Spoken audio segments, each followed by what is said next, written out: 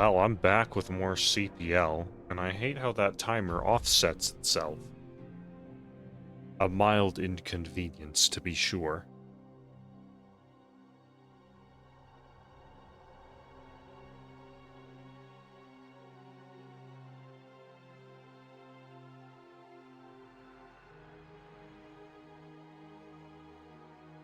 Oh, hey guys. Today might be another long one, it seems. But we actually get Eclipse's game too. So that means we get to see more games on it, and I would like to see that.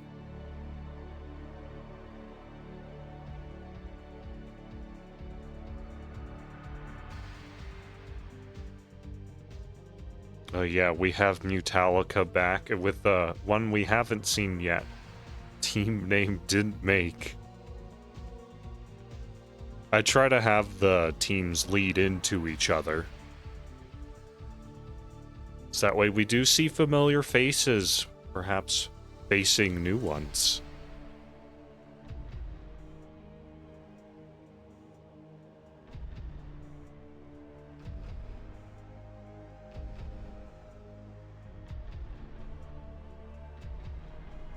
Anyway, it's time. Let's get this started. We're gonna start off with the PvP first. Get the trashy matchup out of the way.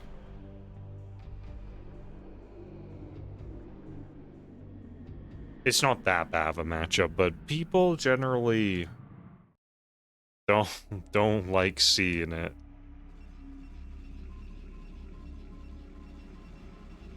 Because the games can end up being quite silly. Well, hold on. There we go. Right, top left we have Arcanewinds. A familiar face if you've been the last weeks. And then a new one. The top right we have ArcaCrema.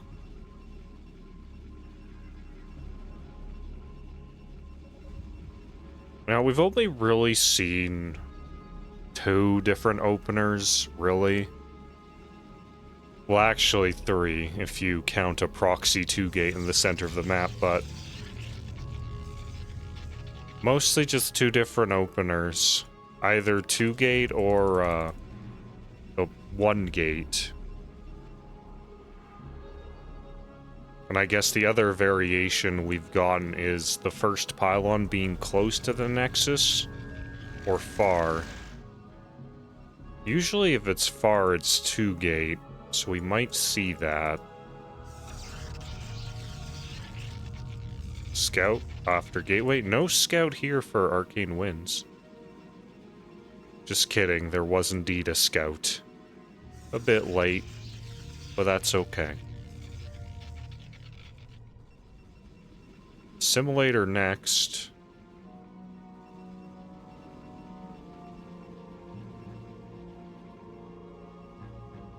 Indeed, the second gate does get put down as predicted. Both are scouting in the same wrong way, just mirrored.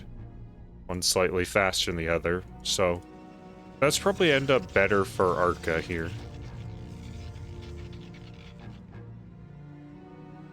You know, if your opponent doesn't know you have the extra production, you can surprise them. Cybercore gone down, so of course, we're not making gateways, we are teching. The other option would be slamming down a Nexus.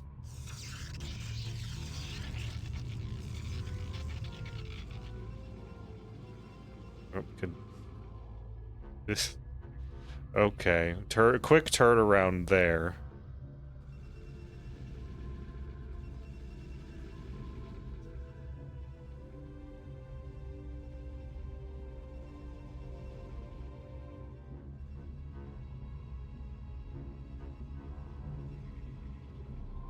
Well, because of these eggs, rushing early might not be the best call. These things really do mess up the targeting of the units to a large degree. The 3 zealots are moving out. This probe completely misses them. The lingering vision of the Zealot probably saw the probe, but that doesn't matter. He's not gonna know it's 2-gate. Oh, he's not even scouting here. Dragoon is out, so he's gonna have to do a lot of work microing this thing, and the Zealots are already walking by. Already, this isn't the greatest. So, all that talk about the eggs doesn't matter if your Zealots are free to just walk up.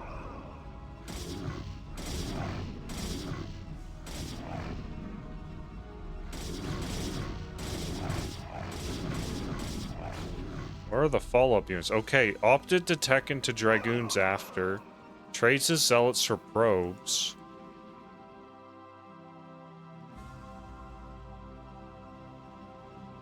So, no. We can see the probe count. Arcanewinds is definitely down lots of probes here, about 4. Could have been way worse considering it was 3 Zealots in your main.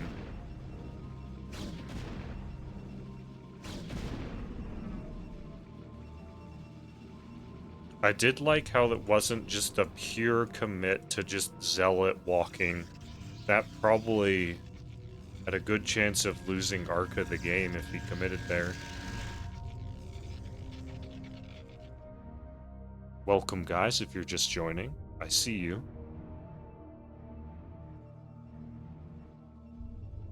Yeah, so actually pretty good for Arca.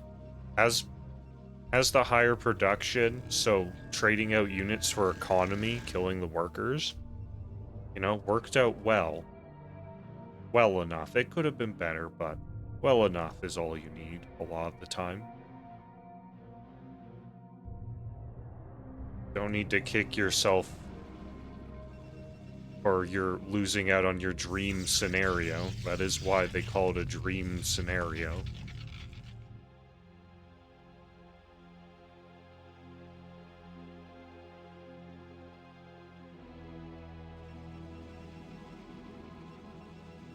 Okay, range is almost done. Range is already done.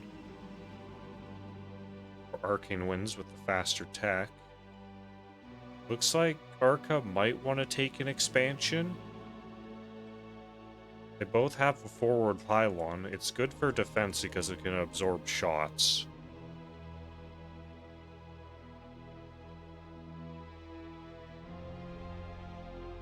Arca's doing good on the scout intel here. Didn't mention, but Arcanewinds has gone into robotics tech. We'll be seeing a Reaver soon. The second gateway being added. So opting to sneak around.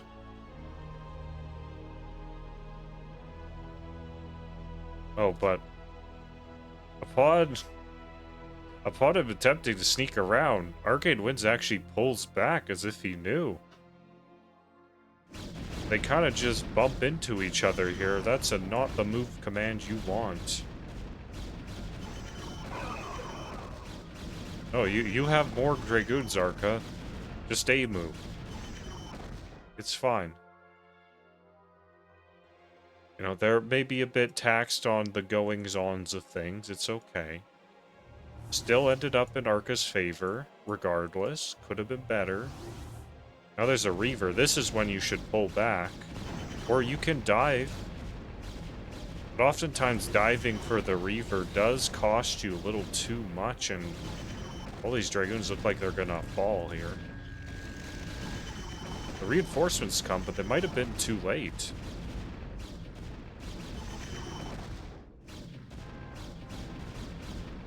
Now, 3v3 when the defender's on the high ground is not a fight you want to take. But Arcanewinds is definitely on the back foot here, but behind all that, Arcanewinds did overtake the probe count.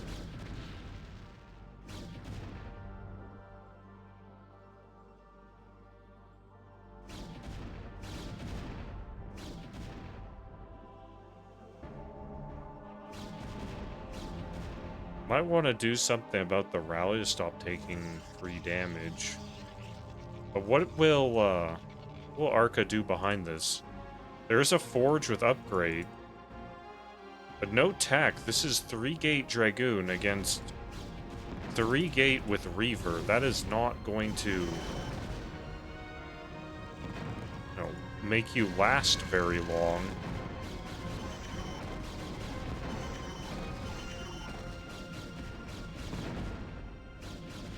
Yeah. With the higher tech in the economy at this point, Arcanewinds is now in the position where he needs to build up his army just enough to overtake Arca now. Since Arca opted for just upgrades as his tech choice and is not panning out.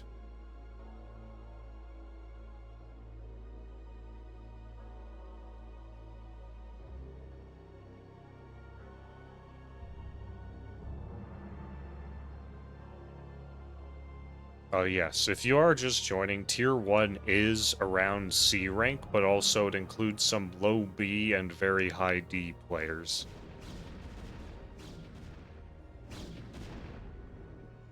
But I would say the majority of players are in and around C rank.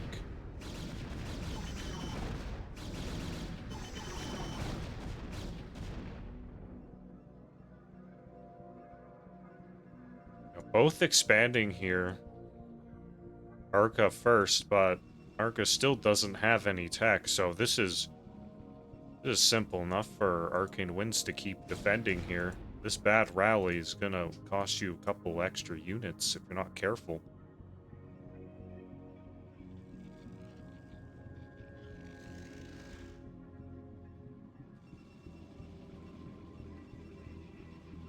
The math just doesn't favor Arca here, but Arca does have a robotics facility finally on the way. So we'll be able to equalize the tech soon-ish.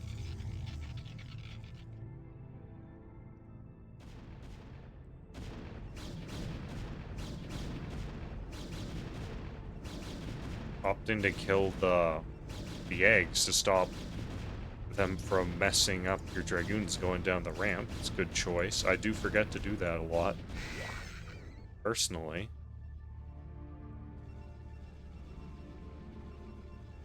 Cannon at home.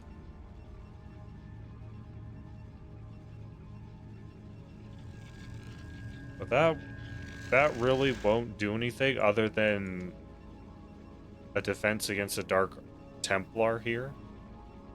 The game will be decided with their army compositions, or this cannon is relevant, unless somehow Arcanewinds decided to also tech to Dark Templars.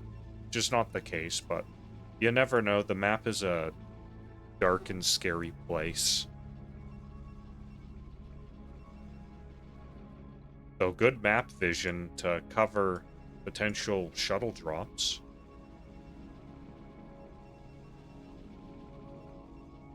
Observer is out as well.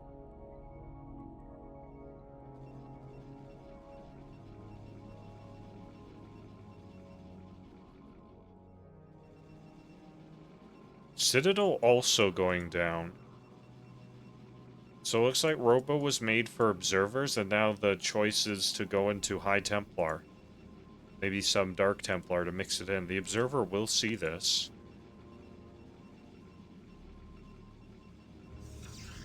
So kind of add a massive lull. Where they're kind of just waiting while they try and get an advantage.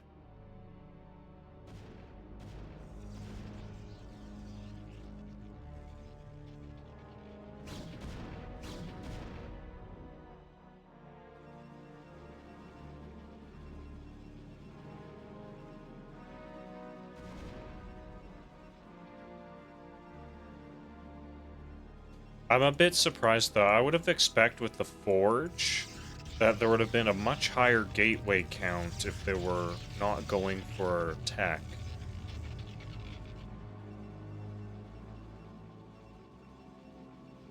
Though I guess much higher, you'd only really be able to support 4 gates off of 1 base. So I'm glad to see now we're going up to 6 gates with Templar, but Arcanewinds might move out before those become relevant. Arcanewinds does have the bigger army, and the better economy, and the better tech.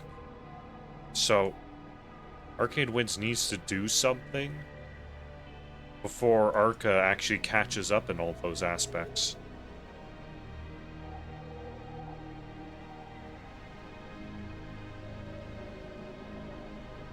Say that, but Arcanewinds has gone up to 7 gates.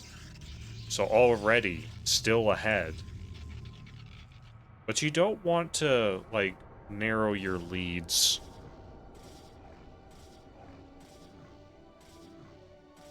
But also, again, the map is a dark and scary place. If you're not super familiar with things, you might think the game is in a different state than it actually is. Kind of funny. Arca is letting Arcanewinds kill this single pylon. Probably for the best, as now there might be some actual action here.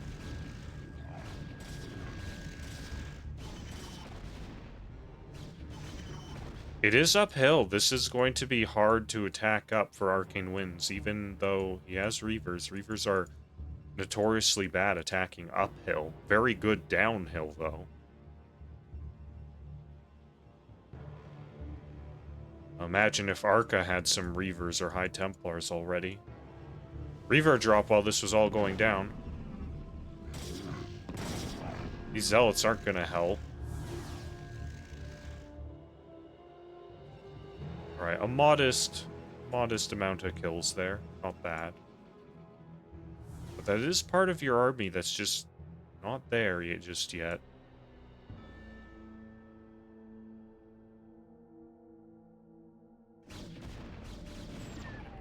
Okay, good. Deny the vision.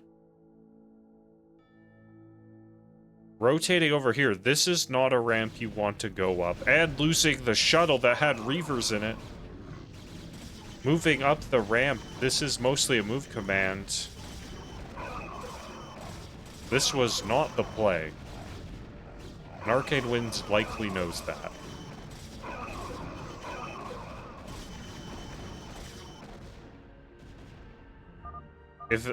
Yeah, that was anticlimactic, but, you know, if I made a Bosch attack like that, I wouldn't want to be in the game either.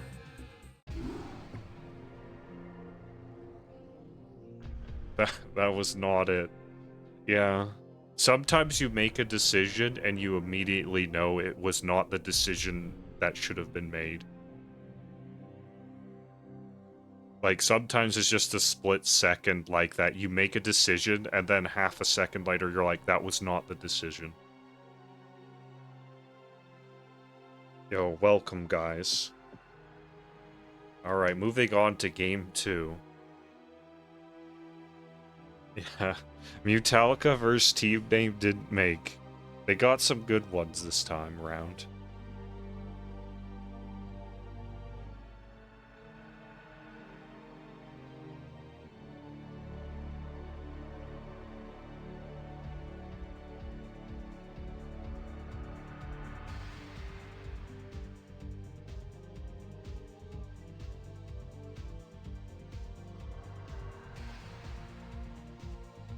So from what we've seen that game, Arcanewinds did look like the stronger Protoss, so you can bank on that and, you know, just try and play a stronger game next time. No, Mutallica does not consist of only Zerg. Though it would have been funny if that was the case.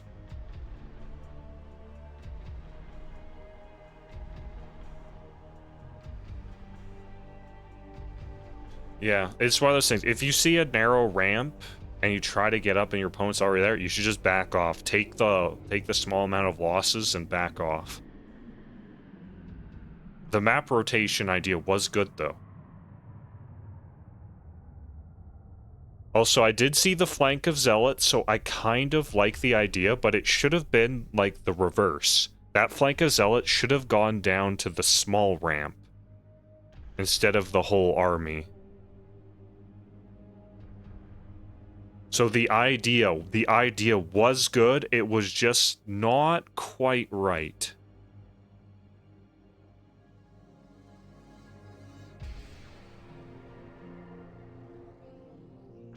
Moving on to game 2 now.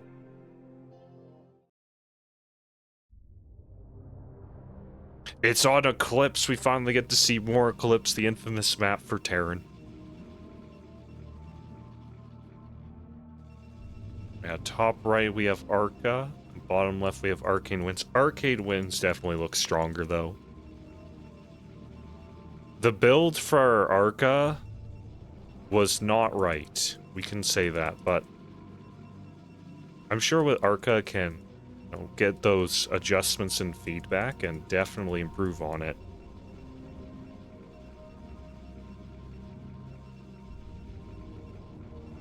Because definitely had a good lead to start.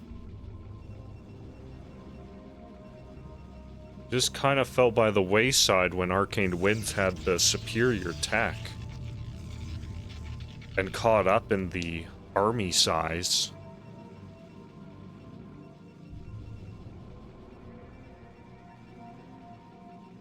Yes, this is the infamous probe rush map. Okay. Similar to last game, Arcanewinds choosing to have the close pylon, Arca choosing to have the far pylon. So likely see the same builds again.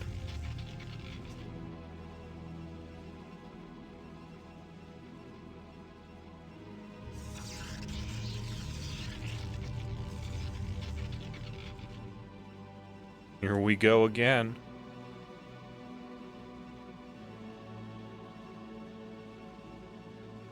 No, actually changing it up. Going assimilator.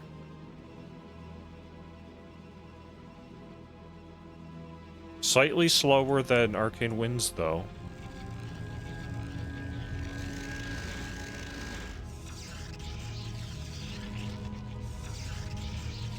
There's a cyber core. I do like the mix-up, though. If you do become known as a person that only 2 gates, people will act accordingly. That's why there's so many barcodes and unranked barcodes on ladder. They know what they're doing and they want to hide it.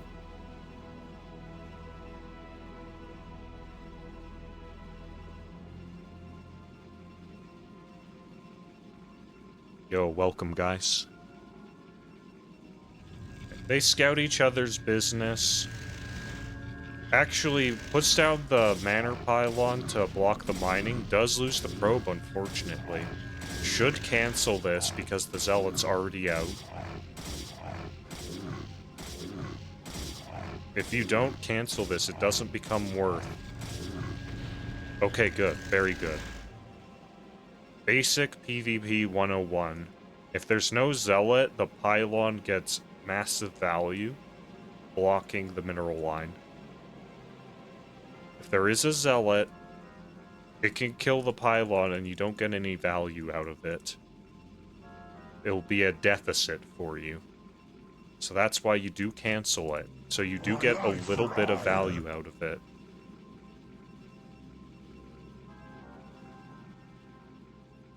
So good moves on both sides. We are seeing tech, Cybercore both spitting. Arca with the faster goon range, but they're both relatively close, so it doesn't really matter. Not like these goons are gonna teleport across the map for that 10-second goon range timing.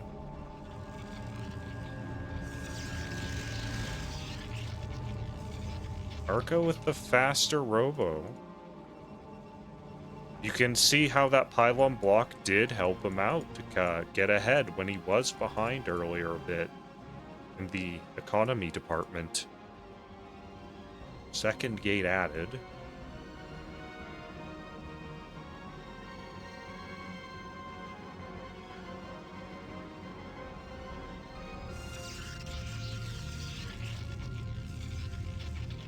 No second gate for Arcane. An engagement here. Once again, Arca is walking his units.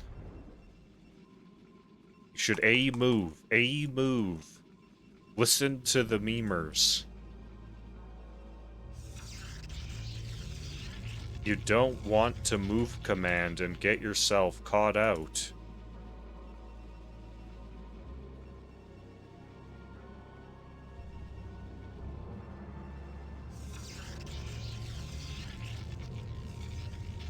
Unless you're being very active, commanding your army around, and you can do whatever with that. But if you're going to like send them out and build stuff in your base, fix your infrastructure and whatnot, you should generally move.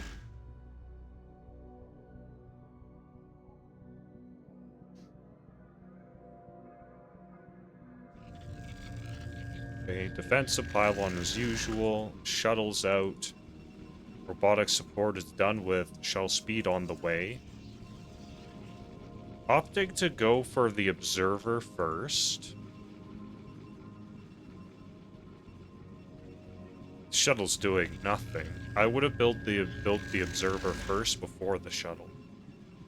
Then again, you can build the shuttle immediately off of robotics, so it's kind of a moot point. It doesn't... These small things like that don't really matter. Unless you are super refined in what you are doing with your money management.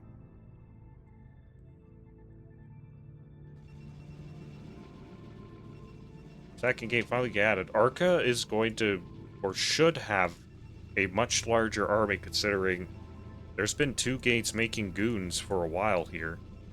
Reaver is coming out too, so by the time Reaver comes out, he'll be ready to fight. Arcanewinds just doesn't have the army. Looking to go for a potential drop here. This might actually cause Arcanewinds to lose the game. If Arca attacks while this is out, he's gonna have very little to defend.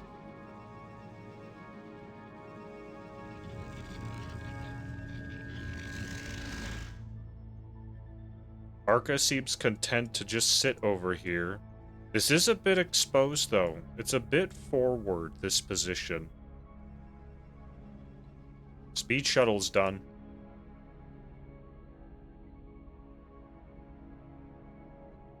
Moving around in a curious pattern. I think he was trying to dodge a potential scouting pylon up there. Okay, good reaction to pull the probes. Oh, does hit. That was like 4 probes. 5 more. This is disastrous all of a sudden. 15-ish. Gets out. Arca all of a sudden is down to 13 probes against 32. And pulling back his whole army to try and deal with that.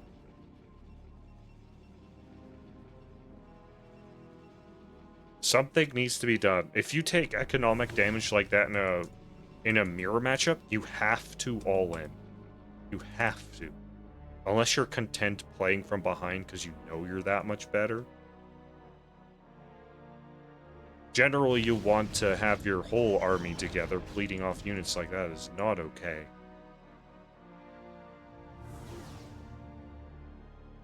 Looks like Arcanewinds got his production going, is now has a larger army count, but this is a good fight for Arca here. Uphill against 2 Reavers.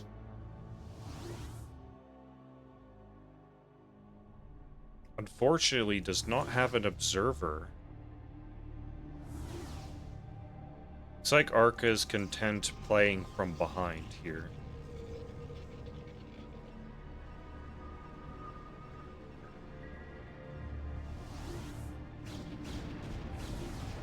Oh, another 4 probes. These scarabs have been good. Like, Arca has pulled the probes reasonably quickly. The scarab hits have connected regardless, though.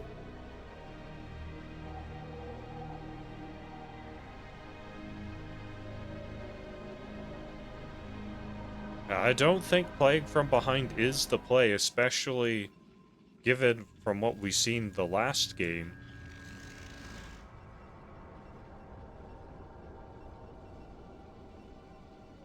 Yeah, that's kind of the paradox of playing from confidently playing from behind because you know you're better. If you are that much better, then an all-in would go your way much better. Much more decisive way. Right? Arcanewinds opting to fight here. Where is the Shuttle Reaver? Looks like he's Arca is going for his own Reaver drop. However, you know, it might not be the play.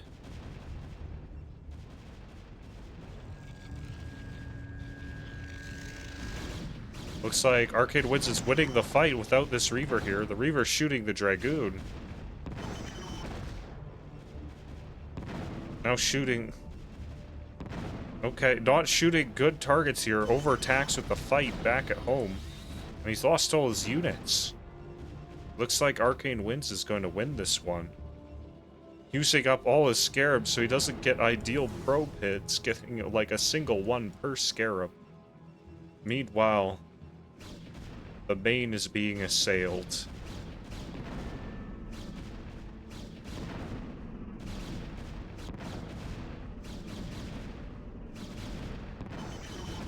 It looks like another Reaver drop attempt.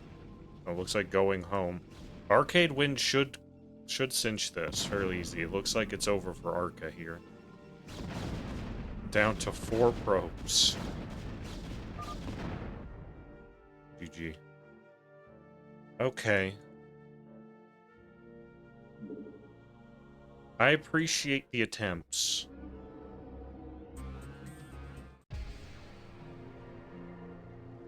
This is the only PvP of the day, so we don't have to worry of more mirror matchups of this regard.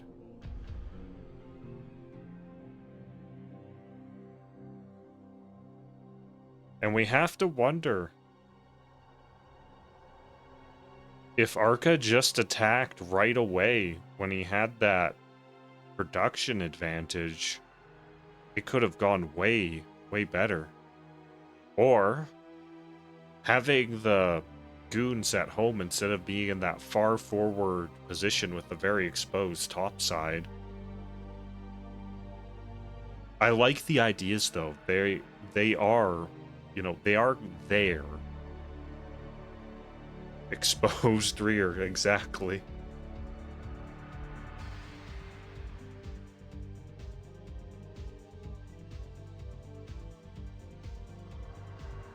Next map will be Dominator.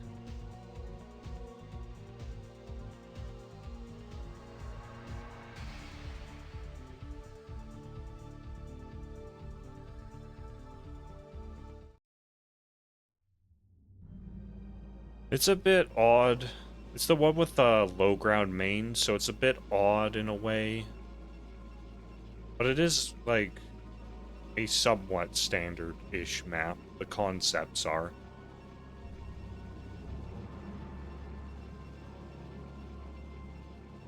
On the top, we have Arcanewinds at the 11 o'clock position, and Arca down at the 7 o'clock position.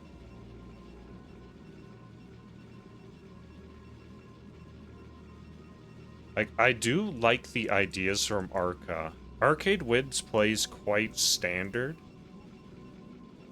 but Arca seems to have, like, some interesting ideas.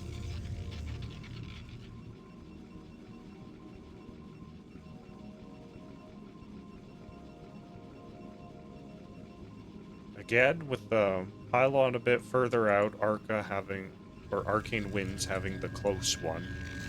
So I expect to see the same build from Arcanewinds here.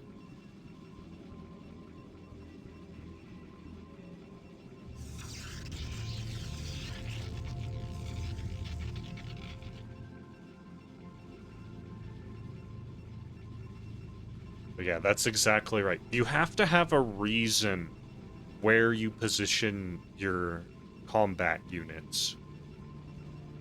Why are they there? You have to ask yourself, why are they there? Looks like Arca's going back to the tried and true 2-gate. But Arcanewinds actually mixing up and going 2-gate as well. I like to see it.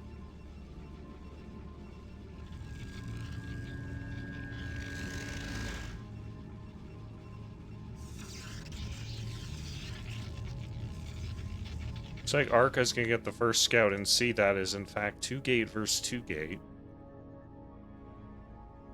So might see, or we'll likely see 3 Zealot into Dragoon production on both sides.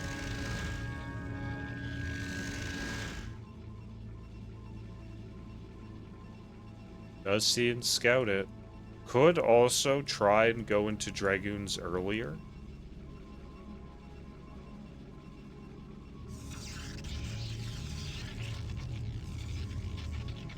Arca was ahead in pro production, but did fall behind a little, but not the biggest issue at this stage.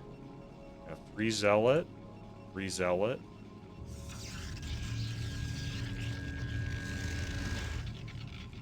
Pylon Assimilator, Pylon Assimilator. Arca's is much faster, however. So we'll get Dragoon production going a bit quicker here.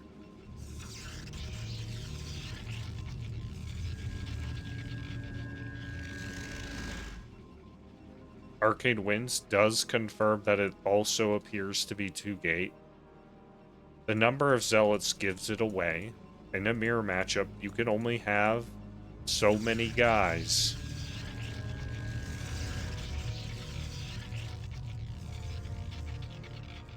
In the mirror matchup, it's much easier to tell what your opponent has because their stuff is your stuff. So when you've played the game and you see a number of stuff, you're like, I know you cannot have this because you have that.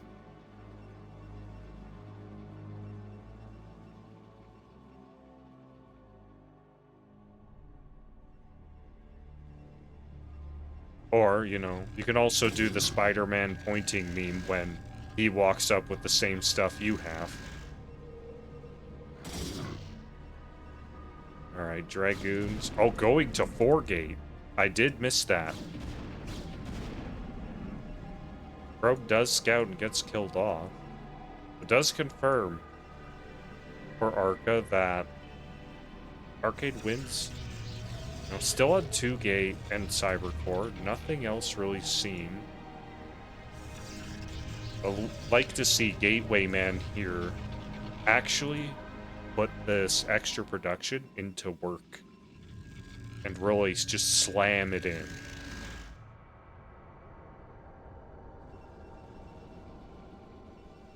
Perhaps went to 4-gate a little too early, though, not producing off of all of them at once, because he can't afford it just yet. He does not have the probe count.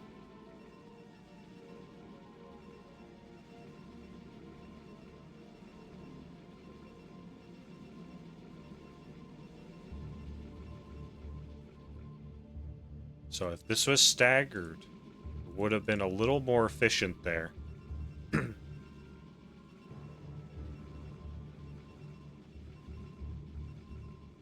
This is fine. He should be able to overwhelm with units very soon.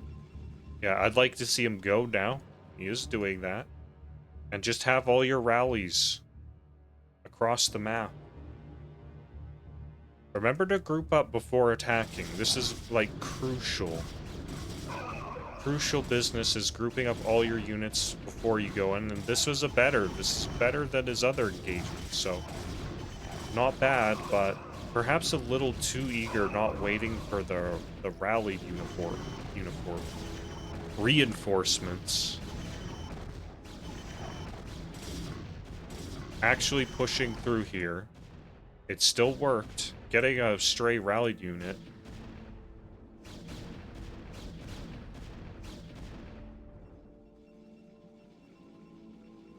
And Arcanewinds doesn't have much at home. Robotics goes down, but that's not going to help you. There's already units here. Looks like Arca's going to win this one.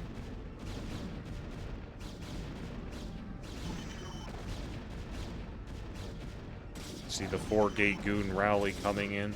This should eventually overwhelm. There's just too much here, and not enough for Arcanewinds.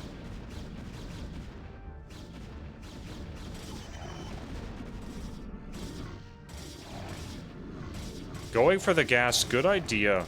No more Dragoon production would mean you'd have to use Zealots. And Zealots aren't gonna beat... GG. Zealots aren't gonna beat Dragoons. Though, it didn't really matter. There's just too much stuff already, but again, Arca with the great ideas. And they do pull through.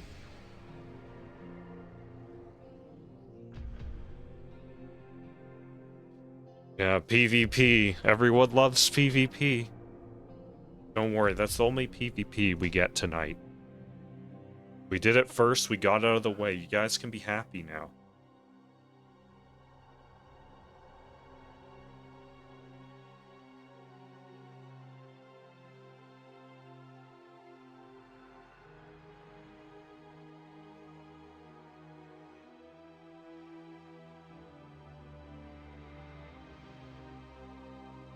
Yeah, we're happy.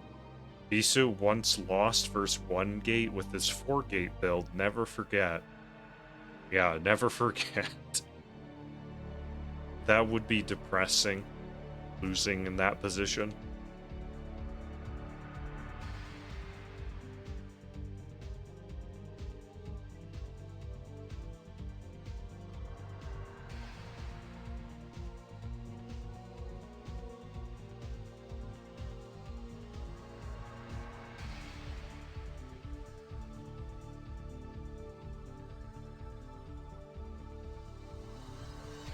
EVZ is next.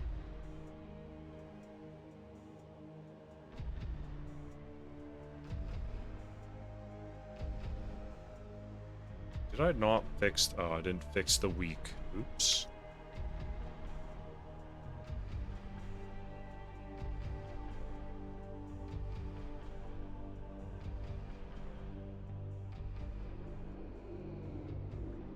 Caster scoreboard didn't make.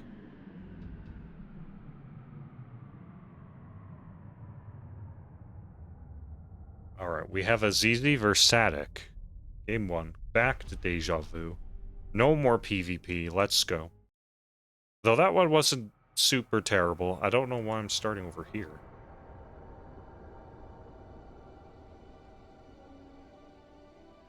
Top right, we have Azizi.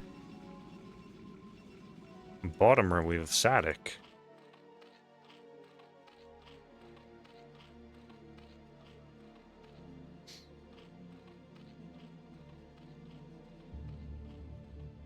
Now, let's look at the openers. So far,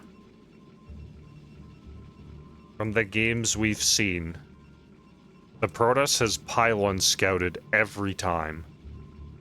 Pylon scout into Forge.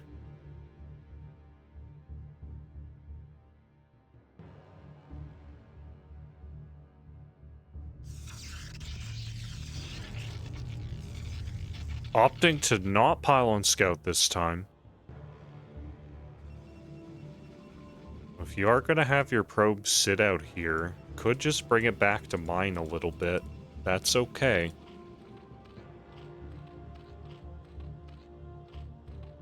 Let's see, what's Zerg going to do? Looks like it's going to be Overpool, making the spawning pool after the Overlord. Actually going for a gateway, okay. I'm glad the caster curse is working in action here.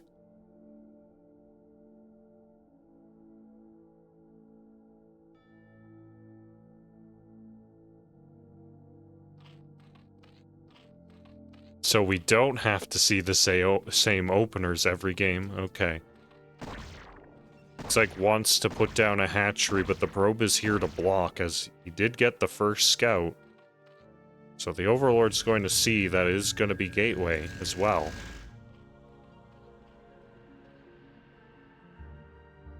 It gets the hatchery down, it's okay. You know, mind the probe block on the hatchery as much when you go overpool, because you have a much faster spawning pool to make Zerglings. Okay, making 6 Zerglings. Good choice, especially with the Zealots.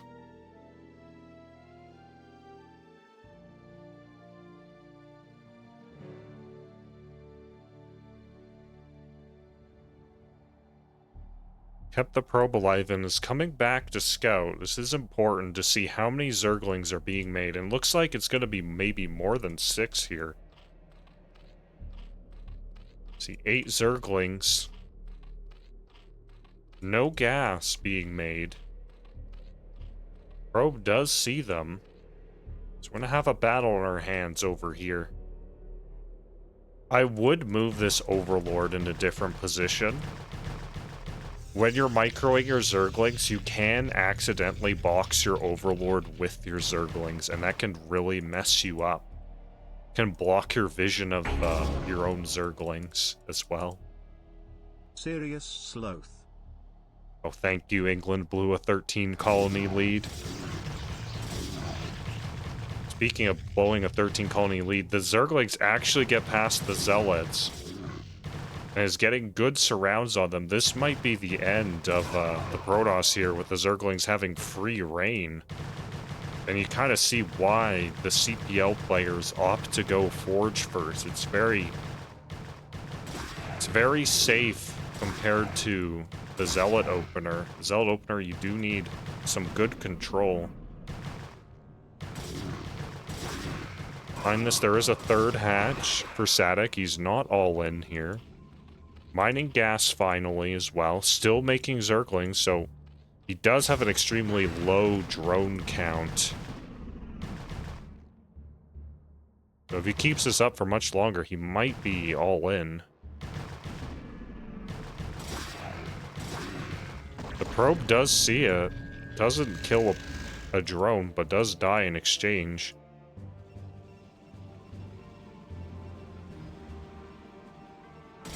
Zerglings continue to come in here, picking off these Zealots. Aziz has the money. Zerglings did go in the mating, harass probes into the natural.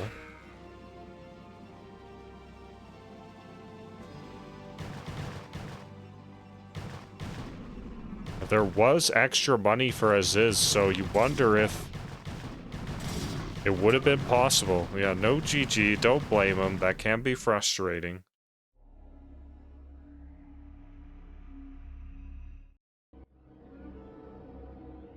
Have to wonder how that would have gone with a shield battery.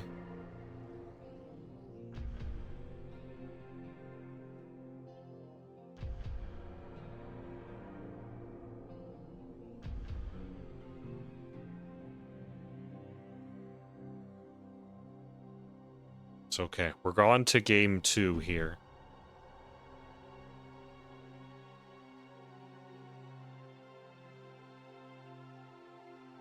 Gate openers are a little advanced. You do need to have the precise reactions to what you see.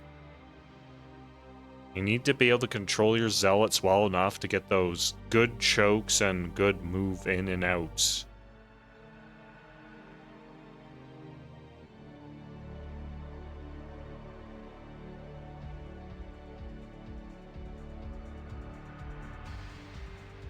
Next game's Eclipse. Are we gonna see a proxy 2 gate in exchange?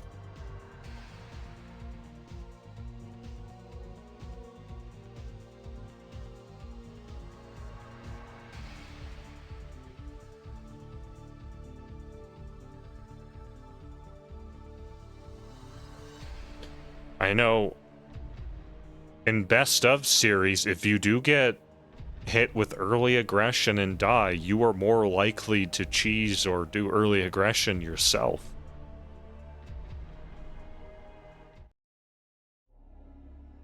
So we might actually see a proxy 2 gate here. It'd also be a bit cathartic, being like, you think you can rush me with Zerglings? You know, I'll rush you with the Zealot man. Top right is Aziz, and bottom left is Satik. It's our favorite map, Eclipse, the infamous Terran map. My life for ire.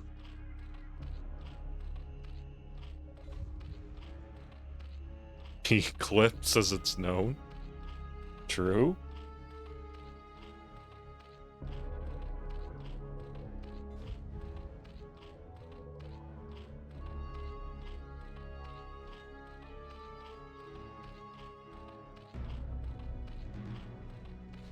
Now again, we're looking here. Looks like maybe opting for the same opener again. You know, bold play. But if you're confident in it and you think you just got unlucky, then, no, not a bad idea. Again, same opener it looks like. Time to see. Again, yeah, opting for the gate first again. So same build.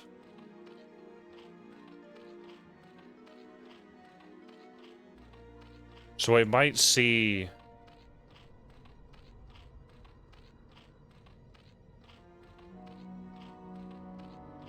You know, the same thing, but they try to do things a bit differently to go in their favor. There was a few moments there where it looked like Azizi might have held. Going for 2 gate, okay. You know, if 1 gate wasn't enough, you know, add a 2nd gate.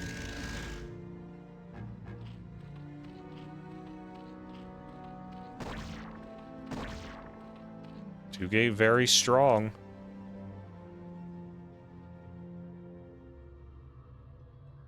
Okay, good. Sending the 2nd Overlord to your natural to avoid getting cannon rushed, potentially.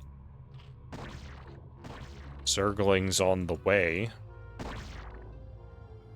Lots of Zealots. Satik's natural was blocked a little bit.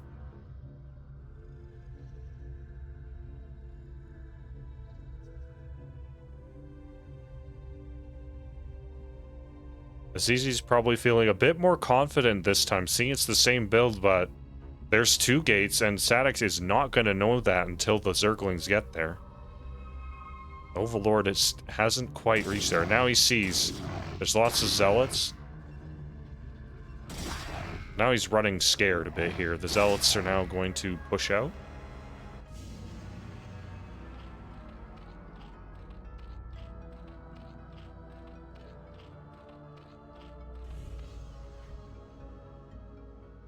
There's only 1 hatch production, losing 4 lings. Or 3 lings, right? Was it 4? 3 or 4? It was 3 lings. No, not ideal. And we can see there's a lot of stuff. He's bringing probes too. Azizi wants blood.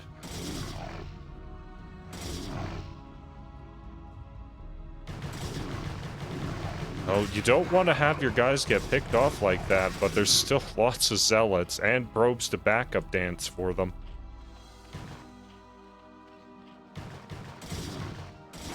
Would like to see a pylon put down for a shield battery. Not focusing very well here, focusing on the creep colony instead of the Zerglings. Well, the Sunken is going to get up here.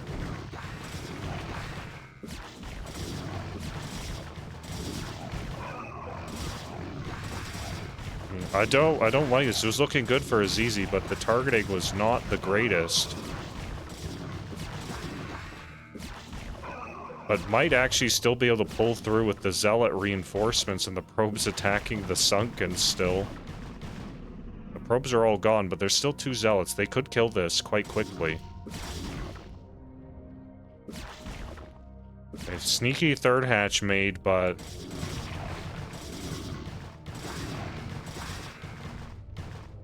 Now, this is the problem here. The Zealots are pulling back to go with their reinforcement, pulling more probes.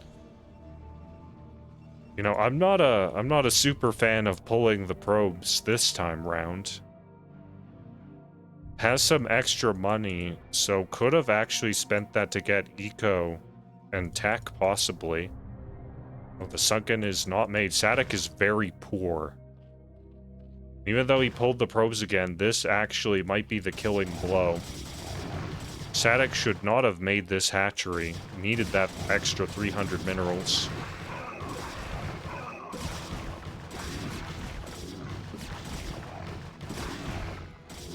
I'd said that about the probes, but they are going to be one of the MVPs here for killing this sunk.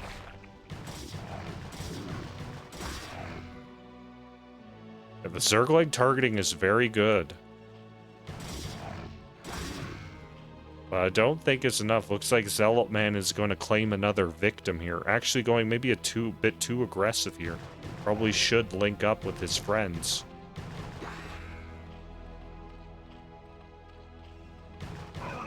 They're just kind of chilling. Bringing even more probes. Oh, I missed this. He made a couple Zerglings for a counterattack to stop the mining, so he's bringing everything.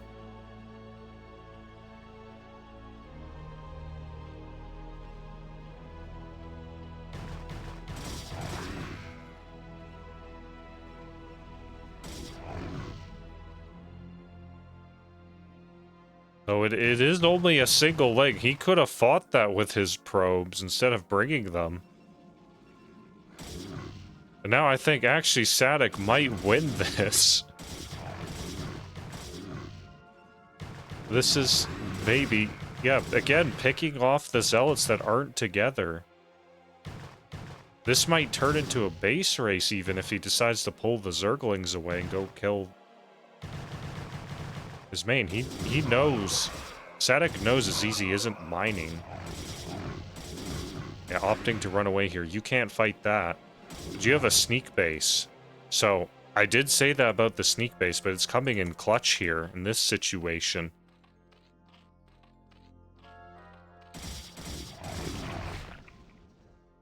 Protoss can't afford to build another building. He's under the impression that this is all Zerg has, which is not the case. Even then, I'm not sure if he would actually win the base race.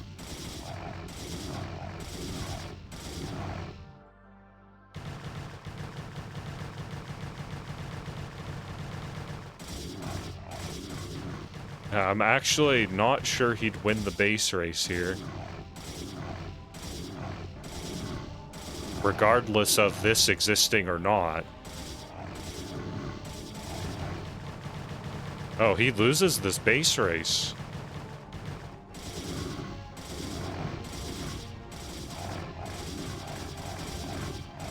No, he actually would have won. Azizi would have won if not for that sneak base. However, you know, this is where Zerg can just in fact put a random extractor on the map. So Azizi probably seeing that as like, oh, it was so close I lost, but no, it was not close, unfortunately. But yeah, that's one of those things, is extractors are very cheap. If you see the Zerg pull drones when you're base trading, you should expect that there's going to be a random extractor on the map. It was entertaining, at least.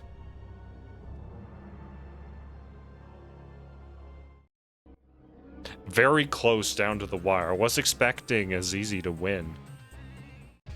But very excellent target firing and exploiting the zealots being not together completely.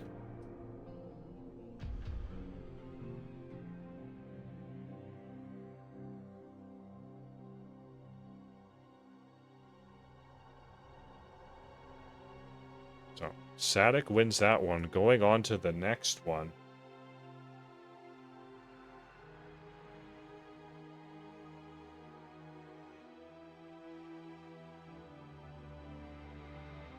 Got Disitak again against Mr. Dim.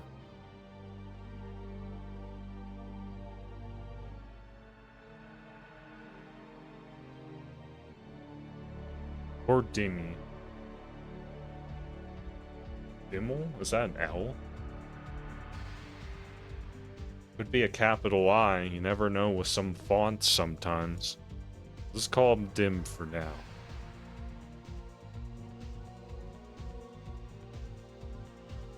Much more amusing that way.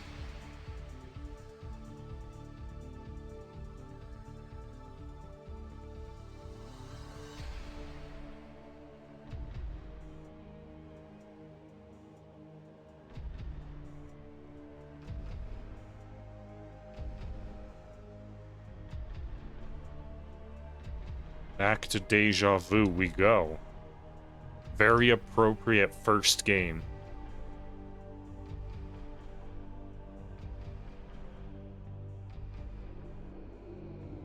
You know, the Unzippist is a relic of a bygone age, it seems.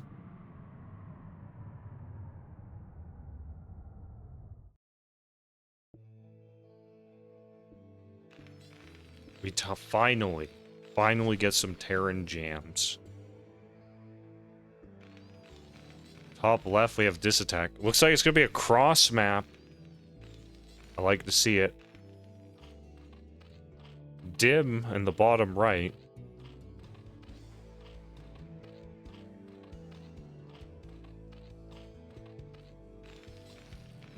Alright.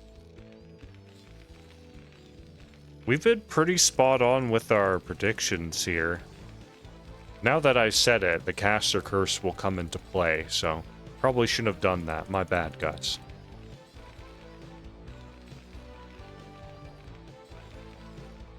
I would expect to see Disitak to wall in. It's just this Terran standard these days. It looks like it's probably going to be the case, judging by this positioning. Now, we'll watch what Zerg's going to do. Overlord first, so we should see a 12 hatch or an overpool. A depot being made out here.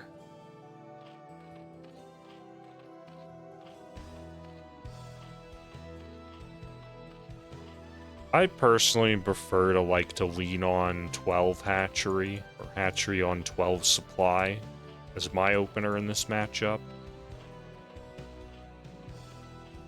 Yeah, it looks like opting for an 11 hatch.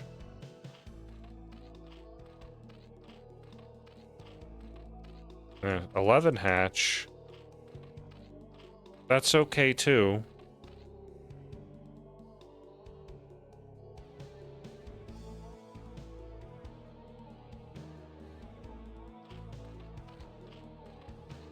Yeah, it's kind of why you see 8 racks, the barracks, forward 8 racks as an opener for Terran, because Zerg likes to do 12 hatch, and it's a good opener for Terran because they can put on aggression to punish the economic advantage that 12 hatch would give you, but also not put themselves behind. It's not an all-in. Unless perhaps they slam it down in the middle of the map.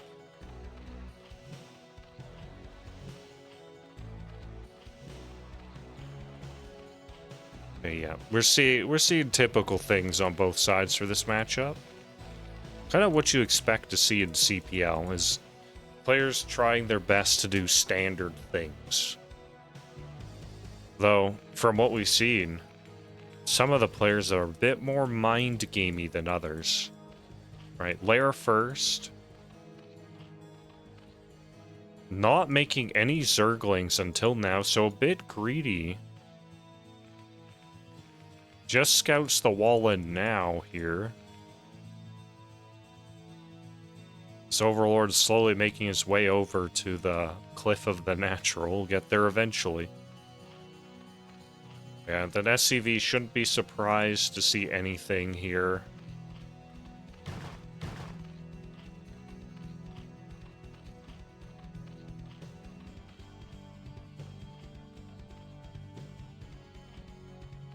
A drone comes back.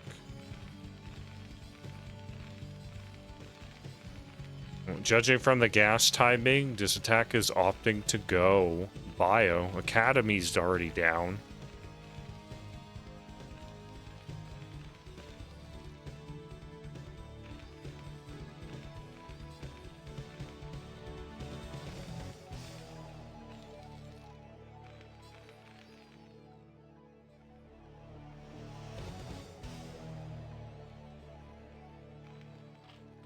It's tier 1, it's in the title.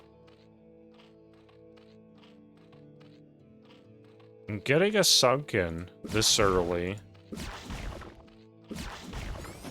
Oh, that can certainly feel good if you don't want to tax your APM fending off SCVs, but it is economically less effective than just having a few Zerglings fend things off. That was a drone mining that made this. And again, it can be also okay if you don't get the scout on the Terran, because the Terran could be going like mech and vultures could be rushing to you. Alright, seeing the move out makes 3 sunkens, but it looks like it was kind of a fake move out. No, it is not a fake move out. It's going to be a real move out. These Marines are a bit overexposed. If there were Zerglings on the map, they could have potentially punished. I don't know if Disitak realized that or not, however. Yes, anyway, as I was saying, if you don't have any intel, it is okay to put down a creep colony at 330-ish. 330 to 340. And then morph it immediately once it's done. But when it finishes, it will be done before the vulture gets there. That's okay. I did not see the timing of the sunken, but I am pointing out that it is less... It's less viable economically, but it's not a huge deal. That's something you worry about when you're mid-B rank up.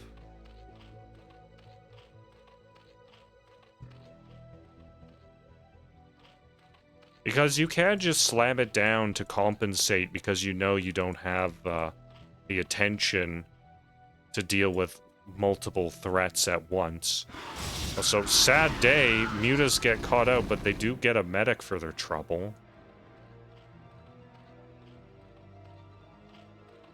You know, standard muta, but we're going Queen's Nest, and perhaps that's not that standard.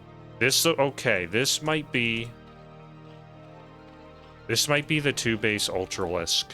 Is getting armor upgrades on his mutas. If it was 2-base Ultralisk, you would not get this. But it might actually be 2-base into Ultralisk expand.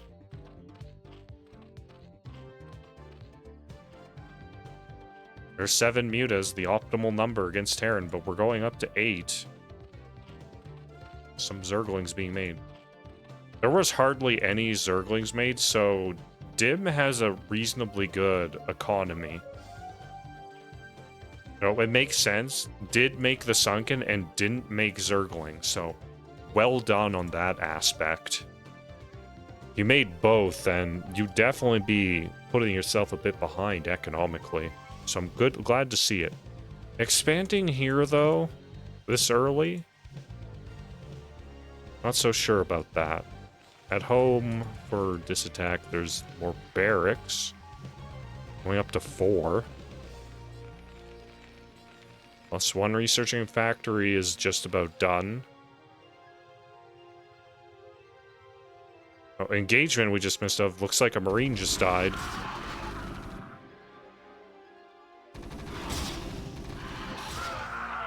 I realized he could probably fight this, but Marine reinforcements does come in. But it's not enough. The Zerglings are a bit late. Kind of lazy. You know, letting the mutas take the brunt.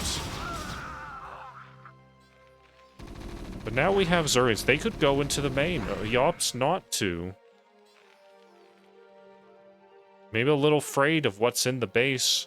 Doesn't have that vision that we do. There was not much there.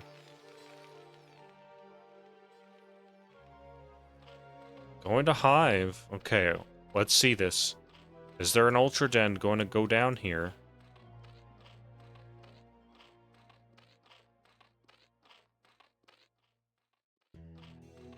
Not saturated at the natural. That's a bit unfortunate. But does have a reasonably large standing army. Okay, Greater Spire. Okay. Good choice. Excellent. That's well timed with the armor.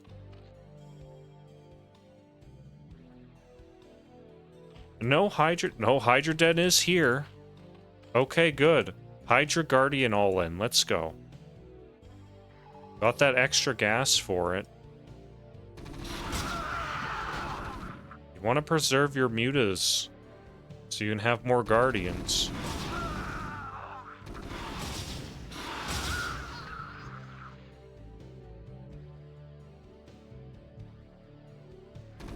Some of these units overextending. They weren't controlled. He's running in fear, expecting, you know, a big follow-up, but in fact realizes that those were units that weren't being controlled. Lots of mutas still coming. Zergling still being made. Would like to see the Hydras now. Yep, here we go. Greater Spire is almost done. Would have liked to see the Hydra Den a bit earlier so you could have them come out. Still going to thin these Marine numbers down.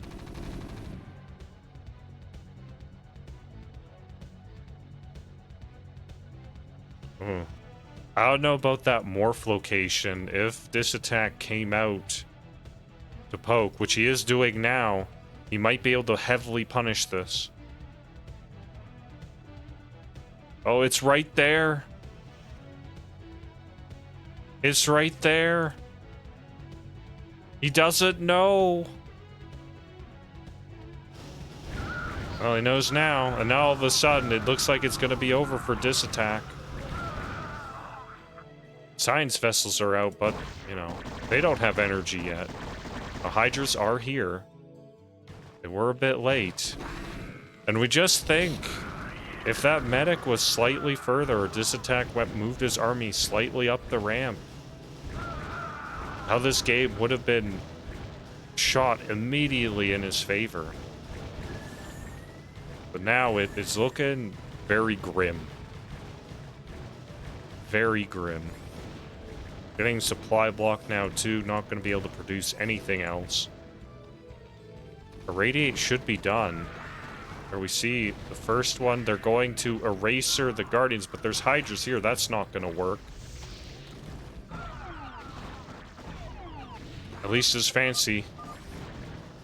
GFG is called. Well done from Dim. I like it. Don't see that too often.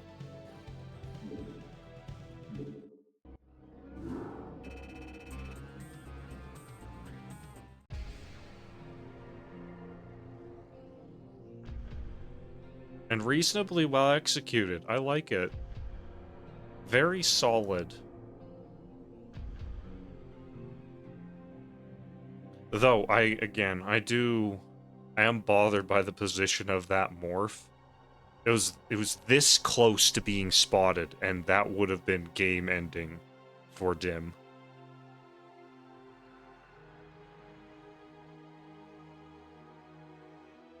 Moving on to Eclipse. There's no Protoss here, so the Terran does not have to fear that matchup.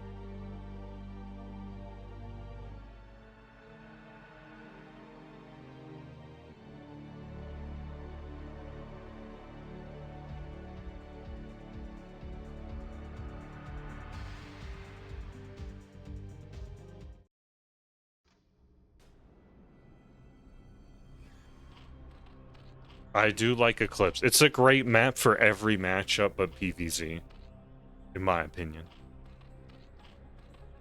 The top right, we have Dim with an excellent build last game. Bottom left, we have Disitak.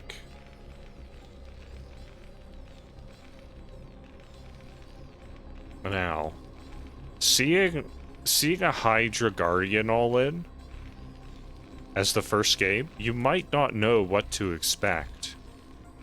You'd be probably thinking that surely he wouldn't do that again. It's not super common. But you never know. We've had lots of surprises. Lots of unexpected events. Okay, going for the wall in again, as to be expected. Should see a 12 hatch again here.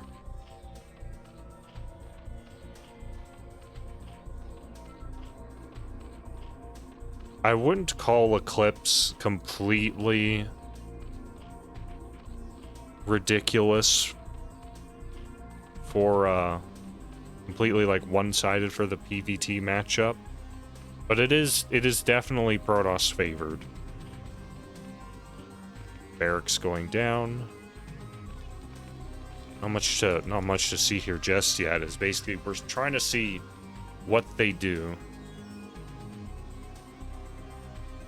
Okay, 11 hatch again.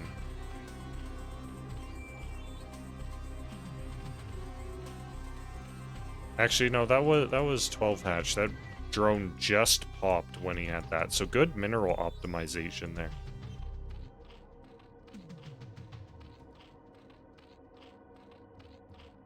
Okay, yeah, going for the spawning pool then.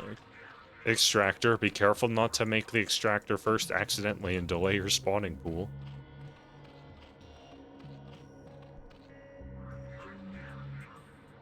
We'll scout. See, it's what you'd expect.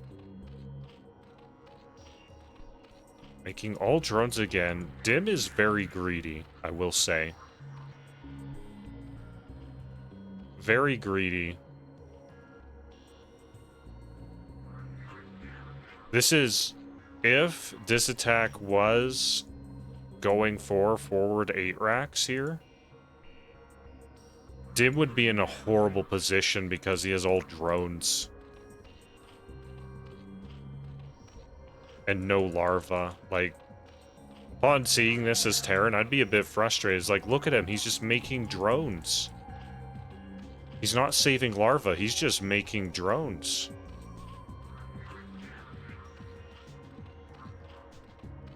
And Dim did all this without intel. We have to remember, so it is a bit risky, but it's paying off. Sometimes you do need to take risks.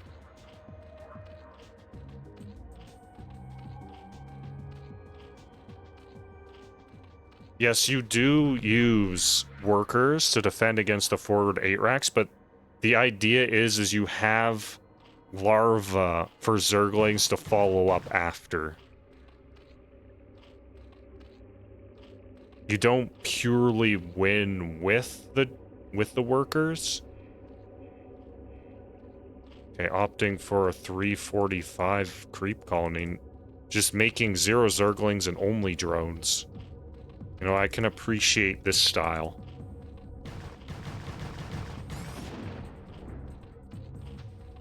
But if you only have drones and then you spend all your larvae on more drones, you're gonna be in for a bad time if it was forward 8 racks. But I appreciate this style. This is a very good choice. If you know your mechanics aren't super good, playing like this is very optimal. And you can see it's kind of working out here. Perhaps, like, mechanics not very good is a bit strong of a word, but it's... You're compensating for your weaknesses, and that's kind of the tell of a good player, is how they can compensate for that.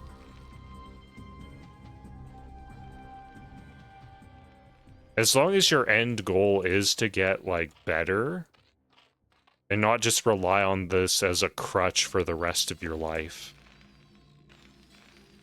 it's a good thing to do. Because you kind of, when you're, like, doing StarCraft builds in this game, you kind of have to level yourself up when learning. You can't just do the most highly technical mechanical builds that are technically optimal and expect to do well when, you know, you haven't even gone through the campaign.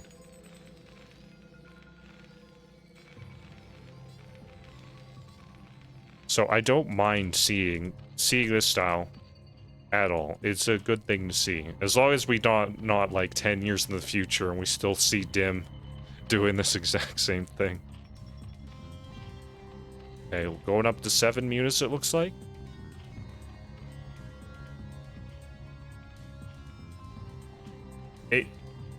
extremely eco and greedy opener, but very defensive and safe. However, now that we see this though, other CPL players might be taking notes right now. Dim might actually be targeted by some hungry CPLers. Is like, ah, Dim is greedy, you say. Doing this same opener again? Oh, looks like it's gonna be the same build. Looks like Muta Guardian all-in. Or Guardian Hydra all-in, sorry. 8 Mutas moving across the map. Third base take on third base location. I have focused a bit too much on Zerg here. Looks like a bunker's going down for Terran. Up to 4 racks that aren't producing right now because they are supply blocked. Soon to not be, though.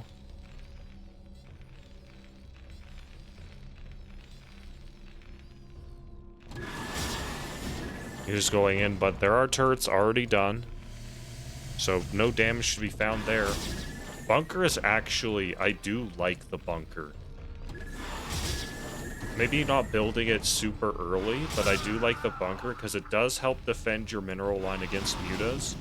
And it'll help you with the circling run-bys.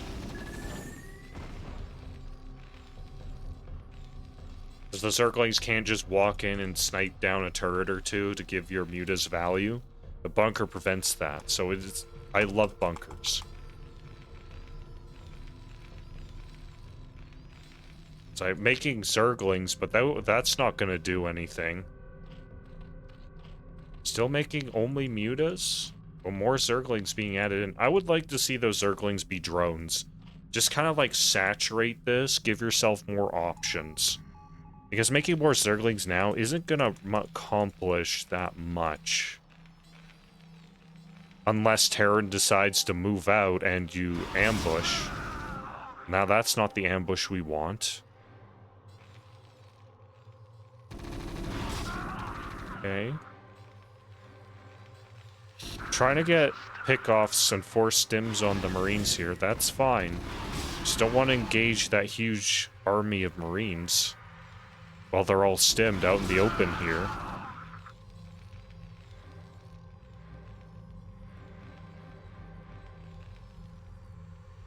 One thing when you're learning to muta or micro mutas is what angles you should be attacking from. Attacking from the side is not really that great. From the side in the open, what you want to do is use these cliffs like this, kind of. Maybe not so close to the natural, but you use the cliffs, water edges, and whatnot, and attack from certain angles to get good pickoffs. When you're out in the open, like, most of the Marines can shoot you all at once. So losing all these zerglings that you made. Not good. Feels bad when that happens. Hydroden going down much earlier this time. Very good. Greater Spires on the way. Actually opting to fight now. It's not the play. Retreating back now. Probably needs an extra sunken or two to defend against this now that he's no army.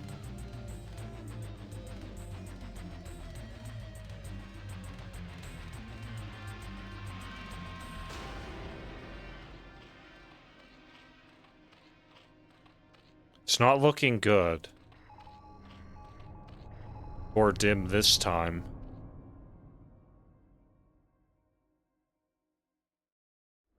Looks like Disitak is gonna go for the bust.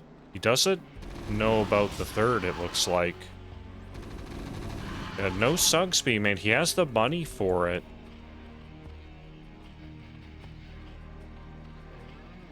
Okay, Evolution Chamber to tank extra damage and goof the Marines up a bit. Is Disitak waiting for +1 armor? No, he's going for +1 attack. Armor's not done yet. Fight's happening now. Fighting on top of the Sunkens and the army. He should have pulled back a bit.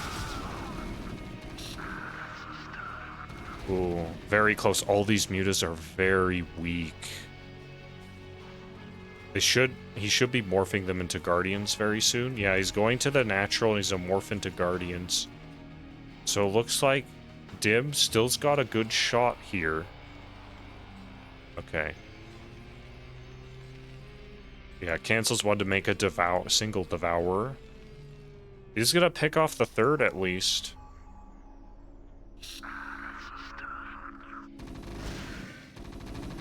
Oh, once again. Just out of sight for Disitak. The Zerglings are gonna encounter this random army, so...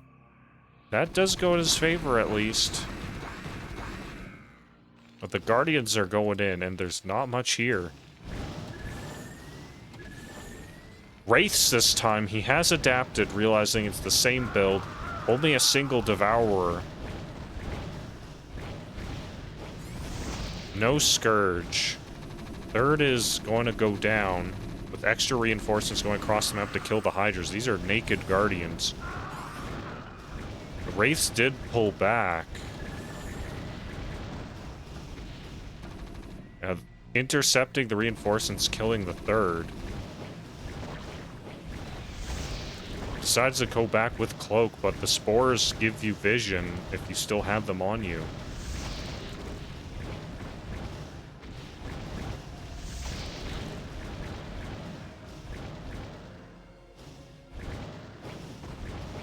Going for the Overlord, there is no detection. If that goes down, oh. Actually, I've never seen that before. The Spores didn't go off. Because the Overlord died? The Overlord died, making the vision go off on the Wraith when the Spores were just about to connect, so it didn't apply the Acid Spores. It's kind of weird. Need Cloak on this. Did not get the Cloak. He might actually lose. Despite the army trying to bust the Sunkens, I don't know about that. Should have probably brought them back home to fight.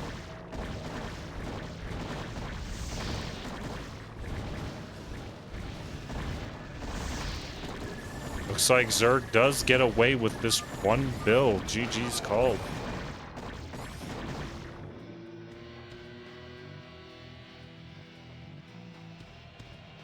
I like the ideas from Disitak.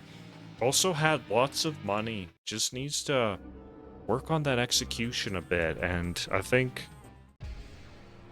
definitely go places.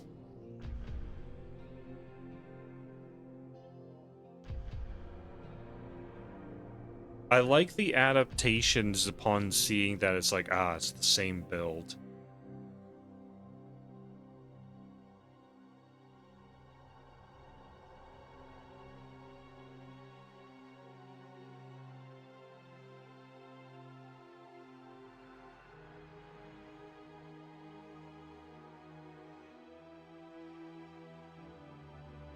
Yeah, I would have liked to definitely see those Terran units continue to just intercept the Hydra reinforcements. With no Hydras, those Wraiths could have just killed the Devourer without any Cloak at all.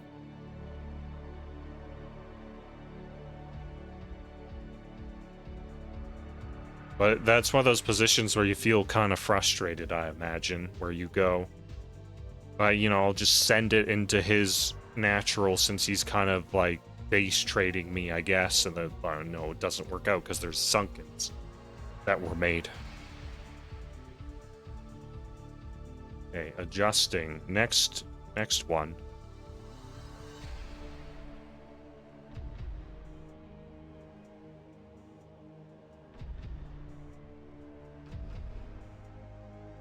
Flizzardo is back. We're gonna have the ZVP here. Lots of Zerg, actually, and not all of them are on Mutallica. I still would have liked to see Mutallica to have all Zerg players just because. It'd be a little funny.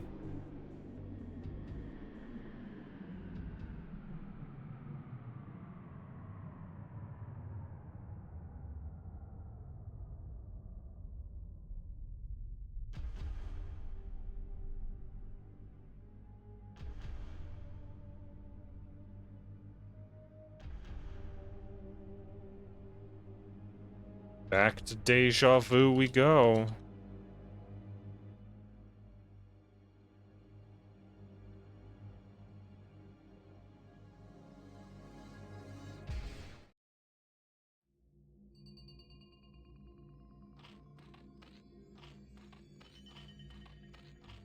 Alright, top left we have Flizzardo.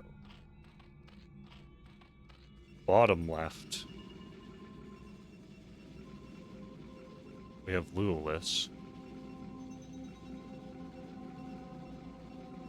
Wait a second.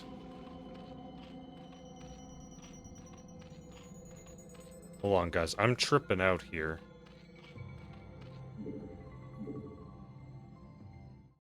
That does not look like Deja Vu.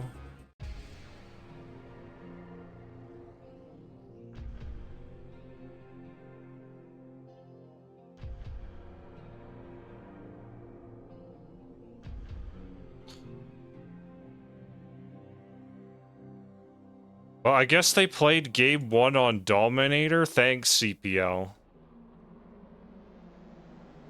Alright, game 1 is on Dominator for some reason.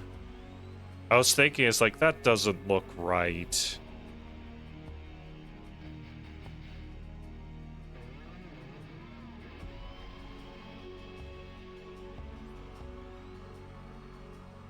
That didn't look right at all. But I guess, you know, game 1's on Dominator.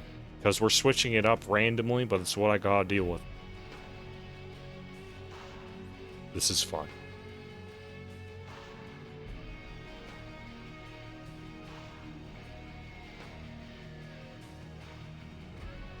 You know, low ground main, looks like it's Pylon Scout, so we'll see a Forge. Flizzardo is scouting the correct direction to find his opponent. Now, what is Zerg doing? Overlord?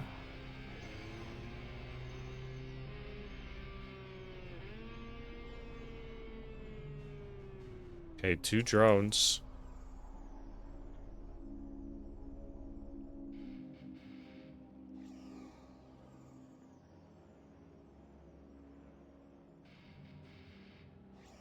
Okay, Overpool is the choice. Spawning pool after Overlord. Though did make the drones first, I think.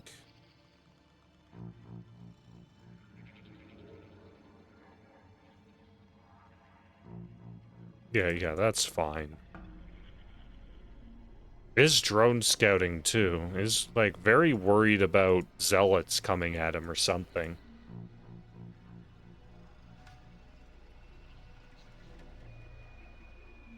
Okay, hatchery down, good.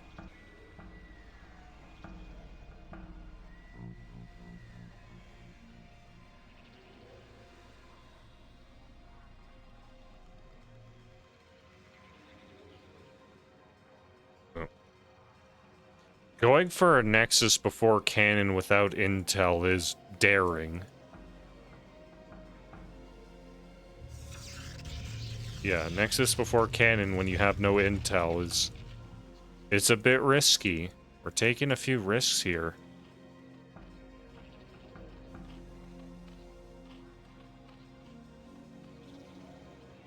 Like, 8 Zerglings could have been on the way here.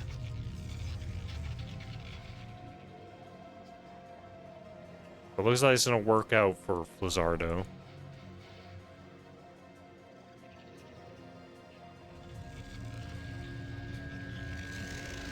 Alright, third hatch over here. I like third hatch on third base location with gas.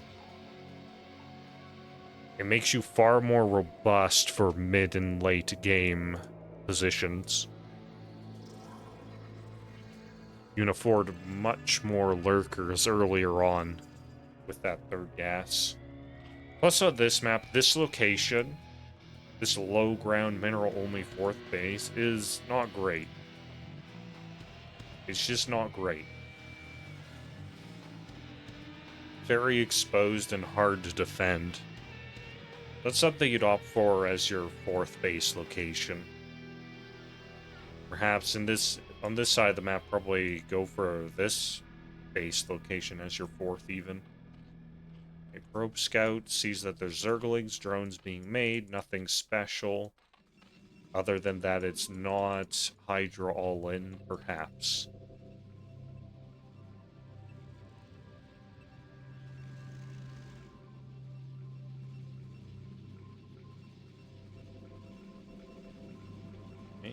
Overlord sees all there is to see.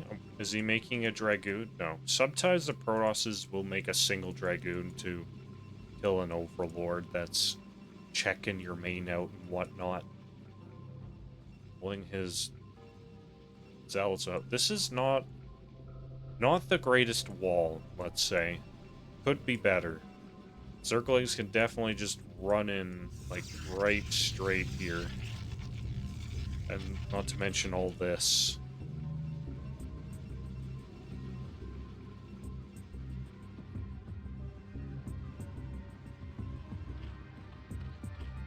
And not very, only 4, 5, 6 Zerglings made so far.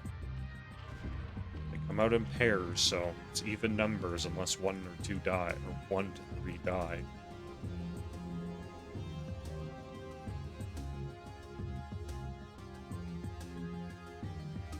Okay, Zealot move out.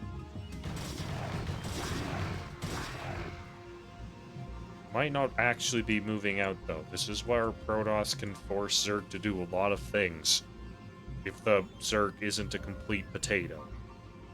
They can walk out a bit with their Zealots and then bring them back. Potato Zerg won't even notice, and they'll just keep making drones and not combat units. And, in fact, get away with murder. Over here, Flizzardo's made, you know, a few more, but not that many. But Luo never moved out, despite kind of looking like it, but there is lingering vision. Could have seen him walk back. Sunk being put down. Okay. Evo chamber. Would like to see the Evo chamber be part of some sim city at the 3rd base, but this is fine.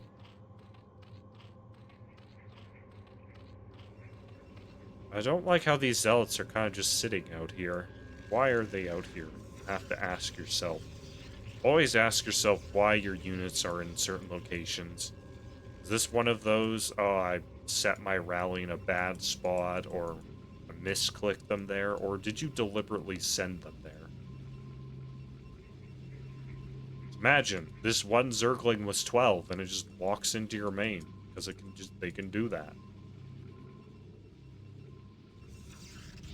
Okay.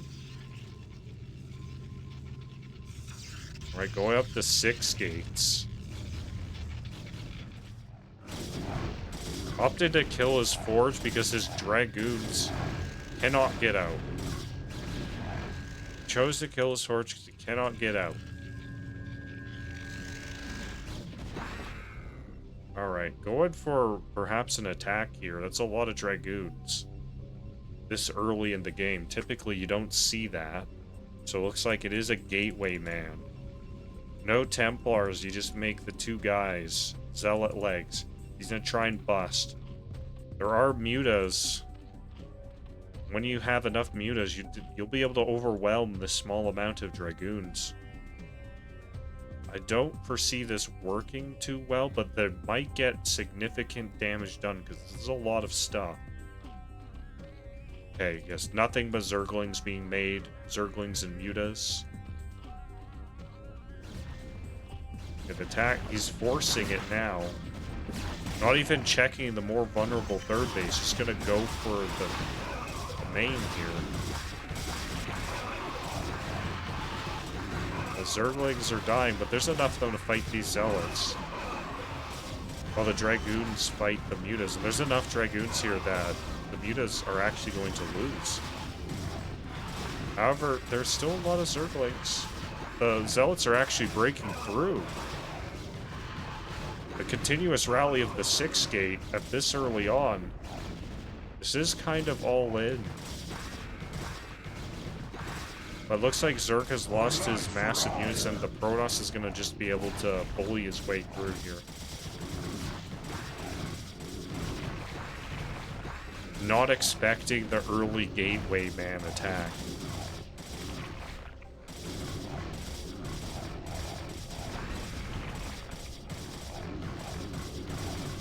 There's not enough production here from Zerg. He did lose a hatchery, so that means less army to make. That's a lot of Dragoons. Did he go up to more gates? No, it's just 6 gate continuous production here.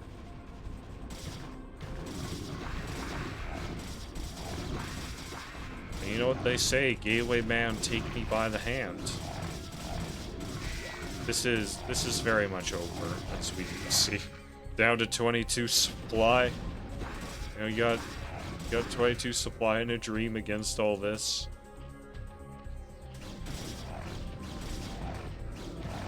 Are we gonna enjoy these poor drones being massacred here? Taking out the Spire, no, deciding he's gonna take a shot at some of the drones first.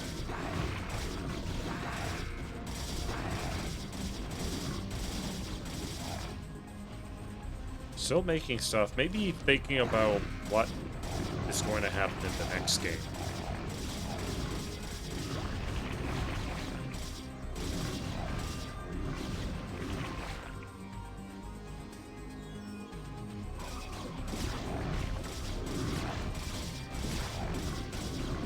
I hope they're not going to kill all the buildings and get eliminated.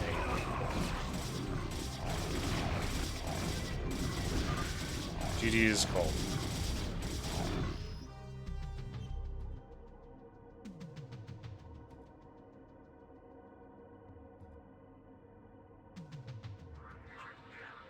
I was not expecting to see a gateway man, but that works too.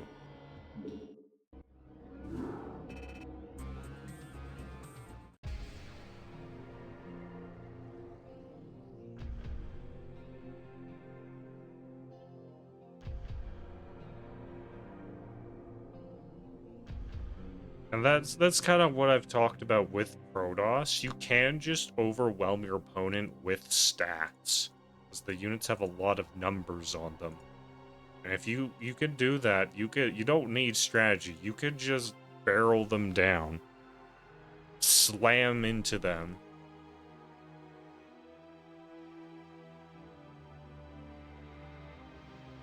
Okay, actually going to Deja Vu for game 2.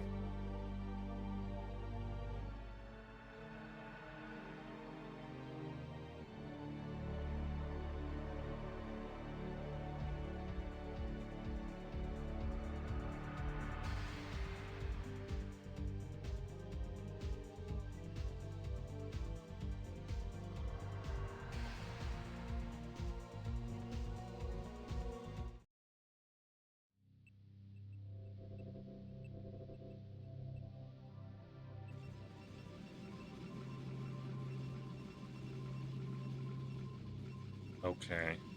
Top right, we have Luolis. Bottom left, we have Flizzardo. We're on Deja Vu for real this time.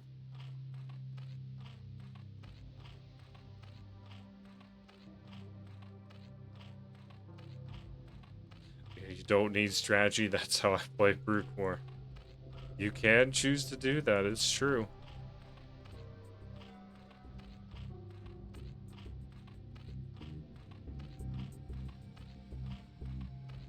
Alright. So Overlord's going to the right, so it'll get to Luolis' spot eventually. Okay, pile on main. This is going to be a 2-gate.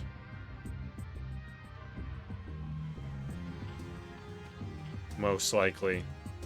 It could be some sort of 1-base play, but it's CPL, so I'd expect to see 2-gate.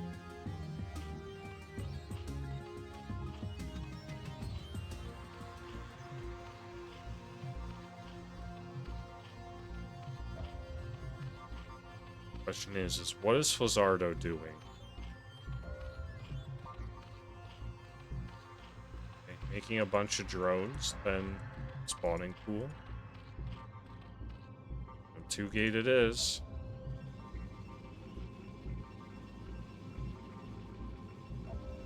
It is cross map, so Luolis does have a larger rush distance to go. So Flizzardo does have a good shot here.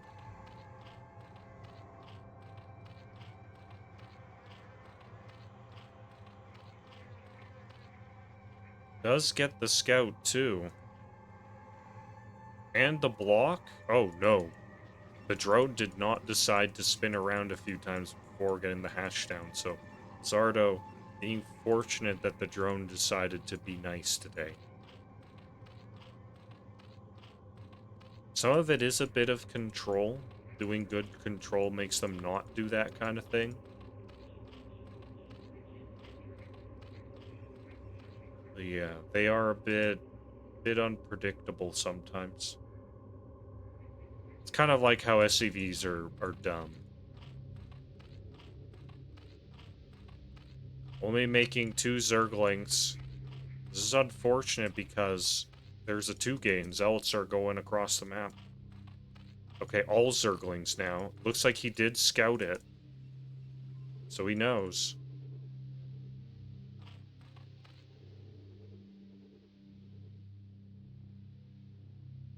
Zealot's already here. 2 Zerglings is not enough to fight a Zealot. He did actually get a favorable trade regardless, though. Luolis opting to target the wrong Zergling. Switching targets. That's one of those situations where if you just left it alone, it would have performed better. Went up to 3 Zealots. A hatchery in front. Not enough money for a Sunken. Perhaps should have saved this for a bit later.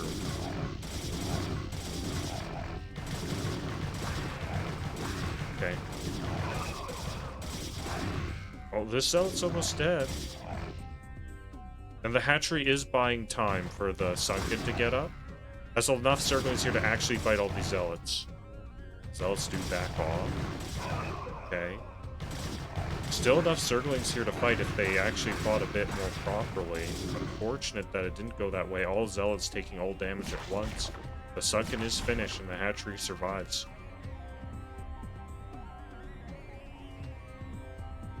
Now this is the dangerous dance for Zerg against this setup.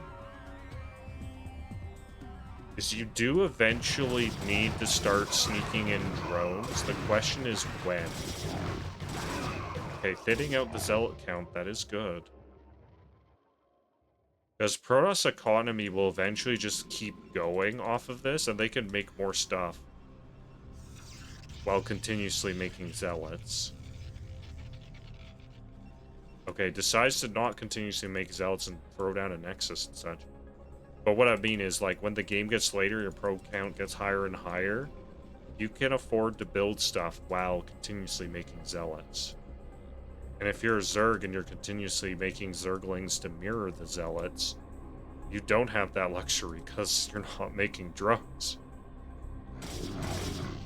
Alright, taking free damage on these Zerglings.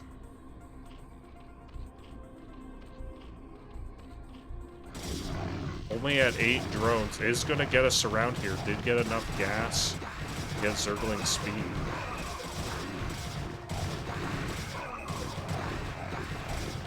Zealots are good units. Okay, now, however, this is an opportunity for Flizzardo, maybe. Well, there's not enough Zerglings here, and more Zerglings are being made. I can see there's a potential opportunity. If all the Zerglings are grouped up, they could get a fight here that they want to take. This is not the fight you want to take right now.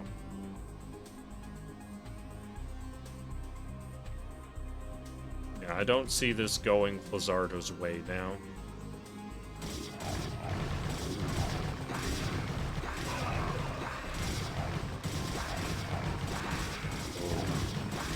Good pullbacks on the Zealots. They have low health. All of them low health. And now, Flizzardo trying to all in with only Zerglings, but this is 2-gate production. Actually, he's making Dragoons though. The small amount of Dragoons is very bad against Zerglings. Those two zealots are very weak. No other defense is being built. Suddenly another gate goes down, but more Zerglings are pouring in. Flizzardo might be able to take this. Now, Dragoons are being made. They're not out, and when they do, they'll die to the Zerglings. The pylon's gonna go down, so there'll be no more units. Looks like Flizzardo's clutched this. Good job.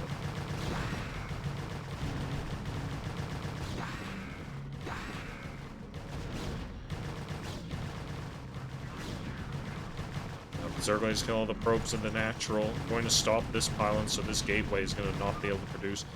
No GG after 2 gating. I don't know about that.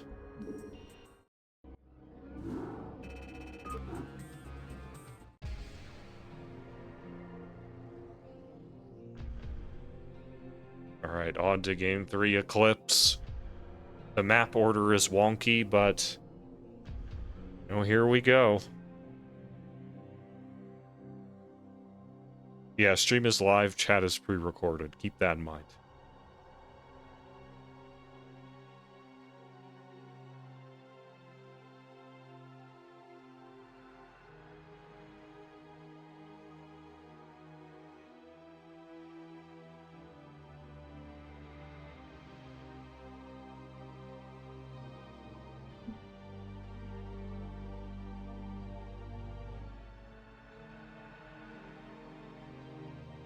Oh man. We're halfway through the group. We're a bit over halfway through the group. I don't know why there's so many tier 1 players. Well, yeah, it makes sense if you think about it, I suppose.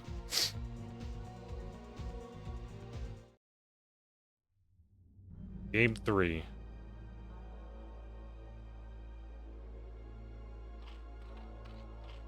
On Eclipse. Authentic ladder experience.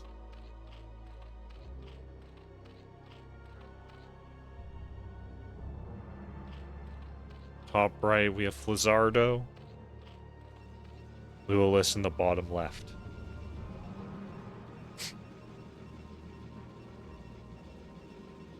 Okay, now after that game, I wonder, what are we thinking here?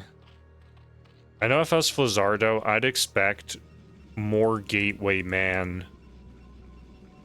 Just more Gateway Man from Luolis, because that seems to be the order of the day, is just Gateway Man, Zealots, and Dragoons. Slam them in.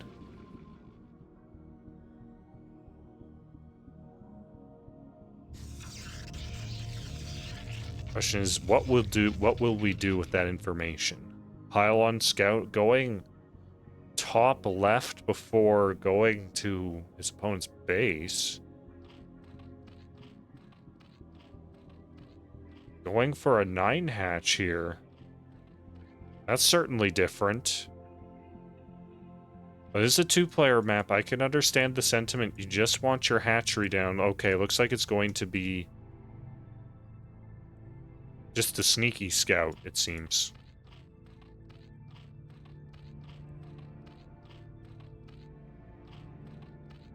Yeah, on 2-player maps, it can be frustrating as Zerg because the probe will get there and block your hatchery. So going for a 9 hatch, I understand. You don't want to deal with the nonsense. Right. Probe doing a weird scout pattern for some reason. Can't forges down.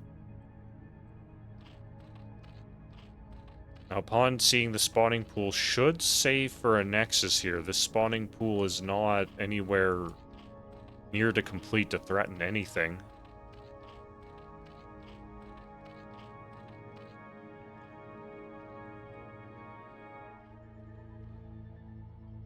It looks like that's what's going to happen.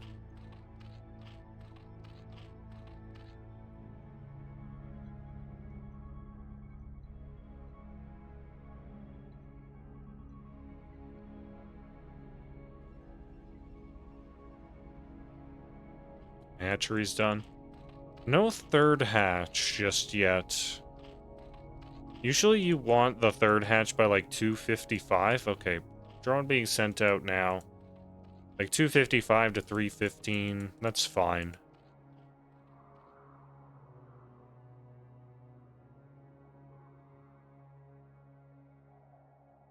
Yeah, a probe leading the drone back. Oh, was not sent to the position correctly. I've had that happen before on this map. There's a narrow ramp.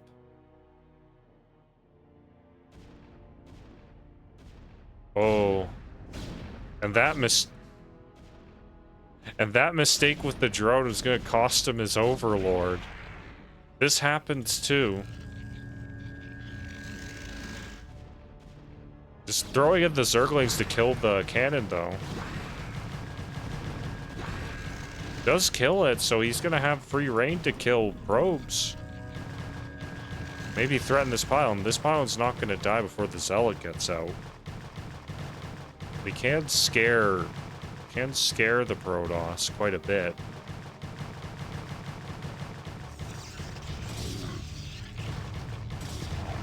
Does get the kill on that cannon too. Very, very worthwhile Zerglings. And blocked the gas. But the gas is built down here, so not a big deal. But this is going to be very delayed tech from the Protoss.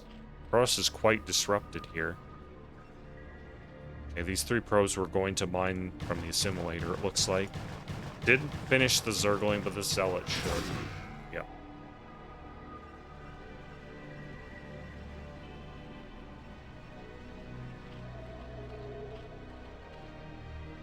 Okay, behind that... Looks like that aggression may have slowed down Flizzardo a bit too much. Flare is not started.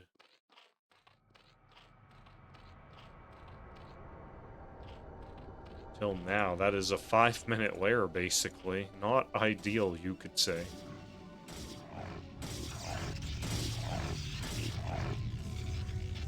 So despite the assimilator being late, Flizzardo's build was disrupted as well. Focusing a little too much on the Zerglings.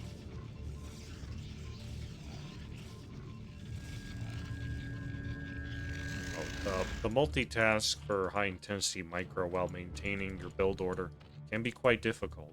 Understandable.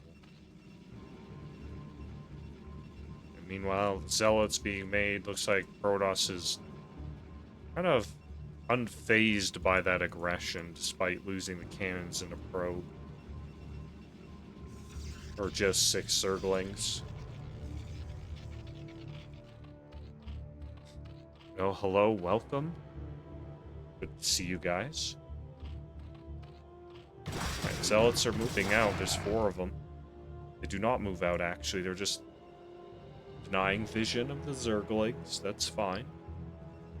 A 5. He might move out. This is a good number of Zealots to move out on, and there's not that much here.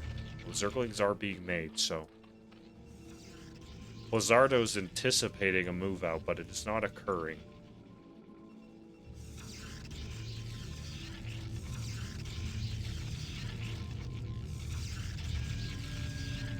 And we're seeing the same thing, just gateways being plopped in a interesting formation, let's say.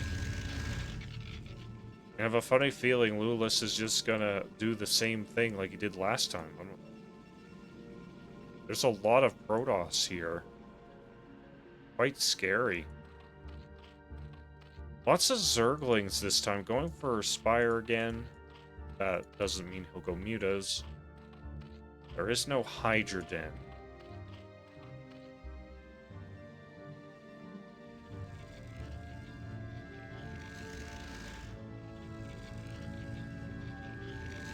Now we're gonna see another Zealot Dragoon speed lot bust.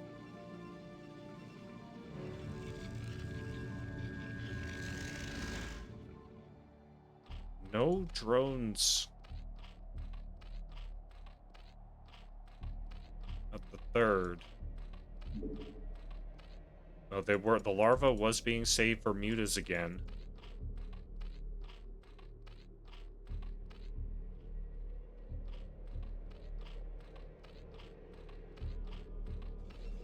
Now, for this to go better for Flizzardo, he's gonna need a lot more mutas to take out all the Dragoons. And I would like to see better Sim City to defend against him just rolling in.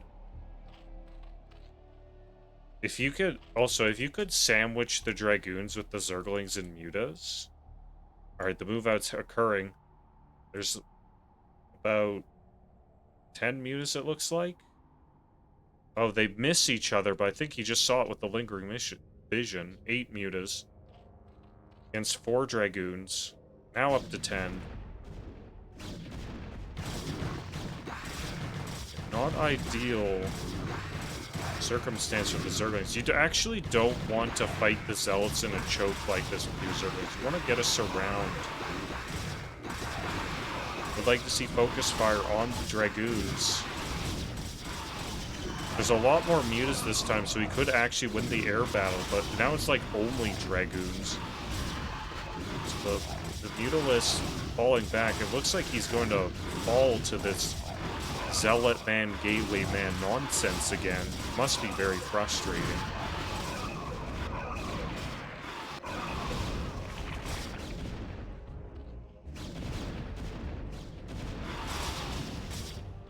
Yeah, with Zerg, you want to fight with your army to get surrounds. You do not want to fight in chokes.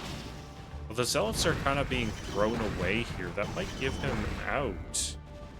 He still has his 3rd base, but there's a lot of Dragoons, and if the Dragoon count gets too high, there's only Dragoons even.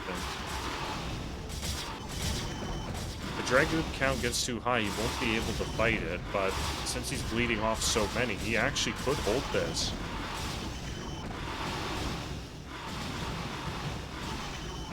He does indeed hold, but there's still a sizable amount of units left over. This might be an overextension. Zergling's adding in extra damage. Looks like it's too little too late, however. Gateway Man making Gateway Man units. And nothing else. You know, it looks like he's gonna finish him off.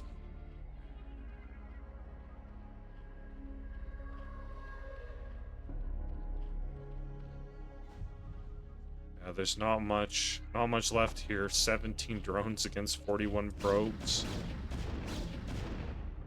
More mutas being made, but there's not enough. There's too many Dragoons. This is the power of Protoss right here. You don't need High Templar. You slam in Gateway units. GG's called.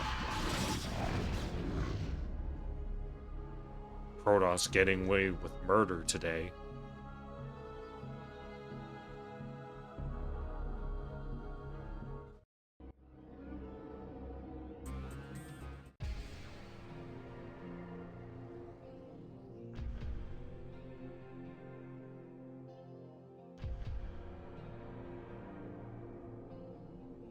Alright, now is ZVT. There's actually a lot of Zergs today.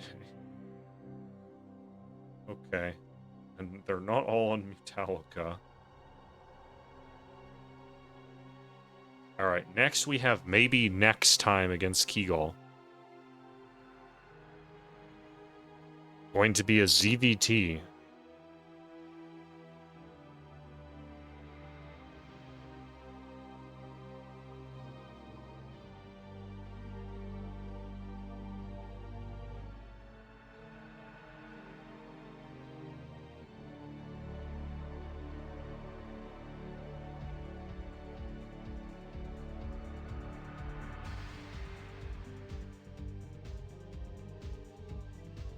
Actually back to Deja Vu this time and not whatever map order they threw at me last time.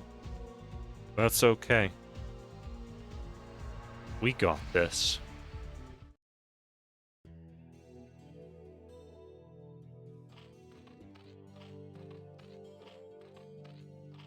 Alright. Kigal in the bottom right, and maybe next time bottom left, Pink Terran.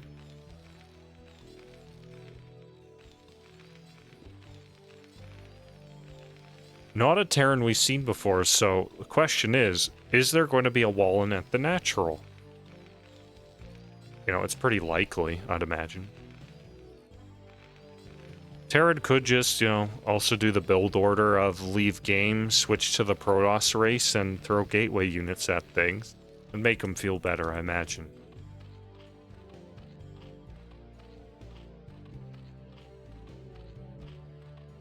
But hey, if it works, your opponent's gotta respect when you throw down gateways. Okay, looks like it's going to be... Oh, that's an 8 racks. Okay. So we talked about it, but this is an 8 racks. Barracks at 8 supply. Building the depot after. Usually you see the depot first, and then the barracks. So we should see an aggressive opener here. Now the question is, does Kigal go for a 12 hatch? And it looks like that is going to be the case.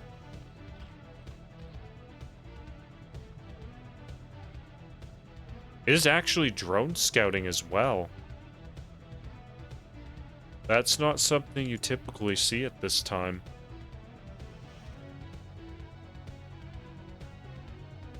So a bit unfortunate. Oh. Unfortunate for maybe next time, but he is going cross scout. So he does actually get away with this. If it went straight to the bottom left here, he would have spotted this immediately. Now seeing that they're both here together, they should know that their opponent is not up here, but Kigal is unsure, so just checking. Barracks already being made. The Overlord is in the right position though, so Kigal does see it. There are no Marines here just yet, but the barracks, or the bunker, is done. Oh, and the Marine gets in. This is a disaster for Kigal. Oh, the other 5 HP Marine gets in, and there's 9 drones out here. Now 8, losing 1 to the SCV. Does get this Marine at least. Building a depot in front of the bunker to disrupt Zerglings from surrounding it. There's only 3 drones mining, however. He pulled way too many drones here. Did kill another Marine, so that's at least good. Going to go for the kill on the bunker with the drones and the Zerglings, but the Zerglings disrupted by the depots. There's only 2 Marines in here, so he does get the kill on it. And this bunker should be cancelled. Okay, it does get cancelled. So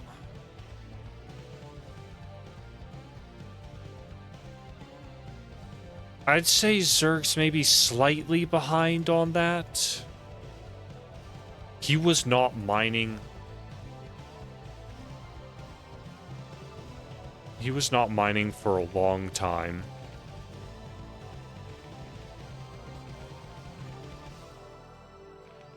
This wall is not tight at all. So the Zerglings are able to actually get in single file, but there's enough Marines here that he probably shouldn't have done that. Me losing 2 Marines for all those Zerglings. Fixing his holes in the wall, good.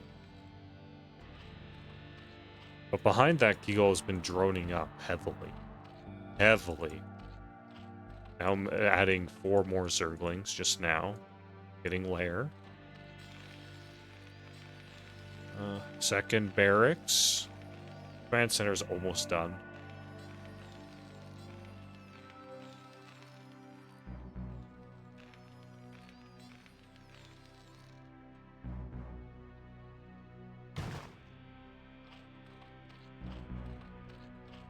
Adding a sunken. You know, that's fair enough in this kind of position. I've seen lots of Zergs lose because they have no defense at home, and then Terran will randomly walk across the map with like 6 more Marines. And then maybe your 4 Zerglings are out of position, that kind of thing. So a single Sunken is like, sure. I don't hate it.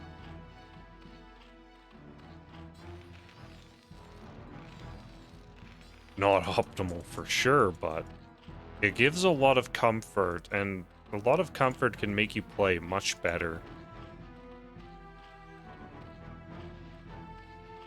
Droning very heavily here, actually tied up in the worker count.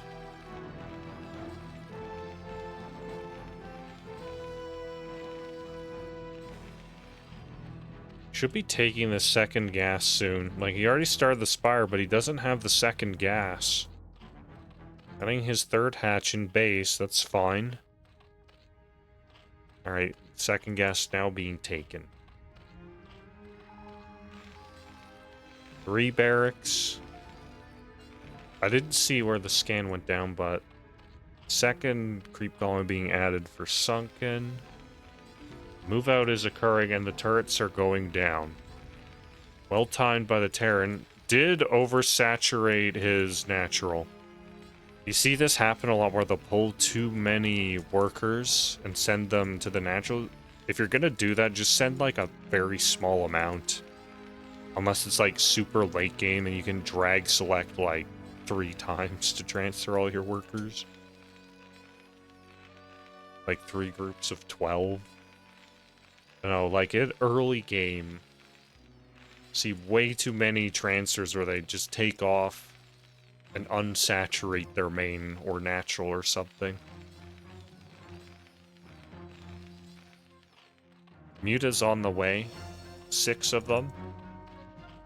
Evo chamber in main. No upgrade on the Spire.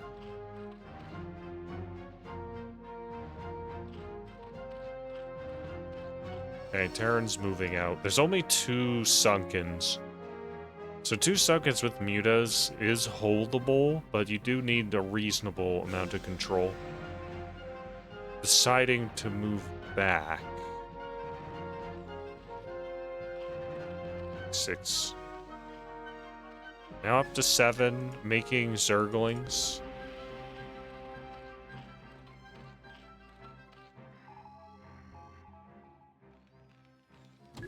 Gonna find that there are turrets here. You're not gonna get much done. Reasonably good Muta micro.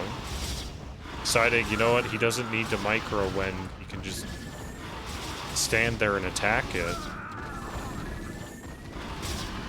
Okay, that's a little jarring. This is better.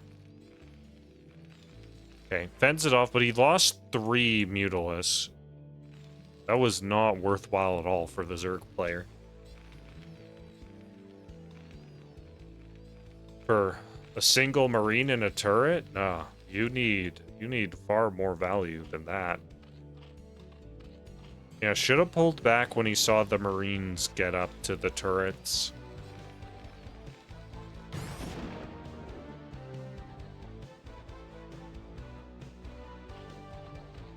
Okay, actually getting Carapace now.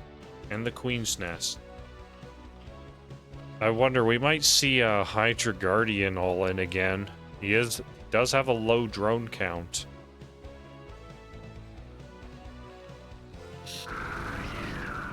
Okay, that was not the exchange you want as these mutas.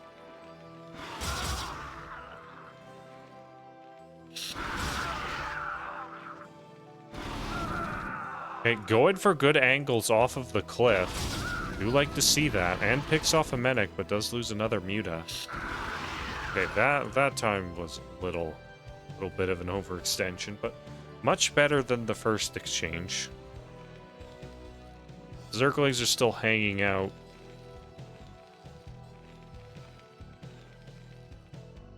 Drones transferring. Again, we see this, that the drones are transferring, but the natural is not saturated.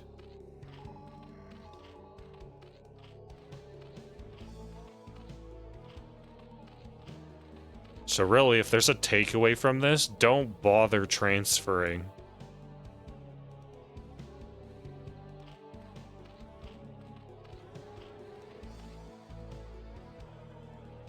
Worry about that later and focus on other aspects of your build. Okay, Muta's looking to engage in again. Firebat trying to be a hero, but he can't attack up. He's not a Goliath who can attack ground and air.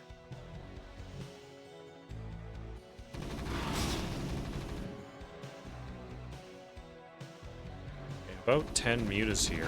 Wait, the Zerglings are going. He wants to bust this.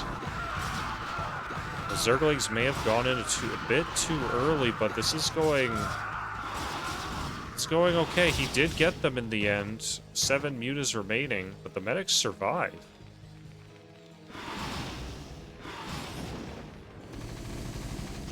The medics living actually is something that is quite valuable for Terran.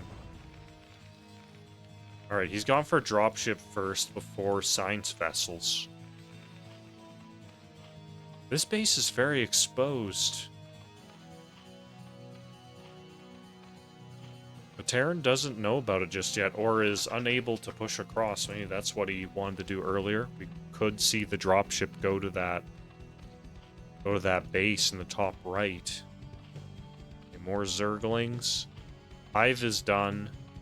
Adrenal glands, Ultra Cavern, okay. These Zerglings have +1 armor? Yes, but +2 is not started yet.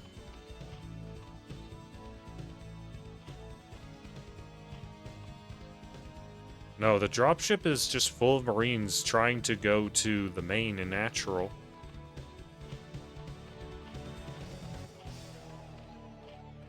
Going to the main. There is actually a reasonable amount of units here that could clean it up. Not sure why he didn't unload in the mineral line. This drop is not going to do very much. It's all them cleaned up. It did bring the mutas back home, however. So I like the idea, but not quite there. Taking his own corner base.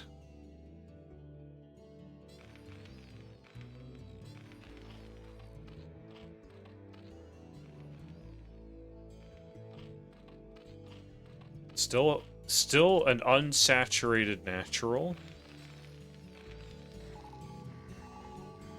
Clean that up. Okay, expanding his 4th up here. This is gonna get worse and worse for Terran as this goes on. With Ultras being out, armor being researched, even though it is late. This is a late +2. This is why, if you go this kind of style where you go 2 base and go into 3 base Ultralisk, you don't get muta upgrades. You try to preserve your mutas and not take big engagements. Try to backstab when you can. And then you can get these Ultras out way earlier, plus with their upgrades. Like, at this time, if you do this kind of style optimally, you can get it out like 11:30 to 12. With +2 carapace and their extra armor done. And you don't even need to move out, you just keep making Ultralisks. May force the Terran to deal with it. Okay, going for a big attack here.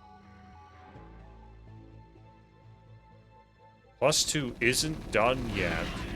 So he's losing the Vessel's Scourge, that's not good. But he gets a good already here. These mutas are all going to die. This is terrible. This is terrible for the Zerg.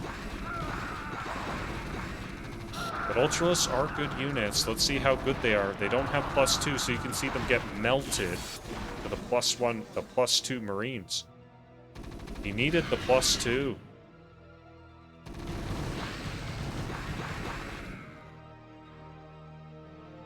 Vessel loss was painful, but the Terran army is very strong, and the Zerg does not have that much to deal with it.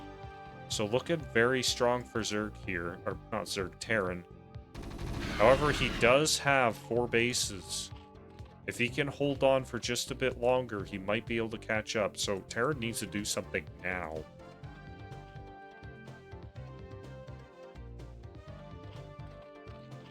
Up to the 4 ultras. Okay, going for the D-Matrix play.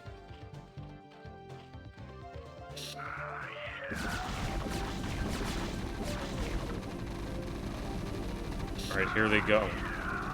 Ultras literally is getting in, but fighting on top of the Sunkens is not the greatest thing. A flank of Zerglings kills his reinforcements. Good job of the Zerg to catch those. More and more Ultras are coming out. +2 did finish, but the Marines are already +2, so it's about even for them. I don't mind. As the Ultras fall...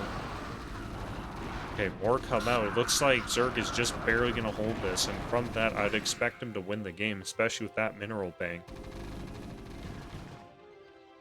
Oh. There goes the vessels. It was very close. Terran had an opportunity here to kill the Zerg. But it looks like it's going to be too late. That's a lot of Marines, though.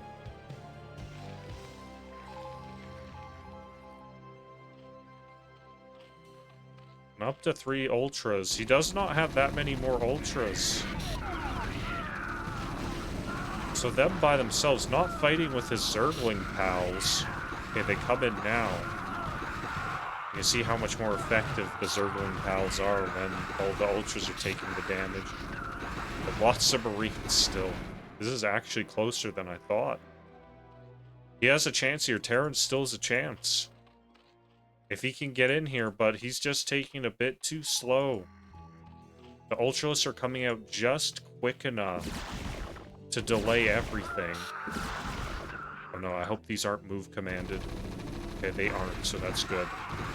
Anyway, the engagement's here. He should back off fighting the Ultras on the Sunkens. Taking all that free damage from the Sunkens, just going to town.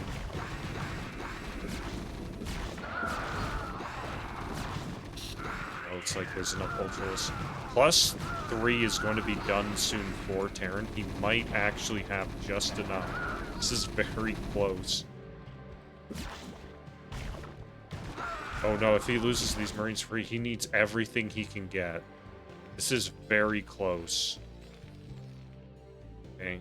His 3rd base that was disrupted is now mining that natural instead. What Kigal should have done is also make Ultralists from these hatcheries up top.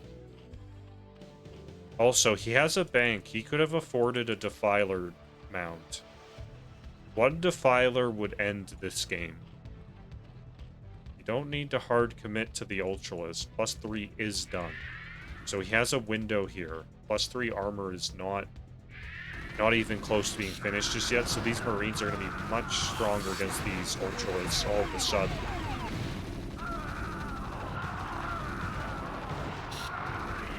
But there's not enough of them here. He decided to split his army for some reason, and no, that's going to cost him the game. He needed everything there. He is going to kill this, but at what cost?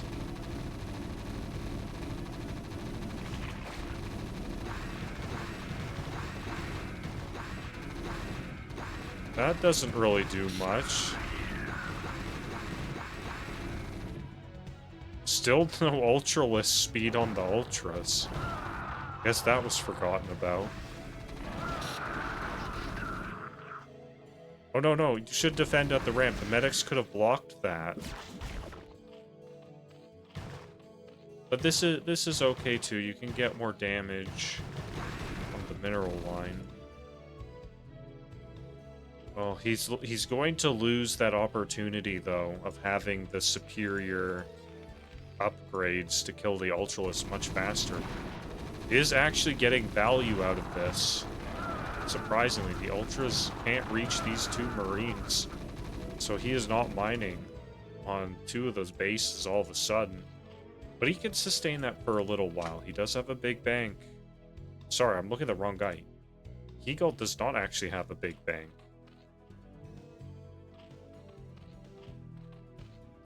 Still making Ultras. +3 on the way, almost. So this ended out being actually pretty good for Terran. But there's a sneak attack. backs out here. These bunkers are empty. With a big SCV transfer and no army, Terran has no more mining left. These SCVs need to run, but he does have a big army that's going to go try and bust this time. Expanding down in 6 o'clock.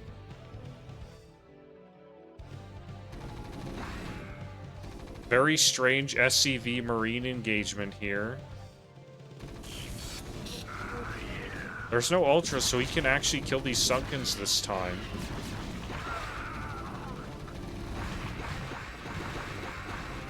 Okay, Ultras coming from the back and the front. But again, he doesn't have that upgrade advantage, and this is going to be enough Ultras to clean out his army. Looks like secure the win for Zerg.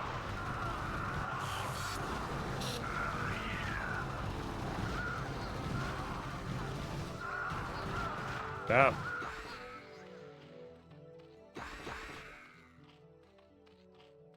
It's looking pretty grim for Terran.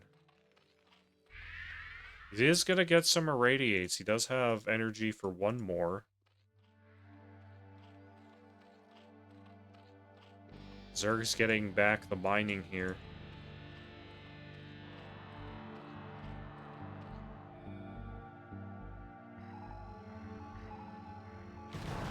Yeah, again, a single Marine is not going to defend this. This base is going to be destroyed unless this gets lifted off, then perhaps it can do something later.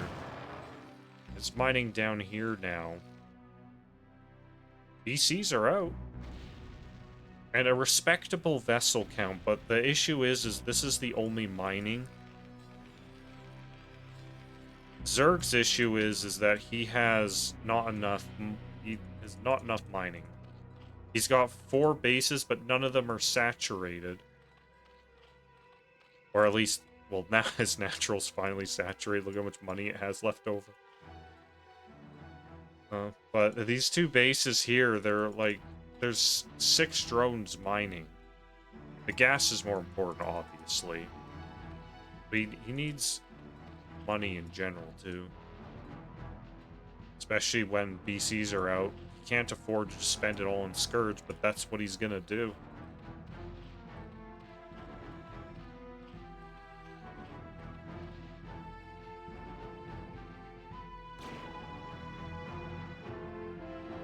The Radiates are gonna find these. There's not enough Scourge to deal with battle cruisers and all the vessels. Well, you gotta pull your irradiated Ultras away from those Zerglings. Okay, going for a counterattack. His army's out of position, actually.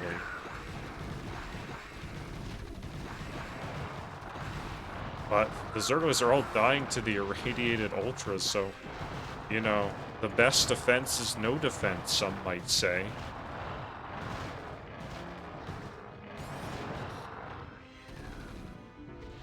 Looks like the battle cruisers did get cleaned up by the Scourge when all that happened.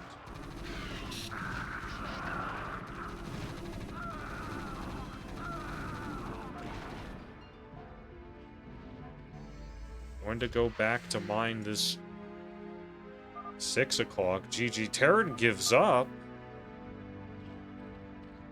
Oh, Defiler Mound was actually made, so that might have been a crucial element there. As I said, a single Defiler would have ended that game a long time ago.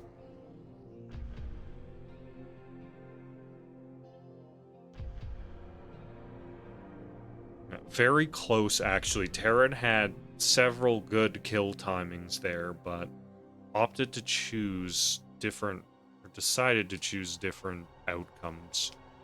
Some of those attacks.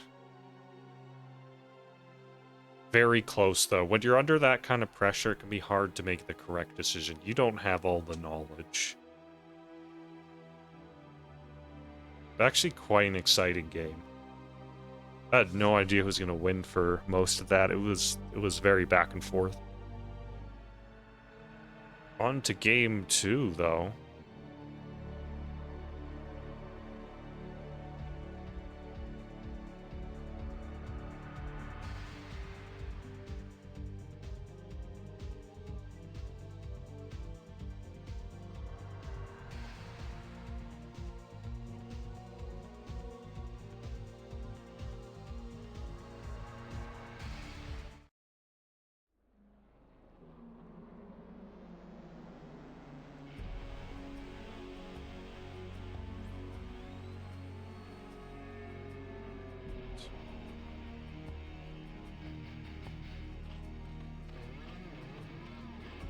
Okay, top right we have Kigal, and bottom left we have MaybeNextTime.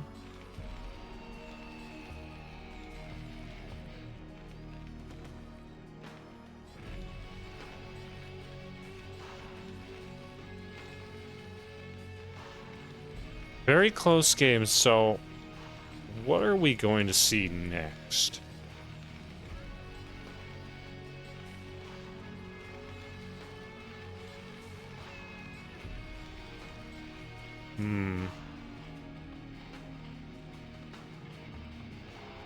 Could see Mech from Terran. Actually getting a depot in main? Okay, this is different.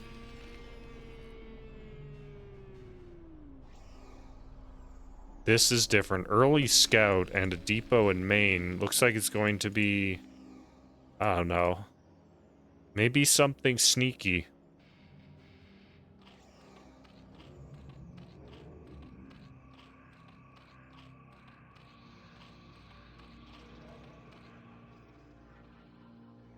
No, looks like just an early scout.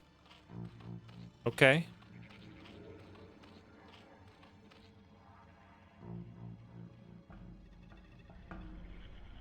Going for an 11 hatch.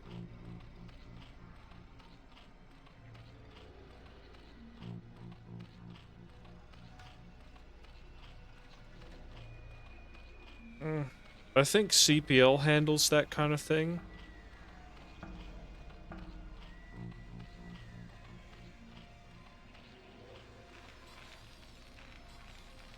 Yeah, I am unsure at this point. Anyway, we see barracks in main, so is in fact not something weird and sneaky.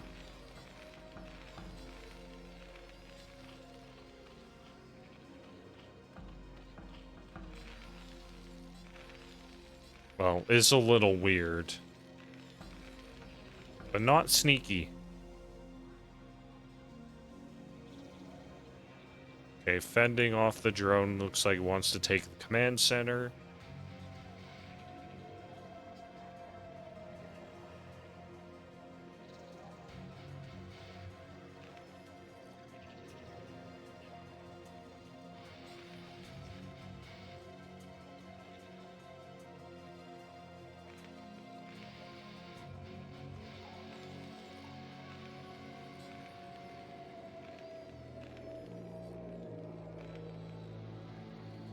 Alright. Okay, going for a bunker. He wants to be safe. That's fine. Going for bioplay too, with no early gas, means no mech. The SCV's still alive in the Zerg's main, so he sees what's going on.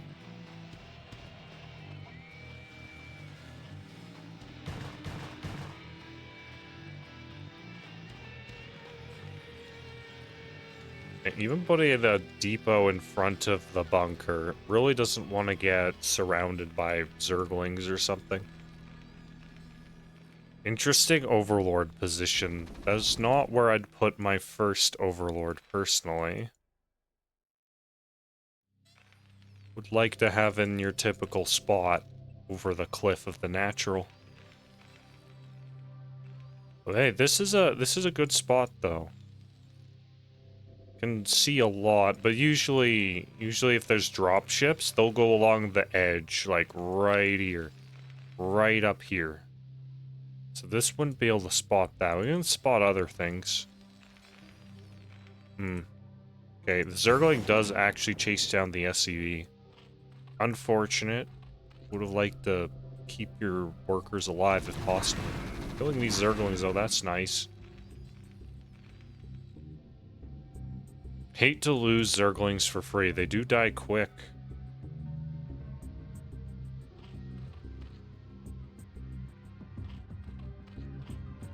Yeah, Sunken going down, seeing the Marines move out.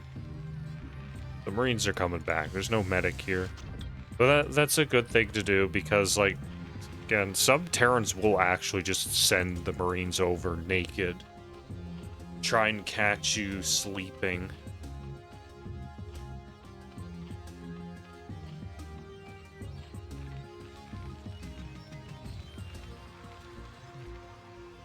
Okay, speedlings are done. Gonna catch this SCV. But you know, if I'm Terran, I'm gonna be wondering why there's 4 speedlings specifically just sitting here. It's not like they ran down and caught me or ran up to me and caught me. They were specifically sitting here. So I'm gonna be thinking there might be something here. So maybe next time might be aware there could be something going on the bottom right.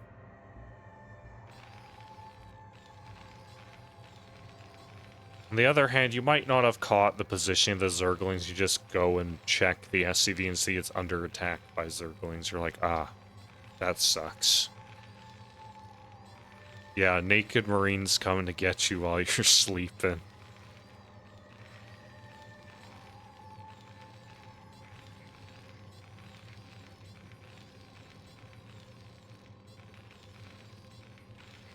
Again, we're not saturated in the main.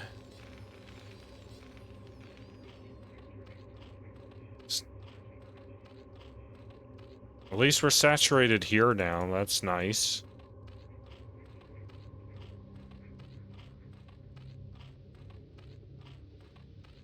Okay, going up to Mutas, getting the armor again, Queen's Nest.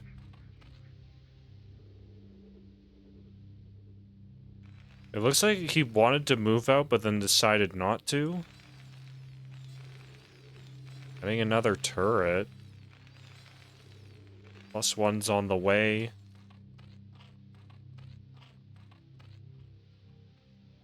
Yeah, getting that gas. It looks like he's going for the same style as last game.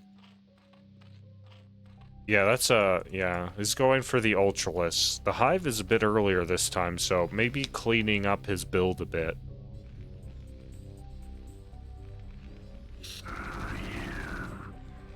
Oh no, you don't. If you're doing this build, you don't want to engage the Marines directly unless you can get pickoffs. If he's ready to fight, you don't want to be doing this. He's getting at least a couple pickoffs. That is nice.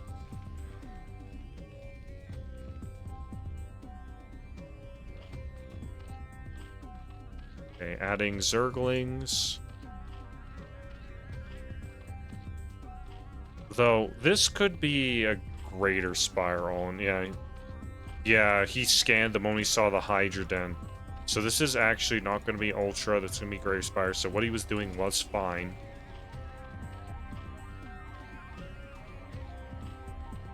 The reason you don't do that when you're going Ultralisk is because you want to save gas and preserve your mutas. The gas so you can get the faster Ultras, more of them, all that jazz. If you're doing Hydra Guardian all-in, he's on a 3rd base, so it's not even that all-in.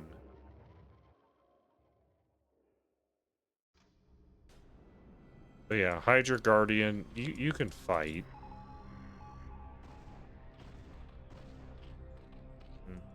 Losing a couple more Zerglings for free. He might lose some Overlords for free, too.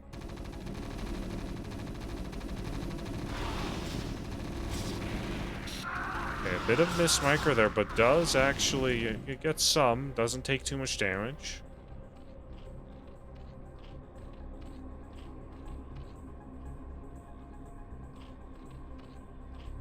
Yeah, there's the Greater Spire. Still making Zerglings, though. There's some Hydras. That's good. Making drones at his 3rd base. So he's doing this off of 2 hatch. And he has a ton of gas. So he will be able to morph like almost all of these into Guardians. But does lose 2 for his trouble, though.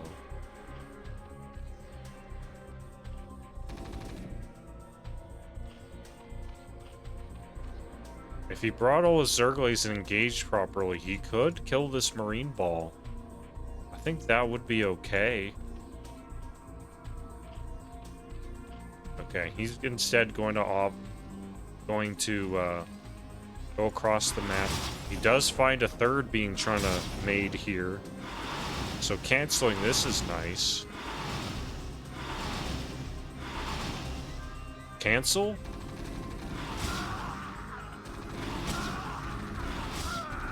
Good microbe, using the cliff to get those marines. That's why you don't like to fight marines in the open as much. The cliffs make it so much better.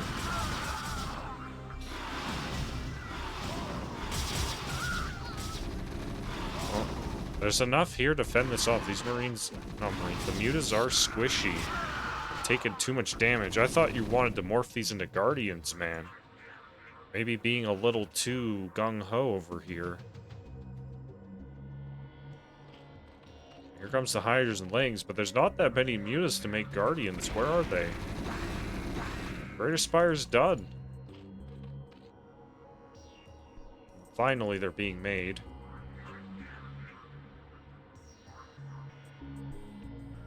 But there's not that many. Probably should have pulled back there. Oh, there's gonna be dropship too. Just bypass the sunks here.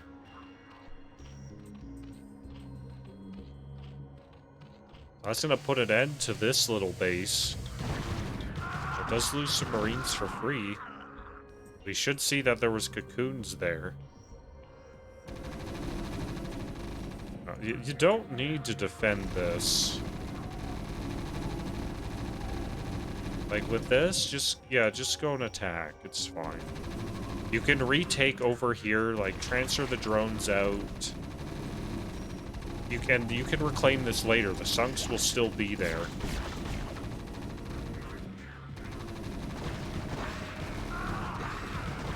But he has a very low, well, he could have had a much higher guardian count.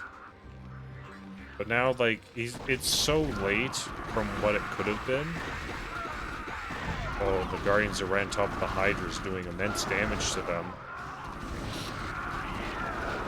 And this came out too late, so this is going to be poor go poorly for the Zerg.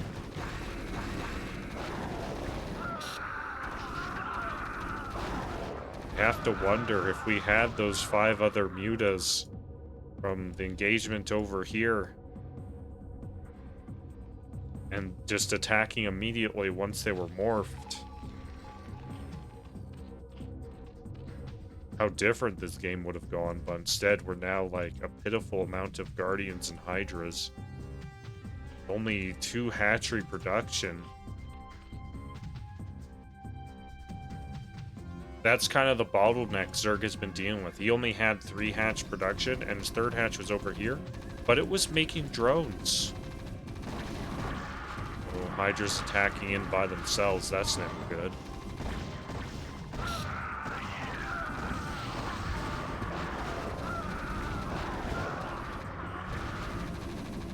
You see him go in. The Guardians do have upgrades. They start with 2 base armor, so they're actually quite beefy. When they're by themselves like that, low numbers, just you can see the power difference. And Terran has a 3rd base and Zerg's on 2. Which is a terrible position.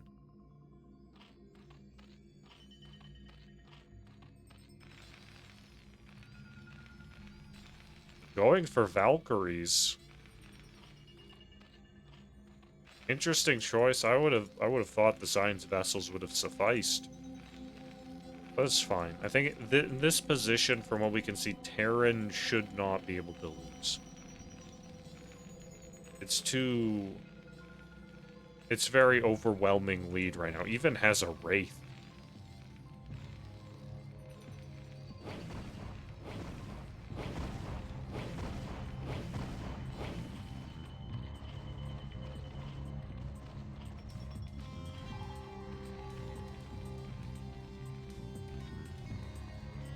Oh yeah. A lot of this goes to 2 Wraiths, but now back down to 1. A lot of this goes to like the 3rd hatch. If you're going to like all in with Guardian Hydra, you shouldn't bother spending extra money on like getting a saturated 3rd base and whatnot and defending it. Just think of how much stronger this attack would have been if he attacked earlier but had more stuff. Yo, laid back taps, thank you for the resub. Oh, poor Wraiths. Got found out by the Scourge.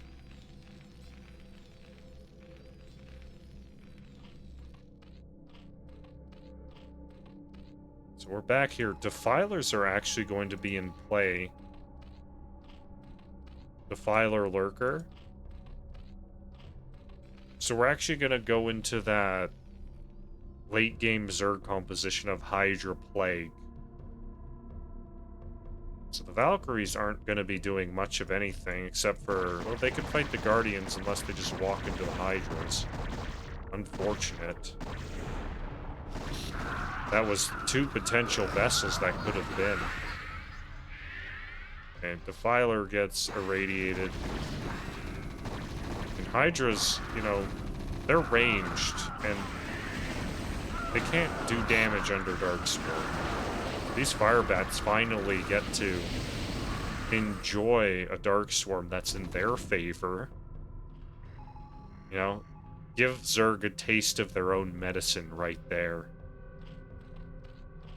That's kind of why the Hydra Plague style is a bit difficult. If you mismanage your Dark Swarms, you can screw yourself over. Defensive Matrix going off to push up here. Hydra tried to block. It did narrow it. But the Terran can still get up, and these Lurkers have no upgrades, so these 2/2 Marines take 3 shots to die. And when they're being healed with a medic, they're never going to die.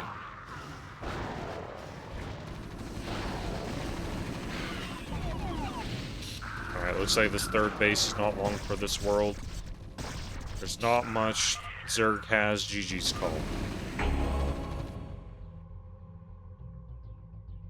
Hey, Choppin', thank you for the resub. Appreciate it. On to game 3. Oop.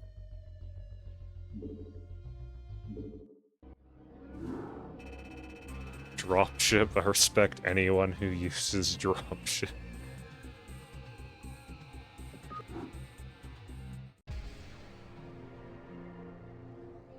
Actually, nice back and forth between these two players. Definitely the best matchup of the night so far.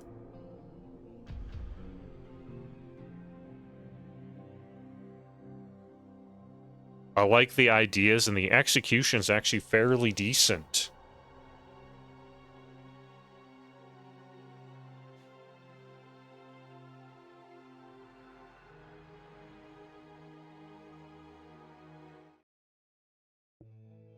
Okay, on to Dominator.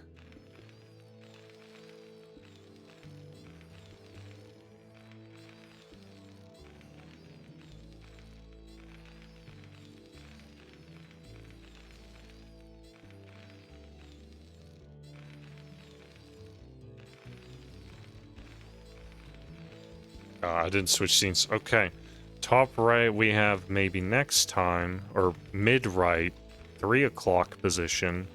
The 7 o'clock position, we have Kigal. Overlord going in the direction they typically go on this map, so it's gonna spot Terran first. Glad we keep getting the Terran theme. Zerg's good too, though.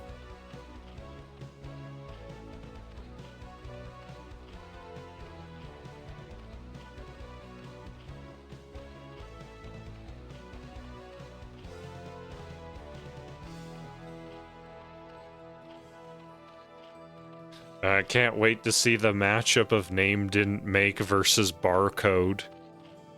Good teams.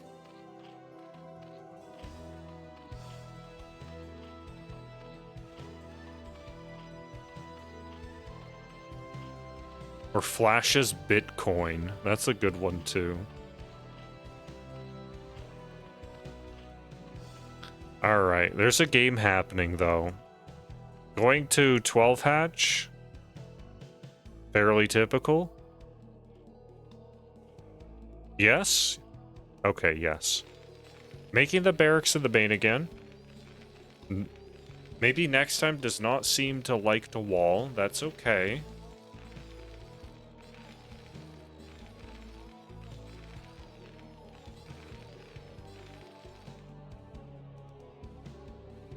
Okay, they're both scouting in the wrong way. At least the drone is. This Overlord was not sent correctly, so it actually might die to the first Marines. It needs to be over here. Oh, realizing now that, oh man, that's kind of out of position.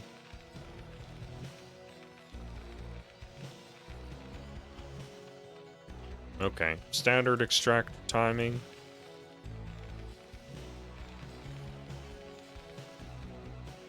That is not a safe place for your Overlord. Not looking good for this guy.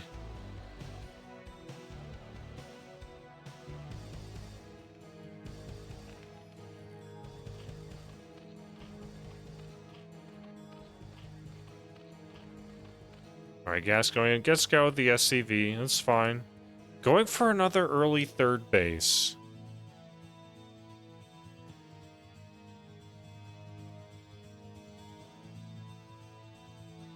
Waiting for the money, I presume? Or do you forget about it? Okay, getting his base saturated first. A bit greedy of an opener, too. No vision. He didn't make any Zerglings until now.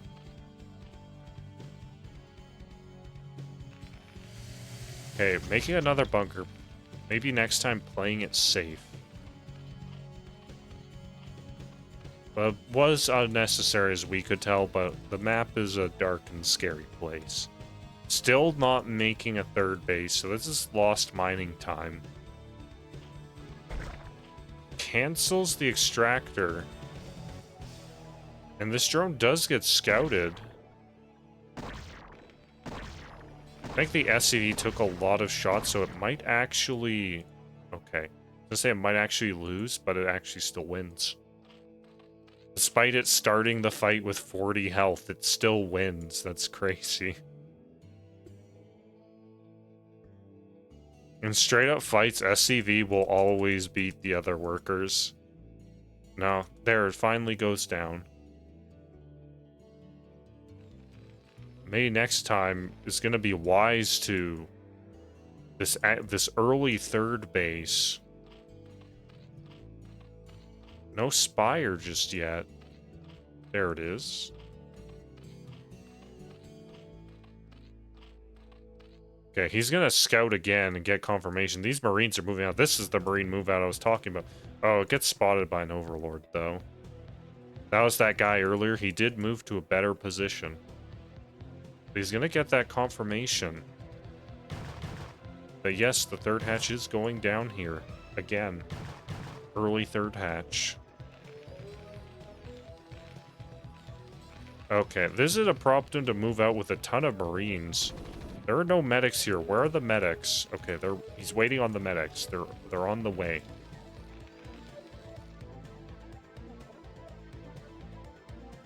Okay, sadly in vision of that Overlord. This is a good spot. Oop. Okay, SCV is chased down and dies. Okay, here's the move out. Looking pretty strong. There's only a single sunken. 10 Zerglings. That's not going to be enough to fight all this unless they get picked off one by one. Second sunk being added. But he's going to go kill the third instead. He doesn't need to fight Sunkens. But going to sneak a drone out on the map to build a sneak base, it seems.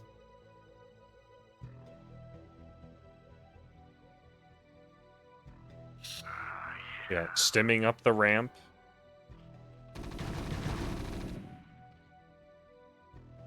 There's not much here, though. It's only the 10 Zerglings, so they'll get evaporated once the Marines start all shooting. And this is a dead base. Mutas are done, but that's 4 Mutas. That's not going to be able to fight this. Okay, there's the sneaking base. Oh no, he's right-clicked on the hatchery. These Mutas are actually got a lot more value than they should have. I say that, but then 3 of them die for a medic and a Marine. But he did sneak a base. This actually might cause problems later. At mid and lower skill levels, the sneak base is always an ever-present danger. Because unscouted, as I say that, maybe next time is actually super wise to the sneaky bases that Kigal has taken, and he's checking it out. Good scouting. I've been very impressed with the scouting of the CPL players. It's been actually excellent. Oh no, he's gonna lose that poor medic. All these Marines are gonna basically die, but they can overstimming a bit even too. He wants to run them. You should have just traded for the mutas. It's fine. They're all dead. See, that was like maybe 60 damage you could have gotten on the mutas. That instead never was to be.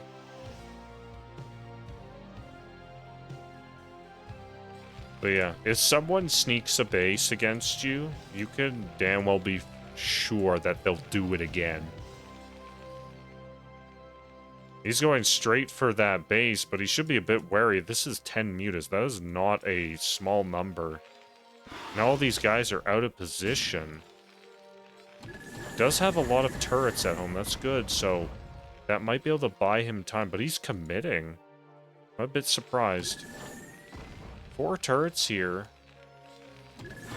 Now this is an ASL Mutamicro, so 4 turrets is actually much more threatening to a CPL player than it is to anybody in ASL. Yeah, looks like he's gonna catch and kill this base too. The mutas immediately leave whatever they were doing and are gonna head over there, but this should die before they get here.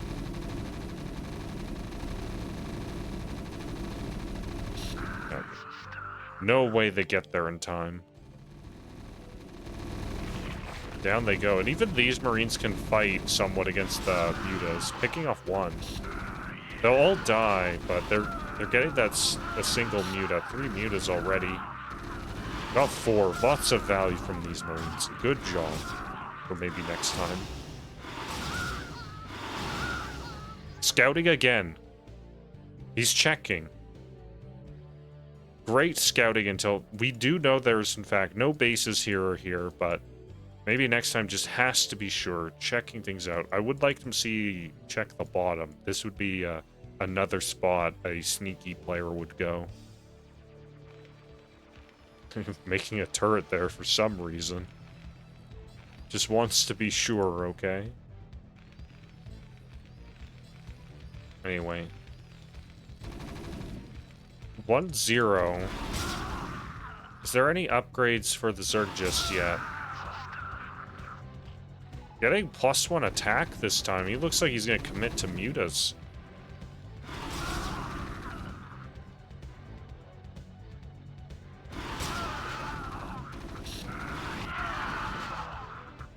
And relatively even trades. Checking again this SCV. He knows that there's going to be something. Yeah, checking. I like this. Now, CPL players' scouting is actually incredible. When you play on the ladder and you get all those nonsense sneak bases, it kind of makes you a bit paranoid. So in a best of series, you're probably more inclined to do that. Now, however, what I don't like is sending out these small groups. This is like way too many medics with this group too. There's gonna be Hydras for Lurkers soon. These small groups can't fight the mutas by themselves.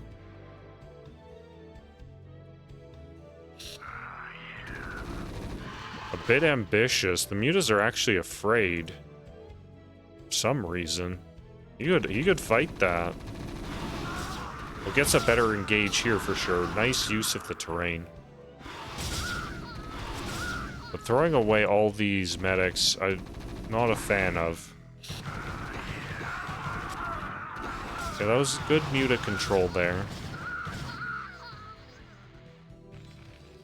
Kind of hyper fixating on the sneaky bases all the time. That can happen, and you do fall behind.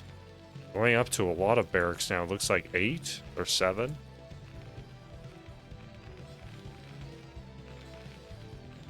Science facility was late, so we aren't going to see 2-1 for a while. Armor being over halfway done and +2 attack not even started. +1 attack is going to be done. That's going to make the lurkers very effective against the Marines. If they don't have that upgrade and Marines have +1 armor, then lurkers are actually quite impotent. But there was a drop this whole time, and it's gonna kill the Spire. Okay, just kidding. It killed this building, which I missed earlier. I think that was the second Evo.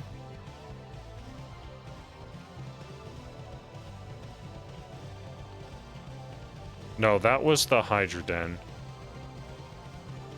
There's gonna be no more lurkers for a while. No Hydra Den. So good pick off with that drop. Even, I think he killed a couple drones too.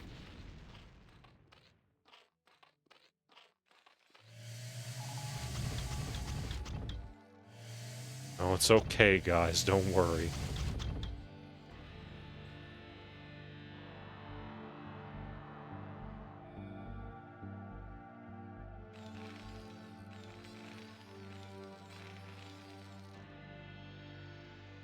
Well, what's the game plan here? Are we gonna continue off of 2 base with this play, or are we gonna expand as Terran? Looks like the SC's moving out, so expand is going to be the choice. The drop does get caught here. Kigal playing extra defensive now.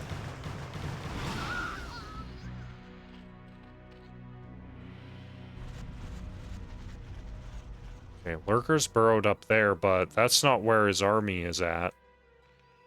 Maybe next time going to move across the map and maybe bust the natural. Lots of Scourge. But the science vessels are being controlled, so they're going to be safe for now.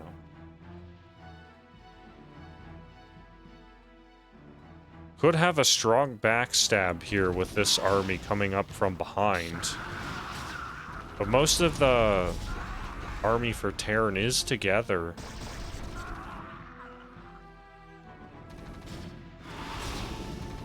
Like I see a radiates go down. Is it not done? Is it not research? Should be. Yeah, radiates on the lurkers, and all the mutas die. That was not the attack Zerg needed. Oh, not all Terran is fighting here. Those Marines committed to killing the egg while being shot by the lurker. The Scourge go down before getting the vessel. There is not much here. There are no lurkers, in fact. Terran could bust, and he realizes this. Going forward.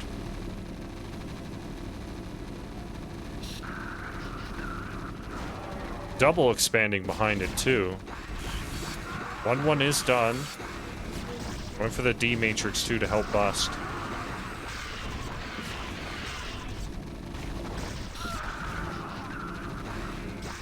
Where... Only one medic with this army. I think that's going to be the Achilles heel. Right here. This one medic who's almost out of energy already.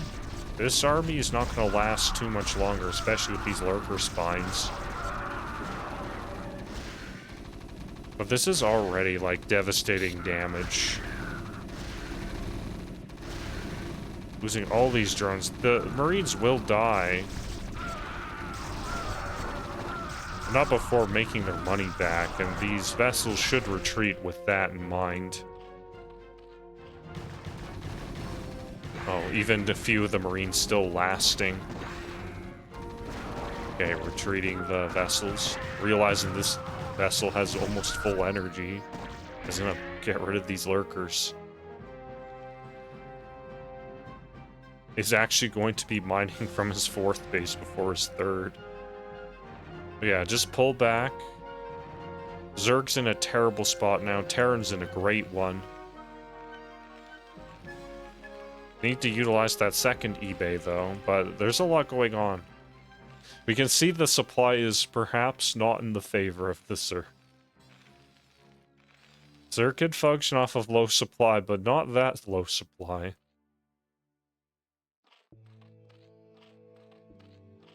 A Defiler Bound is going to potentially delay the game enough.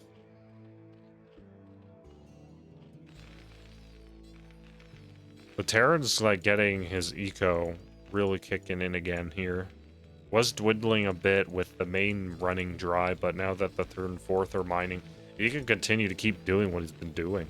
He's going to attack the 3rd base now. Good map rotation.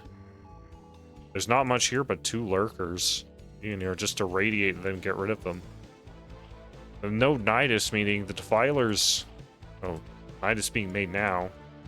No Defilers being made at the 3rd, so... Only Defilers that can come have to come from the main. Very well played, though. Though, you know, I feel it when you get a little too hectic. You got random stuff on the map. Oh, being a little too antsy here. Loses a bunch of units he didn't need to. Okay, the Nidus is on the way. No Defiler just yet. There's no more lurkers.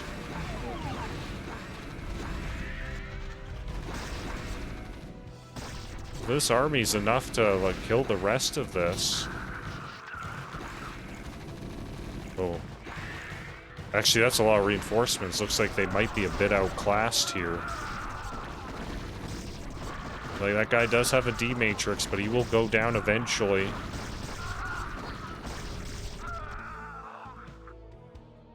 Can't help but wonder if all this was there, the game would be over. Also, a drop in the main he forgot about. Realizing he does, in fact, have stuff here.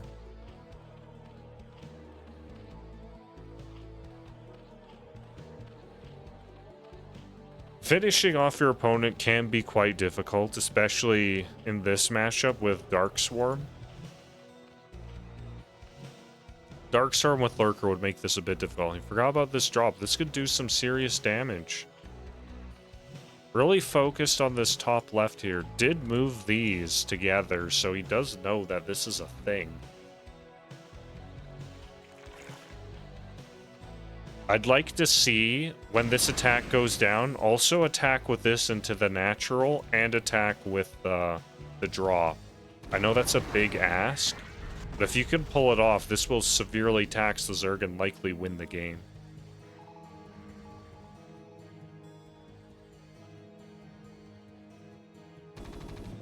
Consume did finish, so no hope of getting rid of that.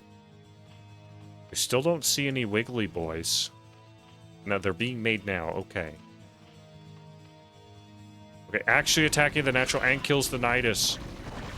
Getting all these units up here. GG's called. They can't go and help defend at home. Oh, very nice. Not as fancy as I described, but it gets the job done.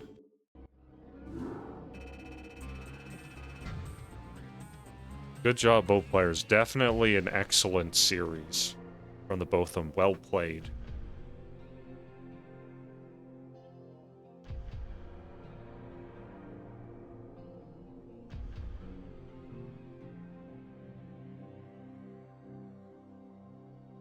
You know, same idea, but it was a lot less fancy.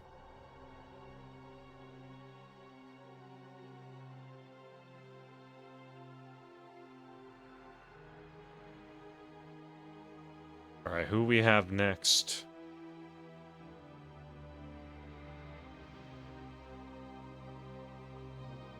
Okay, multitasking and Genesis.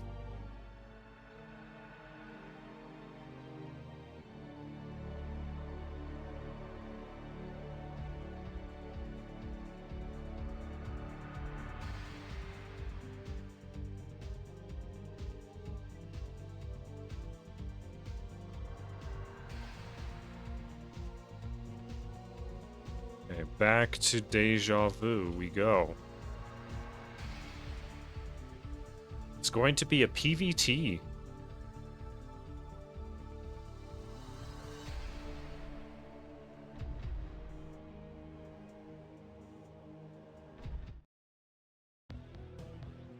Do I believe in love at first sight? Potentially.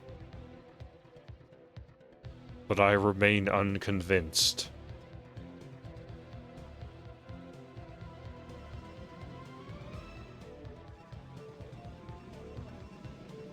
And the top right, we have multitasking with the calculator grade 7 name. Or who are we kidding? We all love that kind of thing. Bottom right, we have Genesis. Not using, or Mechasis in this case. They're not using their actual name, so we'll have to make do.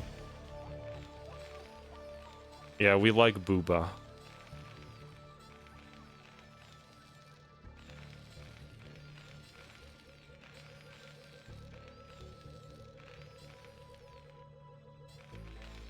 Alright, we have Pylon out here. This might be a 2-gate, so we'll have to keep that in mind.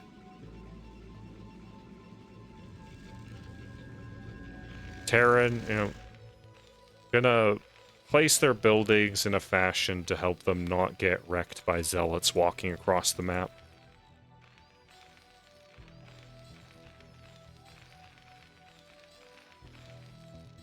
This is not the right side the barracks is supposed to go on, so that actually might cause some problems.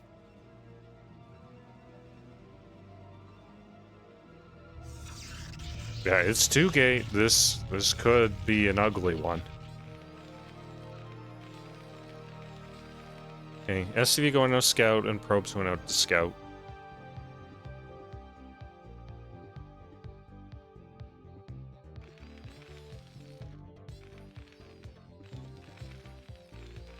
They're both gonna scout each other, so, you know, I think that's... Oh, he's stopping? No, okay, he's going. That's alright for Terran, because then they're gonna be very wise to what's going on and perhaps put down a bunker.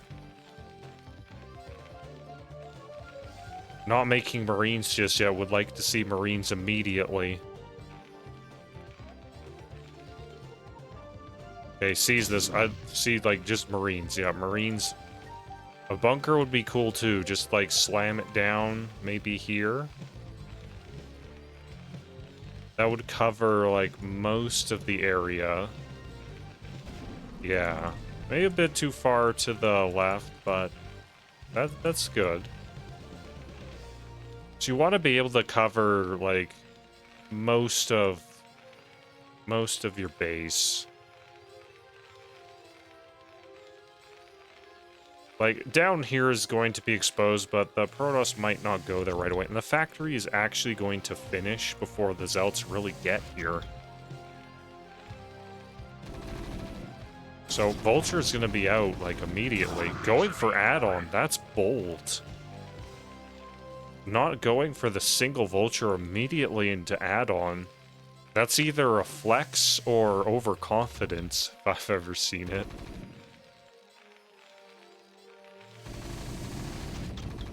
Oh, but this, these SCVs being attacked, you kind of wishing for a Vulture right about now. Remind yourself that overconfidence is a slow and insidious killer. Yeah, it's the truest words ever spoken.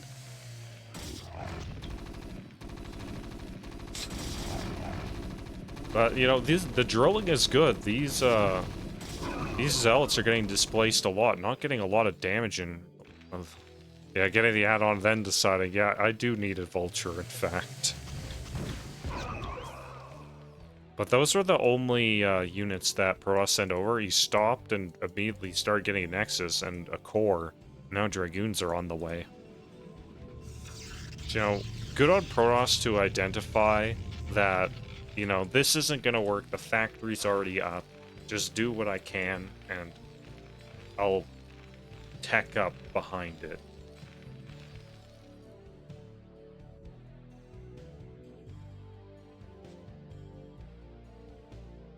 Right, our biker is on the way. The Dragoons are ready, so this shouldn't get much done. Yeah, the ramp is blocked. It's not going to get anything done, but it gets scouting info, which is always good. Again with the probe transfers. This is a better one. At least you're only missing one patch.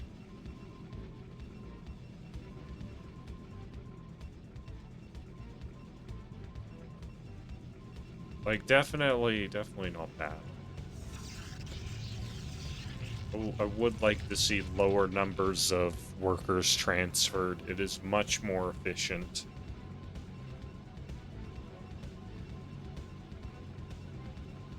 Or if at all. But that was actually pretty solid, so not really any complaints here. Mining up, so we should see robotics and observatory. Observer is not out. Going for the shuttle first. Despite the observatory actually being already done. But behind this, Terran is one basing. This is an all-in. I was focusing a little too much on Protoss there, but Terran behind it is not expanding. This is one factory. Big SCV pull. One factory Marines. He was making Marines non-stop off of one barracks. Now, Protoss might be caught off guard with this. However, this is crucial. These two tanks are very crucial. There's only two. More are not being made.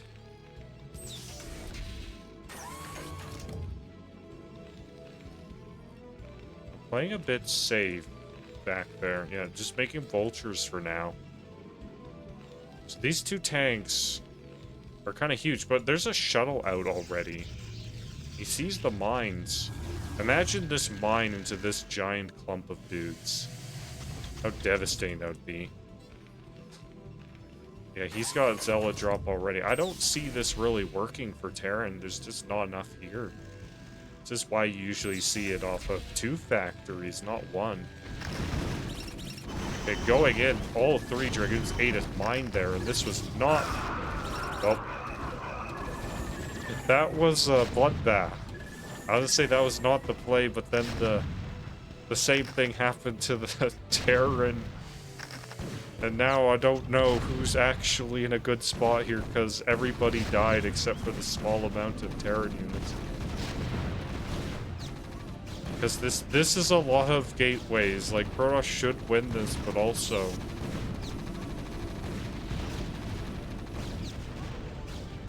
Yeah, remember when I said imagine that mine dragging that clump of dudes? It did happen.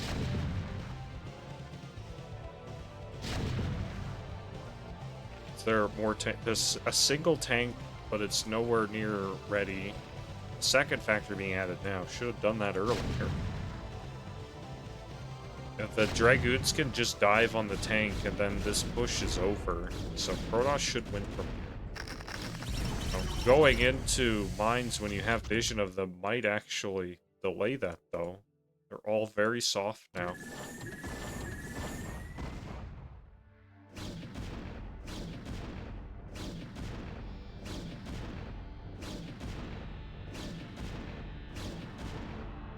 Maybe even expanding behind this.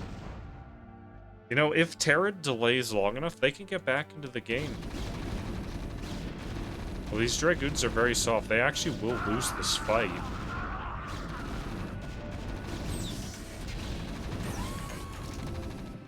Oh, that tank was very close to splattering like 2 or 3 goons there. And killing the eggs. So this is a lot of Dragoons. Even though these ones are all squishy. There's like 4 Marines in a tank. Even the squishy Dragoons are going to be able to beat this.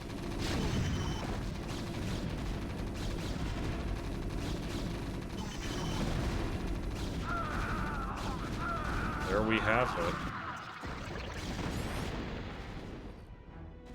But actually, there's enough at home that he can defend.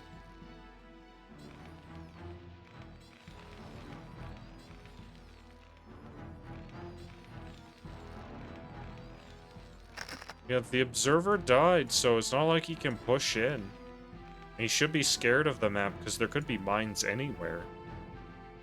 Okay, after defending it, expanding, good. Okay, Marines scout and sees that the goons are just there.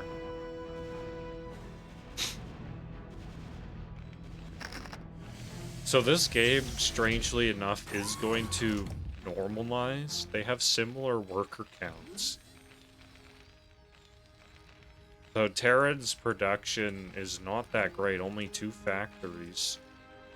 We'll need a little bit longer to be able to get up, be able to produce in larger quantities. Meanwhile, there's a lot of goons here, the observer leading the charge. There's 3 tanks. Once this tank gets siege up the high ground, shouldn't be able to be pushed in here. It's... Oh, that tank decided to go off to Africa, so... All of a sudden, this fight is way, way worse. Okay, they finally siege up on the high ground, but that should have gone much better for the Terran.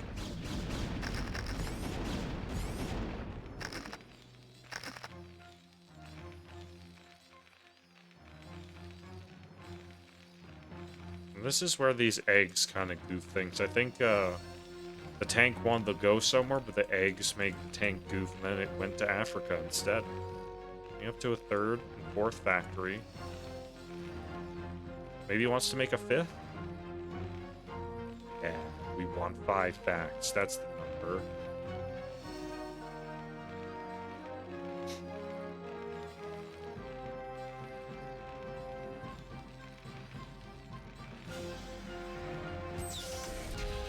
Yeah, I definitely don't need Long Ton to get up and produce in large quantities. Okay, getting +1. Protoss still on 30 bases. Hasn't increased gateway count just yet. Just kidding. Up to 7. Now we see the Zealot legs? Yes, there's Zealot legs. So we might see a bust here. With Zealots in the shuttle.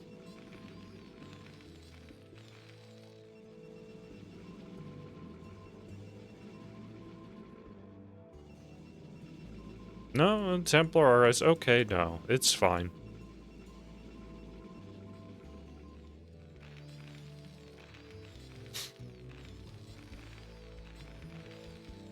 I know Protoss is a big fan of busts.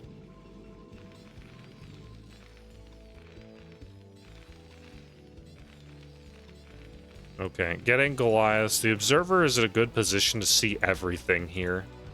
Knowing there's 5 factories. Terran's actually getting their stride now. No upgrades for Protoss. Oh, I say that as the +1 gets started. Okay. Going up to 10 gates, it looks like. Okay, there's the drop. Kind of picking off tanks.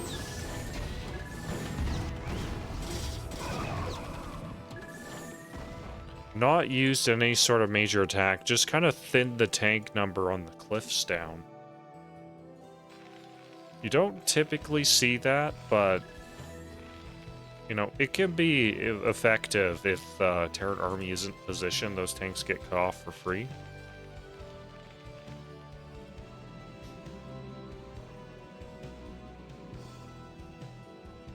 Okay, even more gateways being added.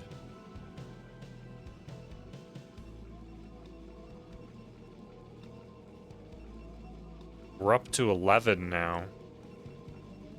With Storm, okay. So get a proper good and big army composition. These goons are still squishy. More than half of them, these 4.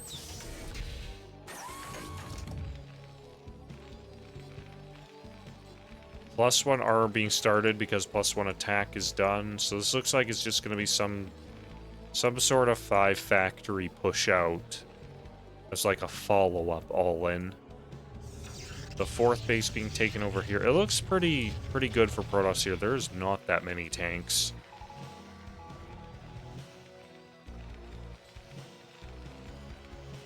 only being 7 so far, up to 8.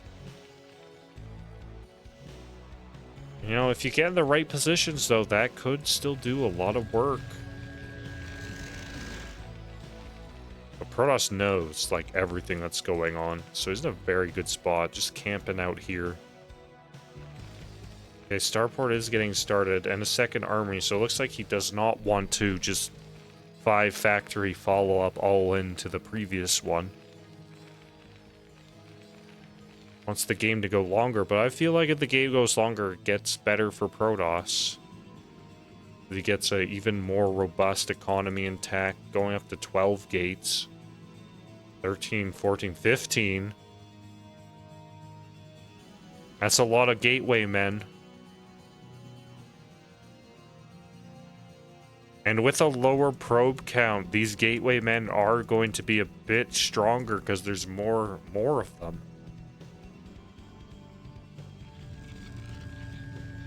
Okay, adding more gateways up here. Yep, this is getting better and better for Protoss.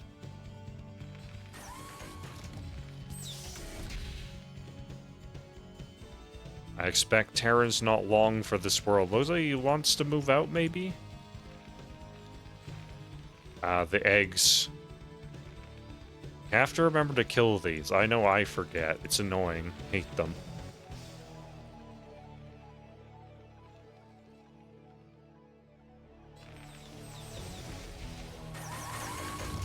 Okay, sieging up against the wall. The observers see everything. Look at all this vision Protoss has. They just know. Know that there's a third base command center ready to go. Terran's trying to expand up to here, it looks like.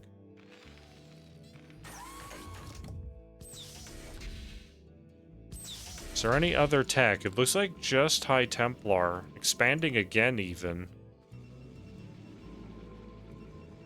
It's got 2 Forge running. Going to get 2-1. Already has the +1 done. There's random Dark Templars, always good to have. Attacking it now. These tanks are naked. They should die immediately. And Terran is dead. Look at that.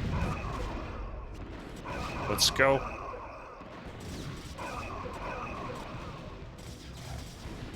Alright, a bit anticlimactic. There's the storm. Visible Man will finish the job. Oh, it does lose a couple units, but this is fine for Protoss. They can trade all day. Look at how many goddamn gateways he has.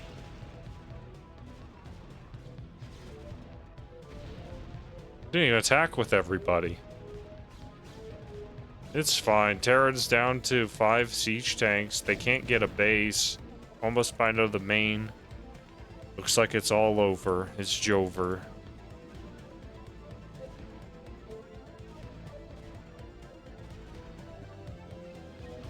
Gateway Man strong.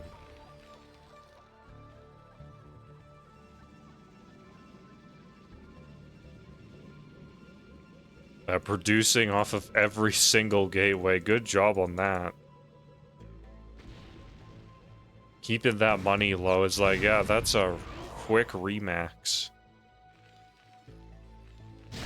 Meanwhile, Terran's like, yeah, dude, I now have 6 tanks, 7 even. Then here comes Gateway Man again. I'm running all the mines. Don't care. I'm gonna take you by the hand. GG.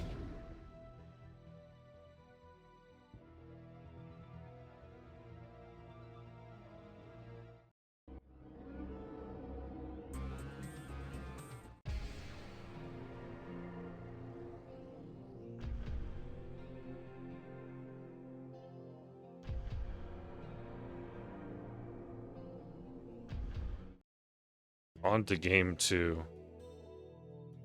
Yeah, but Gateway Man's face tanking all your mines, you know it's bad.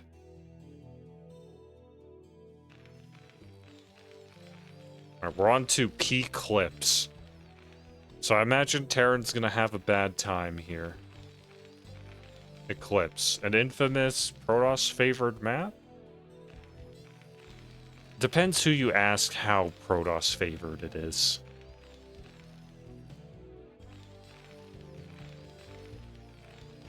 Anyway, we have Genesis in the top right. We have multitasking bottom left. 2-player map, so no surprises here.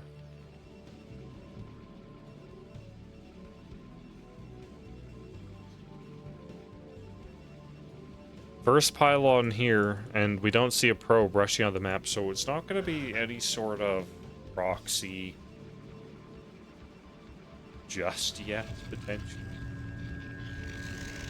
I love all the placements you can put proxy to gate on this map. There's just so many, and Terran can't scout them all. It's kind of funny. Alright, gate and main though, so playing pretty safe and standard here.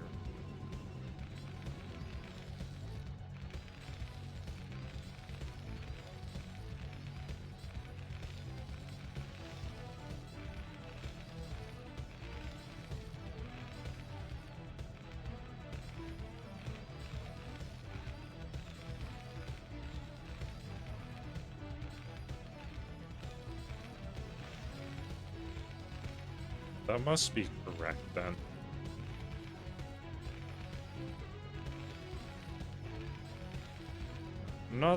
Nothing too special going on. This cyber core placement to help optimize gas mining. I don't know. It doesn't look like it's that optimal. Yeah, they kind of derp out a little bit there sometimes. I don't think that'll be the difference between winning and losing, however.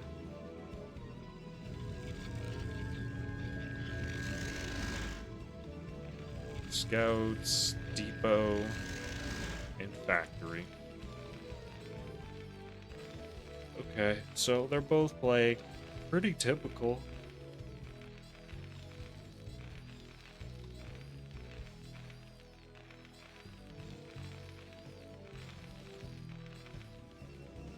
SCV knows everything that's going on.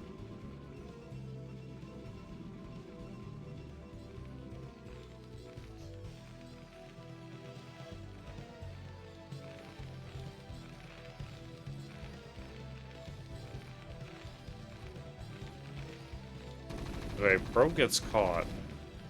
Oh, it escapes. Okay. Very nice. Usually if you get caught out like that with SCV and Marine, it's a toast probe, so good job surviving. Well, until he walks into the second Marine.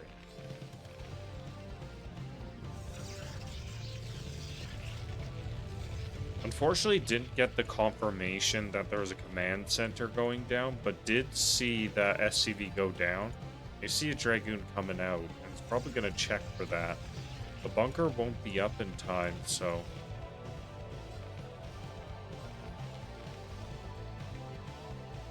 with this small amount of Marines, he's not going to be able to completely kill it before it can see. Okay, he's just going to kill the SCV, maybe? No, just some damage. The Vulture did sneak out on the map.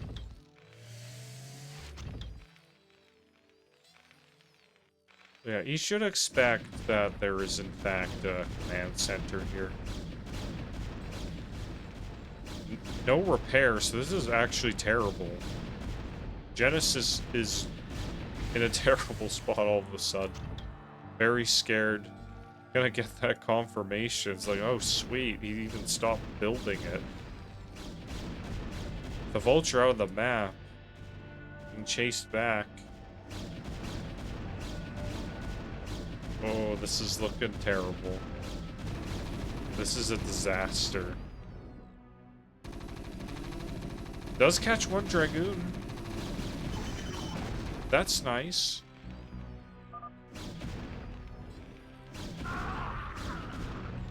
The Dragoon getting caught there despite looking like it had a good way out.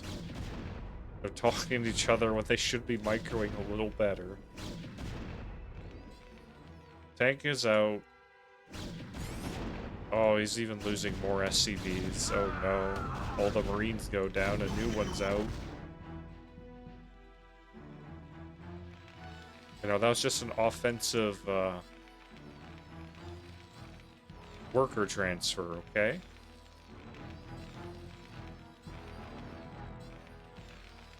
Okay, working off of one factory again. Cross expanding to a third base because he knows he can do it.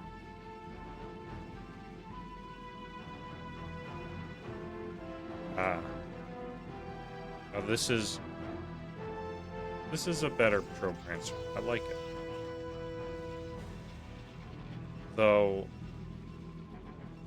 should have done that more to the natural than the third, but it's okay. Is way ahead. I don't think anything he does really matters. He should win from here. Yeah, it's like worker transfers. I know it's like that's the flavor of today, me talking about worker transfers.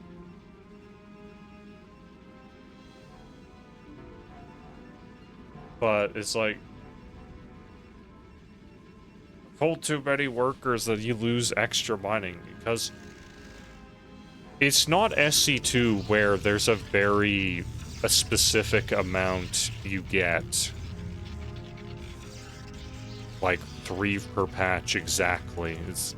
You could mine inefficiently off of your main for a long ass time, and even though it's technically inefficient, you still get like good income. And then early in the game, when you're technically being inefficient, if you pull too many off, you lose so much mining timing. So even though you get more optimal natural, you often desaturate your main, and then it was like, well, that was pointless. In this case, multitasking is doing a very good job overall in that regard, much better than the other worker transfers. Anyway, that's my worker transfer talk of today.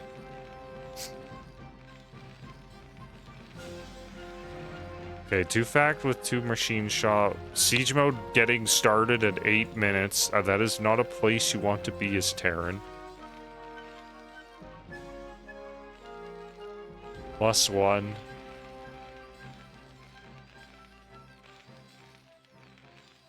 Terran is not in a good spot.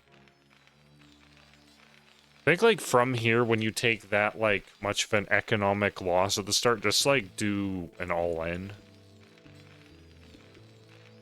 But going to expand. I don't think he can defend this. This is Eclipse after all. This is hard to defend. That's kind of part of the reason why I'm thinking about this, and it's Eclipse. You have to go all the way over here to get this. Look at all this space you have to cover.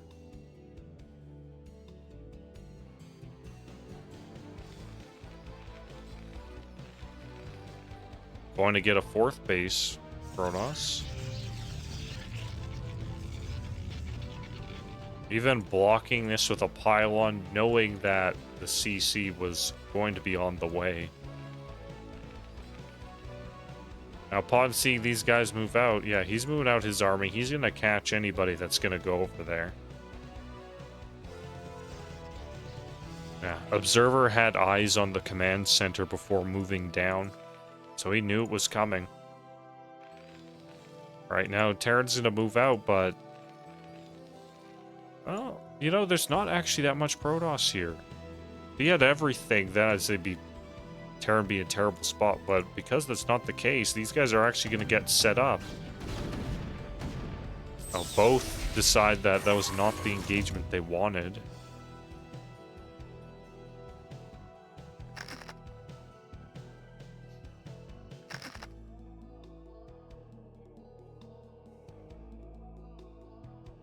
See, these guys could be coming from up here. Get a big flank. Down over here is fine too.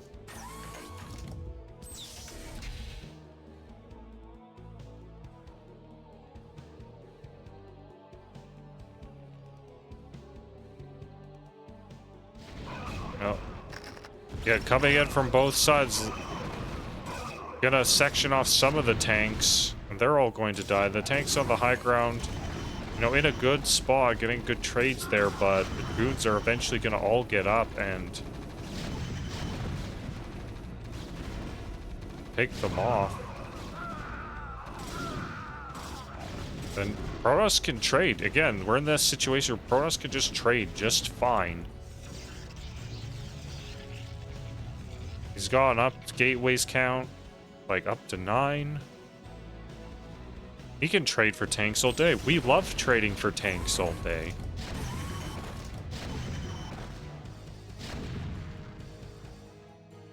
But wanting to expand up to 5 factories again. Well, the single Zealot getting huge value. Only 1 tank remains. Oh no. You have more goons coming in to pick them off.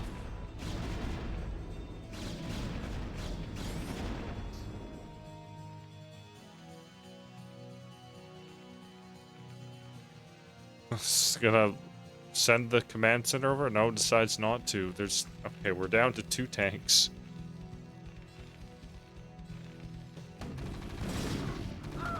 You know, kind of some zealots half-assed right in here. Doesn't really matter. Kill some things was not the greatest trades, but for us in such an overwhelming position, they could do that several times over and it wouldn't matter. So, making cannons at home for extra defense. Going for Templars again. Could actually get into Arbiter. But I see no Stargate, so it was just Templars again. Mining with only 3 guys here.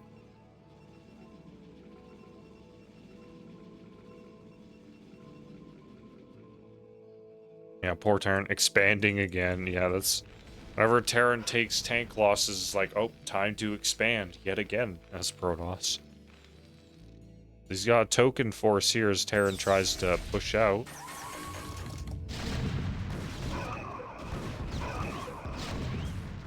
Now take some losses, but we got massive production here. Even more gateways. Gateway man is gonna gateway man you, and here they come. And look at this like potential concave on this Terran. Like, look at that. You see these boxes? The giant L for Terran. You could just sit there in an arc, as some guys might say. Yeah, sitting up here. They push out. You could do it even better. Move these guys up here. Get another force here. Even get more guys here. Like, have a gargantuan arc. Just even bigger than it was. Terran slowly push out. So, how catastrophic is this engagement going to be for Terran? That is the question here. Killed that poor vulture for some reason.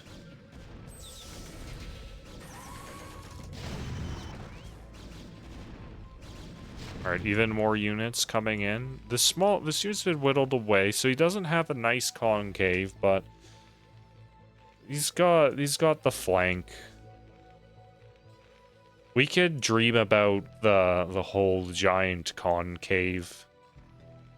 But you know, just coming in from the flank and another angle is fine too.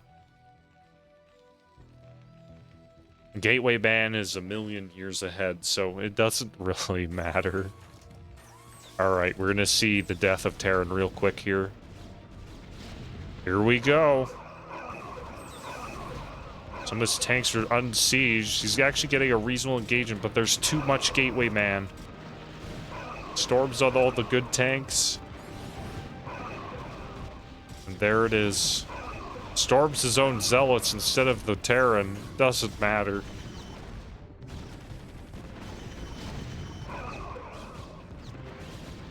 And there it is. Unfortunately, this was game 2, so there's no planning for next game for Terran.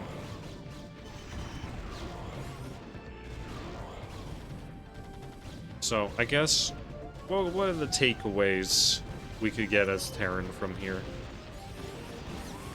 It's Eclipse, so maybe stick to 2 base play as Terran in this matchup. Just stick to 2 base play or cheese.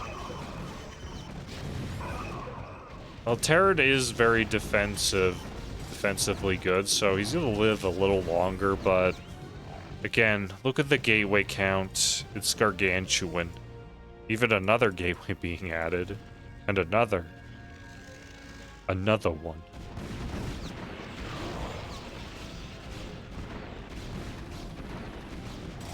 Oh yeah. If I was Terran in CPL, I would stick to 2 base on this map. Just plan it out like that. 2 base or cheese.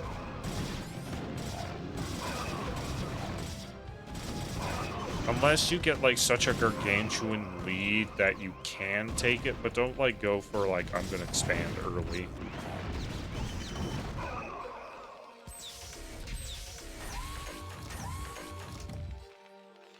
He lives for now, but here's the next wave. He is not gonna survive until 20 minutes. The only mission people like to reference about this game from the campaign.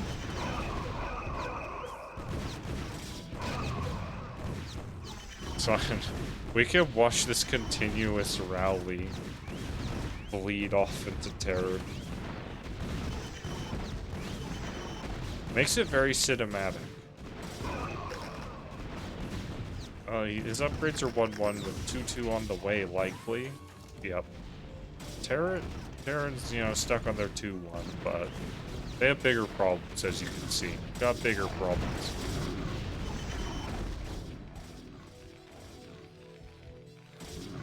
Battle SCVs are back to fight these Dragoons. GG's finally called.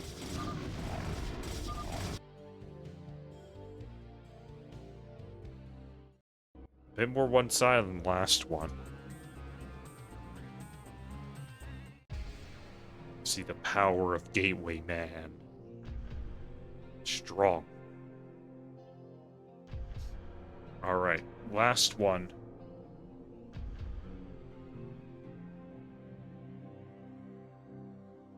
I think. Last one?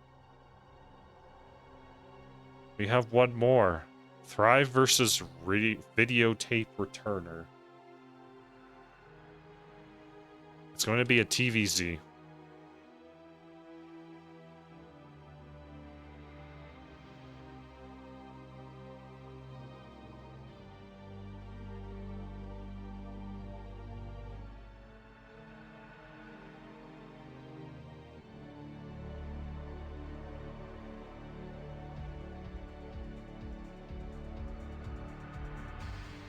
A blockbuster match. That's a good one. Oh, that's a good one, man. Good job. I did not think of that.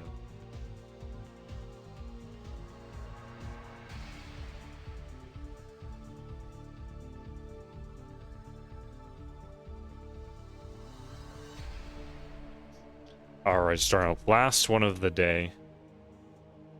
It's been really long. I'm starting to die here. But we'll keep going.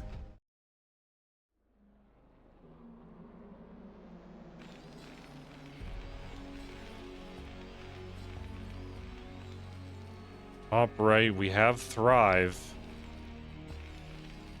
Bottom right, we have the VideotapeReturner.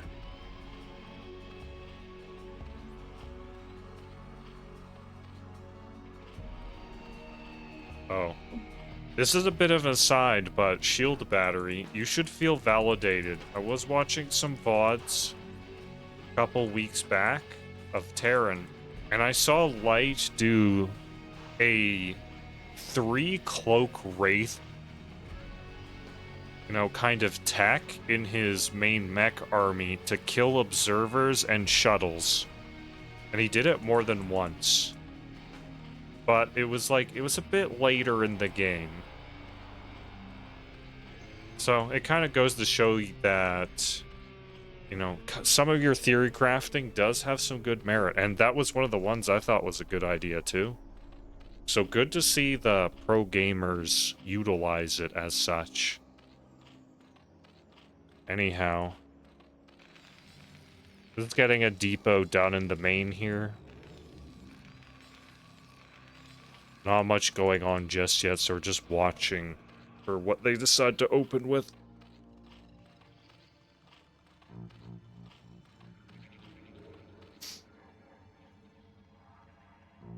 "12 hatch it is. Bunker being made in the main. The scout going the wrong way? No, the right way.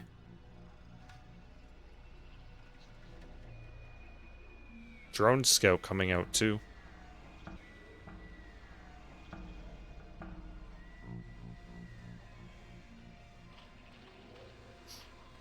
Okay.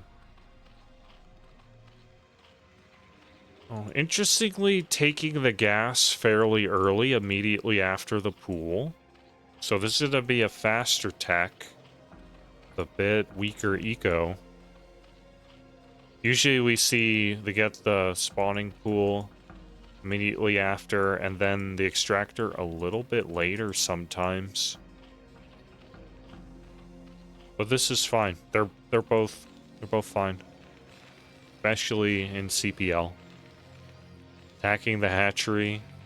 Sometimes just randomly attacking your SCV on like a building can make the Zerg nervous. Because it's like, oh man, is the 8 racks coming? But he knows. In this case, the Overlord is here.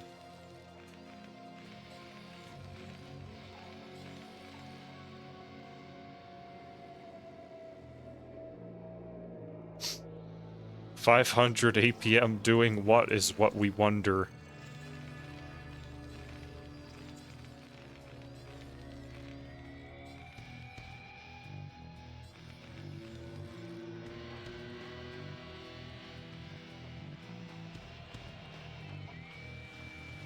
Okay, up to Lair. Lair first, then Zergling speed. Going for 2 racks. Okay, since the earlier barracks gonna be, you know, looking to do some damage. Ends off the Overlord a bit.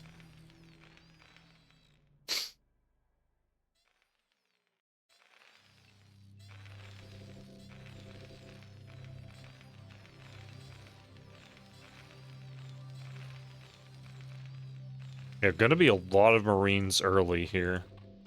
Only 4 Zerglings with the Spires very quick. Up to 6 now. So this should be interesting. We're gonna have like a very strong clash between these two very soon. Unless someone starts donating units, Zergling speed is kicked in, but they immediately run away upon seeing all those Marines.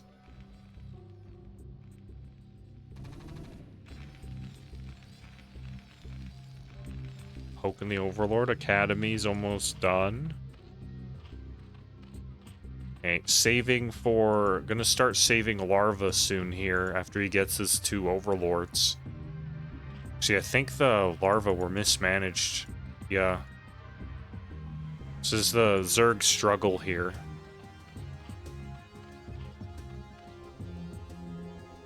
Because if this was optimal, there would be 3 larvae ready at each hatchery, and if you're super optimal, you could abuse, like, lair things to get an extra larva out of it.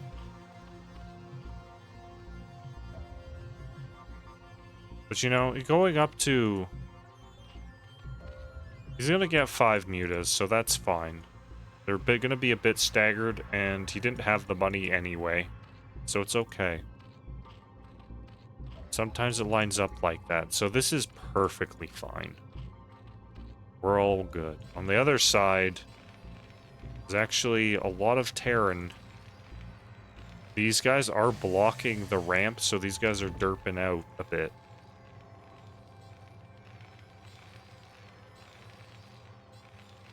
Gonna push out now with the small number. Bunker is empty. So gonna push out with all these guys. There's no sunken. decides to pull back.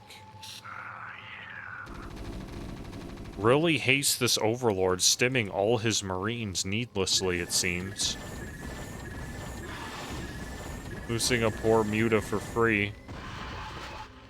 That's not what you want to see.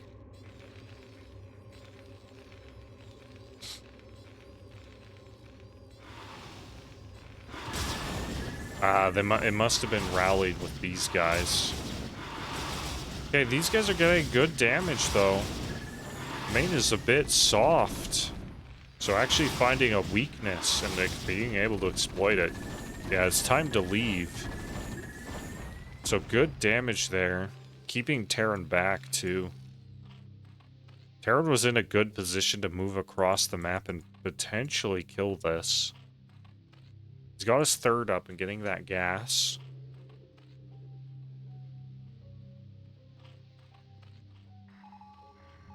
He scans and sees not much of anything here. It's just the base. It's mining. Now puts down the Queen's Nest.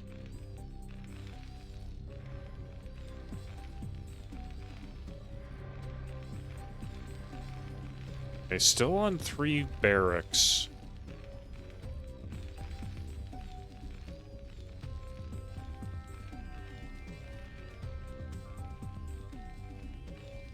Oh, as the Marines move out, the mutas come in. Guess the turret, a muta dies for its troubles. It's a full stack.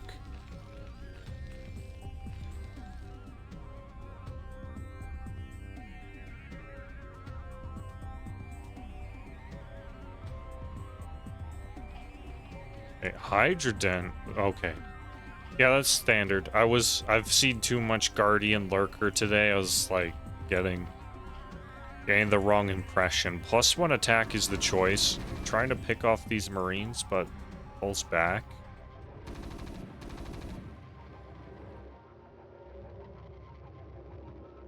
Okay, he's grouping his Marines together. That's good. You don't want them to be caught out single file. This is a lot of mutas, and they're getting good trades. That could change at any moment. Oh. Still a lot of mutas. The sunks are actually getting up, so he shouldn't be able to push this location anymore. He doesn't know about this base. Or at least he doesn't know where it is.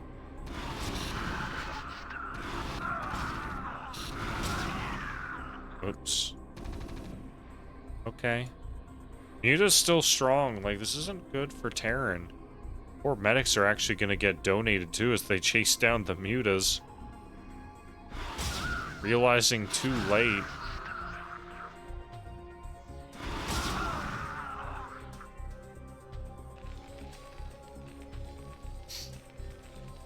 Okay, getting up to 4 barracks now. Going for double starport. Do we have an armory?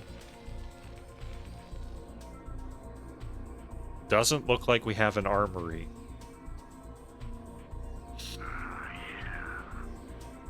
So, it's gonna be just science vessel. Okay, gathering his guys together. Lurkers are gonna get set up here, so it's no longer an option to attack that just yet. At least until science vessels are really up and running.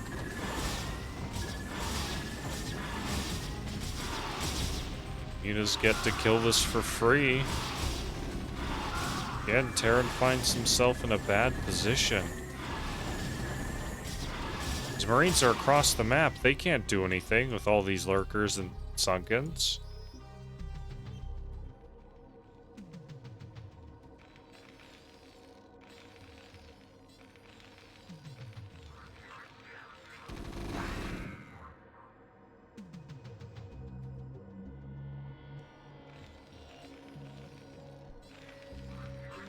Okay.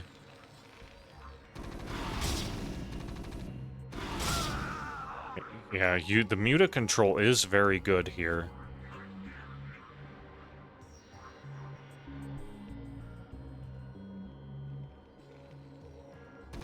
Getting more pickoffs on the reinforcements, but...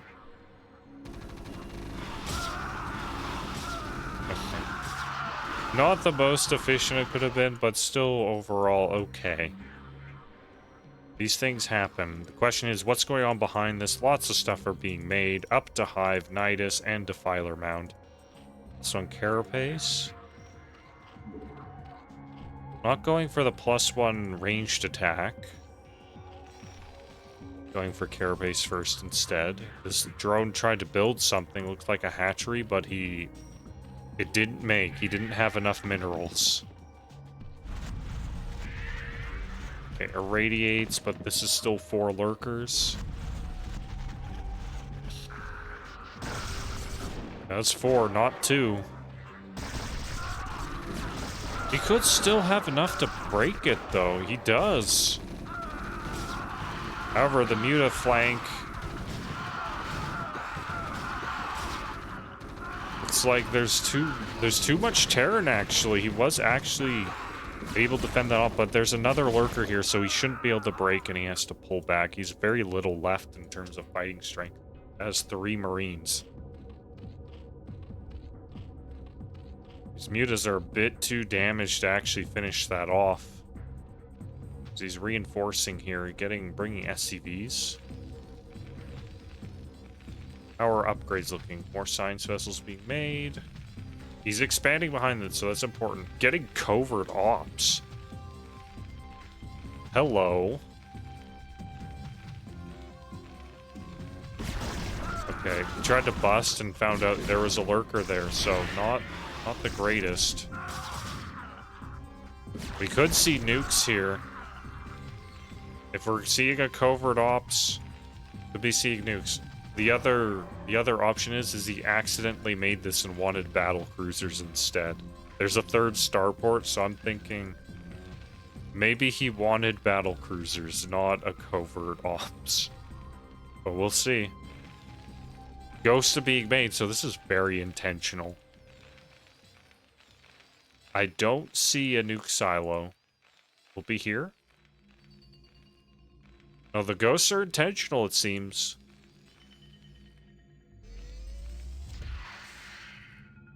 We see a nuke silo.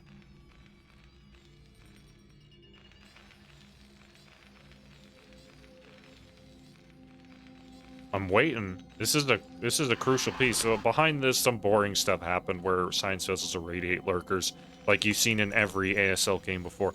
More importantly, are we going to see a nuke silo?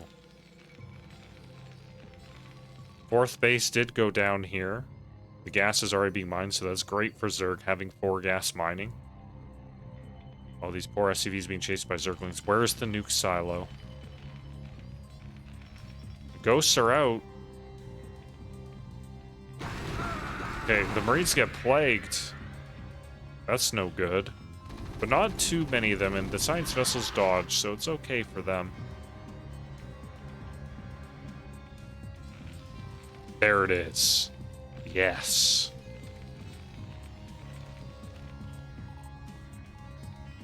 This is gonna be unexpected for Zerg. He's not gonna expect a nuke to just destroy this and then the Marines break in, but Terra needs more stuff with this. We need more stuff. And since there's no cloak being researched, okay, there's ocular implants. I expect D-Matrix to be used on the ghost so it doesn't die and have, like, the science vessels cover it. Okay. Continuing to pressure down here with irradiates on the defilers, you know, that usual song and dance. But we don't care. We will care about nukes here.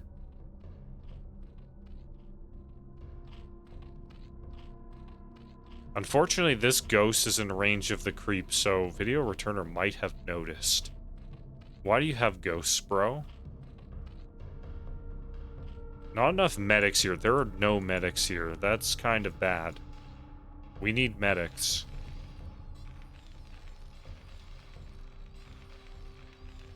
Is the nuke finished? The nuke is halfway done. So the nuke will be able to kill all this, assuming it goes off. Okay, defilers are here. This might get pushed back before the nukes get off. I'd be sad if that happened. Ultras are out. Their armor upgrades are weak. No, a bit late. Plague going down on some of these poor ghosts.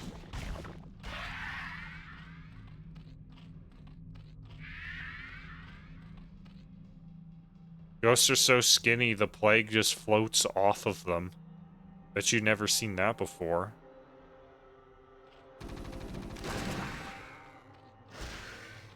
Our racer is gonna get the drones. Where is it? There it is. Just the naked ghost doing this. No D-Matrix, no nothing. He finally clears it out, so all these guys should come pouring in to kill this. Kill the Nidus. Please kill the Nidus. Get the Nidus, you need it. Unfortunately, his contain at the natural is no longer there. Kill the Nidus, please. This one medic has a lot of work to do, and she has no energy. Okay, Nidus finally goes down just as the Marines, or Zerglings, just get out. There's nothing here but Zerglings. He should be able to clear this out, actually. Oh, Ultra's almost done. Never mind. With only one medic with no energy, the Ultras should be able to stop this. Unfortunate, but that's how it would be. Actually, the armor upgrade just kicked in now. Oh, unfortunate. This could have done so much more. Meanwhile, there was actually action going on over here. That's a lot of ghosts. They do have cloak now. You know, ghosts actually obliterate Scourge.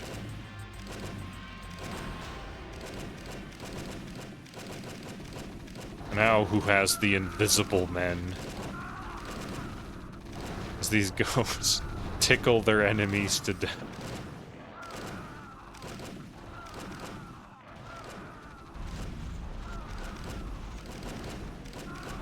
You know, I like it. He did get, yeah, he has the third.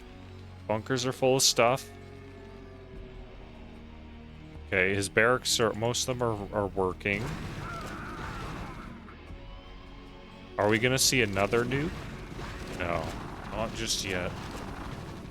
But, you know, stopping the fourth gas from mining is pretty significant. Meaning Zerg is not going to be able to really afford to manage both Defiler and Ultralisk until that gets back up and running. Does stop this base from getting up. That's important.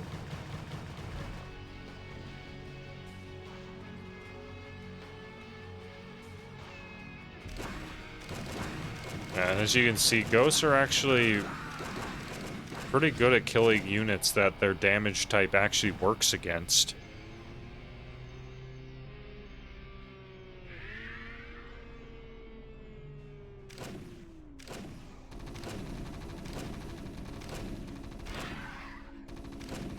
Now that's not a fight you want to take, Ultralisk under Dark Swarm. A little bit lackluster on the upgrades for Terran. Okay, getting up to that +3 attack. A second eBay would have been nice to get up to, like, have your armor value up. I think after losing that contained, though, he's a little too spread out. He's gonna lose more of these expensive ghosts.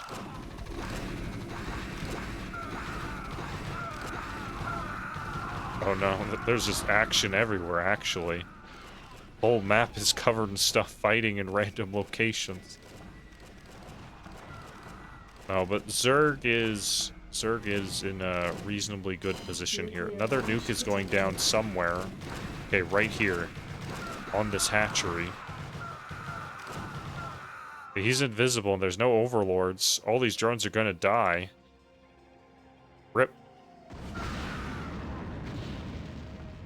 So the nukes have been effective, at least.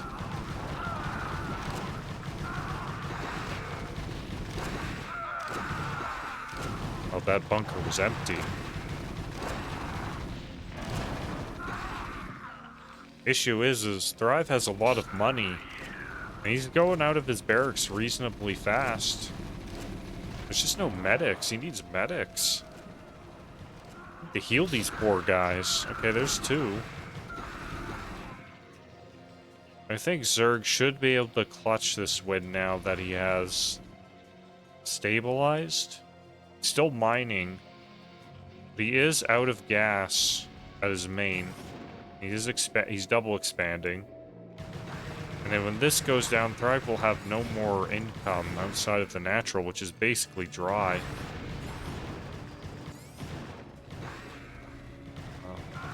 Careful, you might eraser your own SCVs with this. That's a bit of a misclick there. As they're just throwing away units into this base, knowing that's the only base Terran has that can mine. Thrive's money is gonna plummet.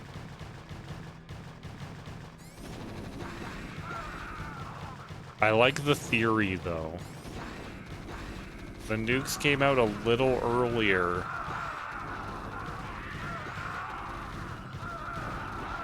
In fact, why not just use it on the main? With all your army?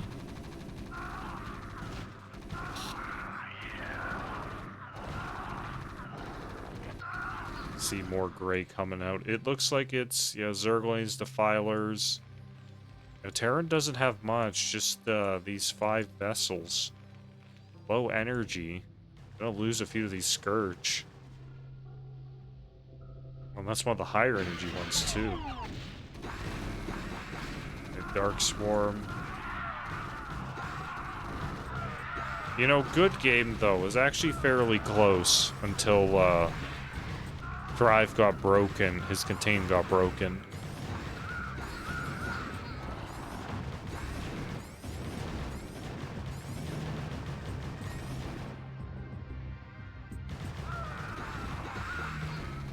But yeah, it makes me wonder, like, you could have possibly ignored this base and just nuked the natural and try and shove in there, because that's where all your army was. Alright, getting camped now. This base is starting to get up and running. Random vessels looking for drone kills, but you know, that's not gonna matter even if you kill all of these. Good reaction, but you're gonna lose all of them. Oh dear, at least Terran gets the consolation prize seeing 20 drones die like that.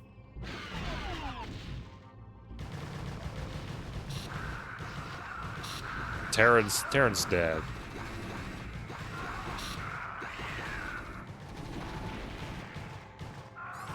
This is fine. Oh, I like the ideas from Thrive. He was pretty close, and you also wonder if you do, like, oh, just play standard. If he did that, I think he had a fair shot of taking the game for sure.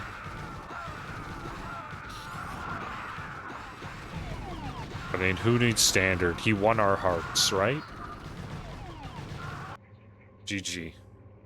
On to game 2.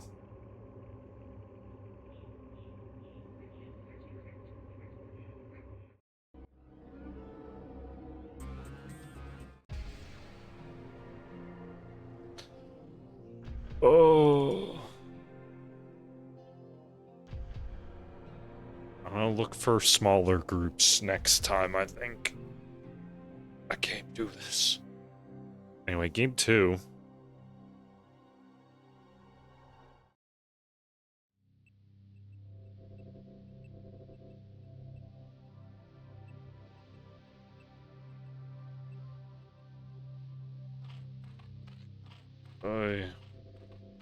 It's on Eclipse. Favorite. This is actually a great matchup on Eclipse. Oh, I didn't even change the names. I thought I changed the names. Whoops. Oh, I did. I just forgot to change the race. Whoops. Anyhow, we're on Eclipse.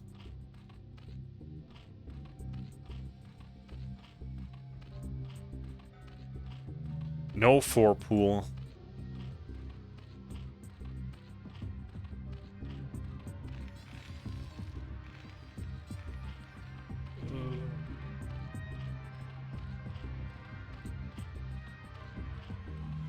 Oh, I like CPL level stuff. I think a new bust actually would work in that position.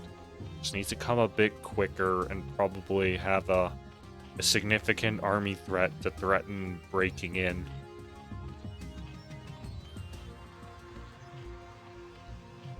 But actually, like, great control on the units. The whole game. Their radiates and maintaining defilers were on point for both players. We've got a barracks here. You expected. 12 hatch.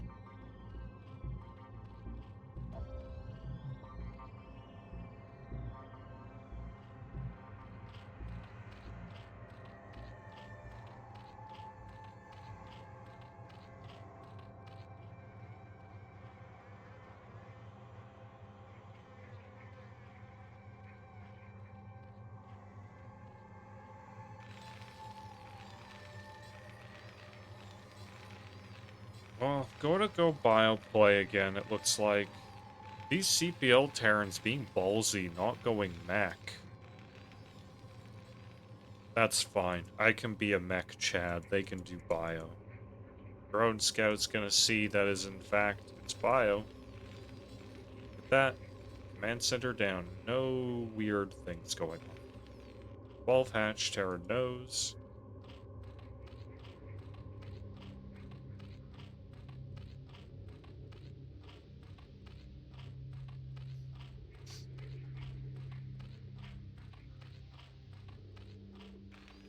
For a depot. Okay, yeah. Get your wall in done.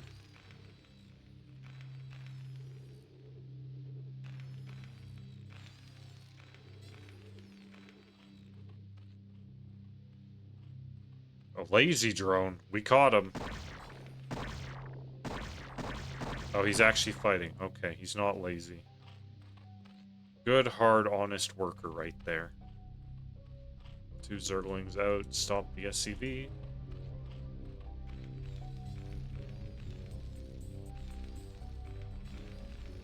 Going for the earlier barracks again. Or is this the normal timing? My brain's starting to melt, so things are getting fuzzy.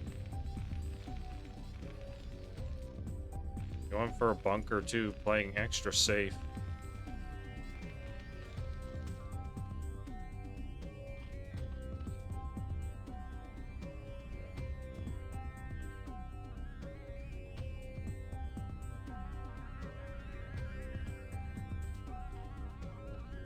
Only making the 2s, there is a 3rd hatch in main. Okay, see Spire. I wonder, is he going to do... Are we going to see a Hydra Guardian bust? Are we going to see the 2 base into 3rd base Ultralisk Crazy Zerg? Or are we going to see typical stuff? This is, like, still kind of typical. We need to see what happens later on. Building is this? Academy? eBay?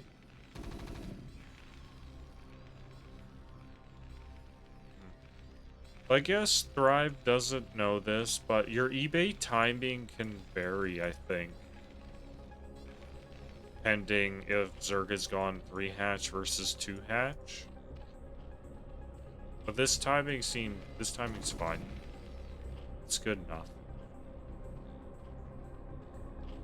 We'll be able to get turrets up before the mutas get there. Spire's not quite done. eBay just finished, so we should see turrets soon. Zerglings are moving out.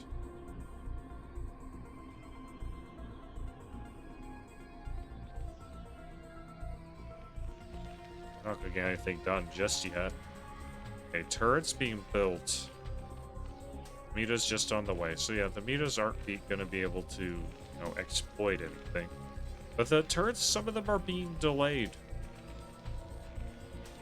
You know, trying to, you know, maximize your stuff. Starting them now. The main CC is a little exposed. Okay, started another 2 here. Okay. I kind of like that, delaying some of your turrets.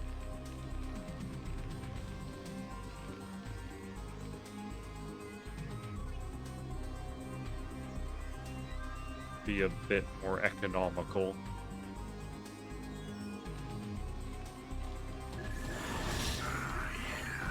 Alright, pokes it and sees, wow, there's turrets there. Surprise, surprise. Going for a 3rd base up here.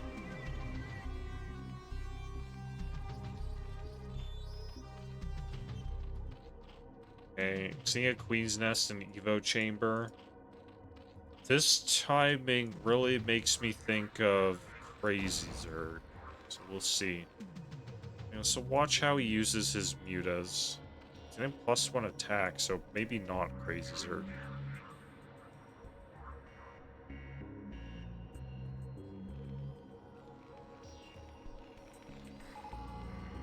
Making... that's fine. Oh, some action happened while I wasn't looking. Tried to dive in, got his ass blasted by turrets. Putting a lot of pressure on though. There's no sunks at home. Terran's being a little too scared, maybe. That's built a lot of turrets, maybe a few more than necessary. There's still only 8 mutas, so he's not making more, which really makes me think, with the +1 armor here, is going to be Crazy Zerg, and it's especially crazy because there's no sunkens.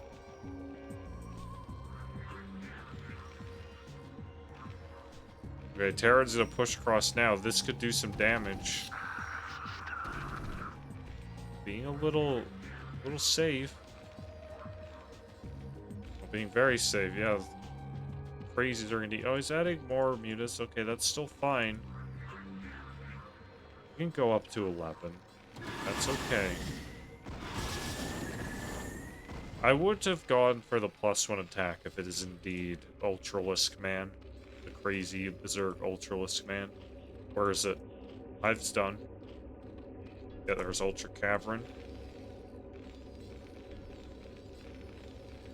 That's gas that you could have used for your stuff, and when you're making Ultralisk, every bit of gas counts.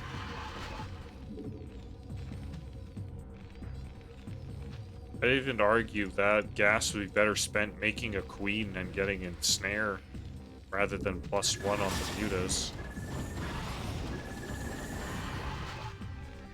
You know, it's 100 gas. We don't need to be super optimal here. And, you know, it could trick the Terran, too. Like, Terran thinking he's super optimal because the pros say something. He sees +1 on the mutas, and he's like, yeah, that's... He's not doing the thing, but he's indeed doing the thing. Immediate... Ultra armor. Lots of Zerglings being made. You don't actually need to make that many Zerglings with Crazy Zerg. I would like to see a actually saturated natural. Well, I guess that's 7, so that's fine, but more drones actually would be kind of preferable. Only on 24. You're not all in. You need more drones, not these guys. Overall, this is still pretty solid for Zerg here. Terran's being a bit too afraid. I don't think he realized how strong he was.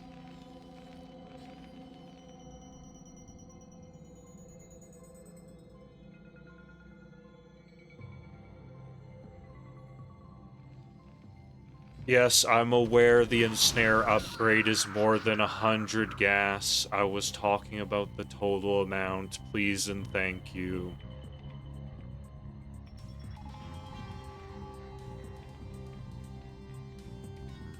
I am aware. Yeah, there's the ultras. +2 armor isn't finished. Evo timing is not super crisp, but it's good enough. Like, +1 is much faster than +2 armor, or +1 melee is much faster. So if you started +1 armor, like now, well, this was halfway, +1 attack would be finished around the same time.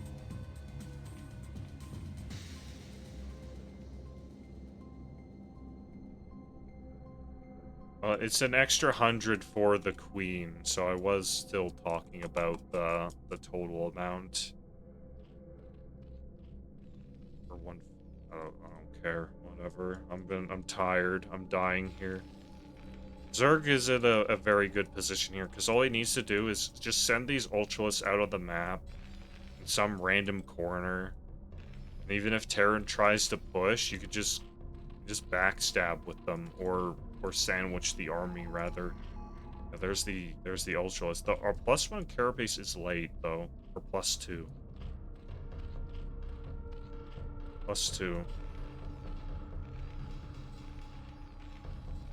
So, like, when you do Ultralists, you know the saddest thing is the earlier you get the armor, the better off you are. It doesn't matter if your macro is terrible. If you get your +2 armor with this build faster, and have, like, terrible macro and have half as many Ultras, it's still better than having, like, twice as many Ultras with +1 armor. Oh. Good ensnare. This split is not where it's at. All these mutants are dying. But he's attacking in right now, and there's not enough Terran here, I don't think. That's a lot of Ultras. Okay, there's in fact enough Terran. And actually, all of a sudden, Terran's in a good spot, and he can push across the map and kill Zerg. Okay, never mind.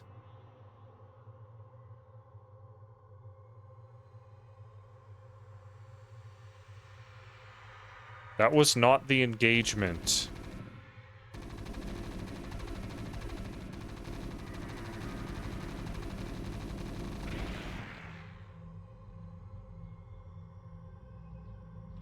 A kind of bit of an anti-timing, attacking without your +2 armor. You kind of need it. It's like, it's the whole build, and it's kind of sad. Like, the stark difference in how well you play versus just getting the armor. GG's call. That a bit surprising. I was expecting kind of a clean sweep there for Zerg.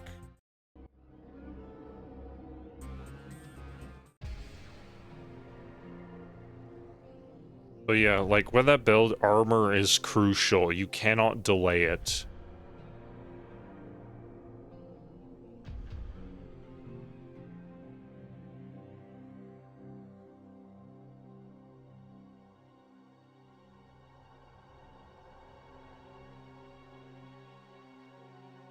Oh, we go on to game 3. Last one of the day. Last one before I immediately pass out after this is done. Yeah, queens are underrated for sure. Ignore that you saw for a half second.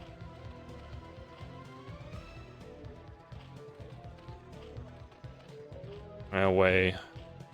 It's Gladiator at 11. We have VideotapeReturner. The bottom, 7 o'clock. We have Thrive.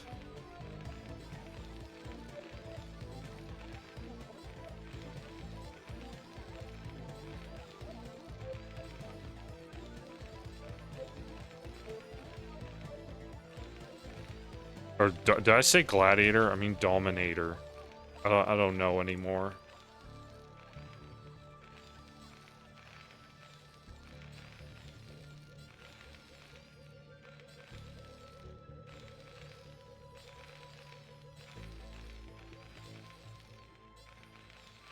Okay, yeah. Well, like, the stuff Thrive was doing was... Or Returner was doing last game was pretty good. You know, like, the build was slightly unoptimal, but it's like, it's fine. Just took a bad engage and threw away those ultras. It's kind of like, as I was saying, you don't need to attack when you have that setup. You just continuously make more ultras, and Terran has to deal with it somehow.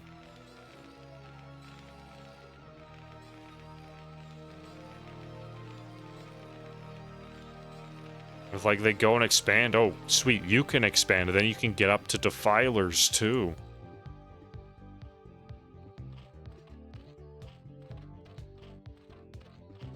Okay. 12 hatch. Again, spawning pool extractor. So, same builds, basically, to start, so we can just kind of laze about here.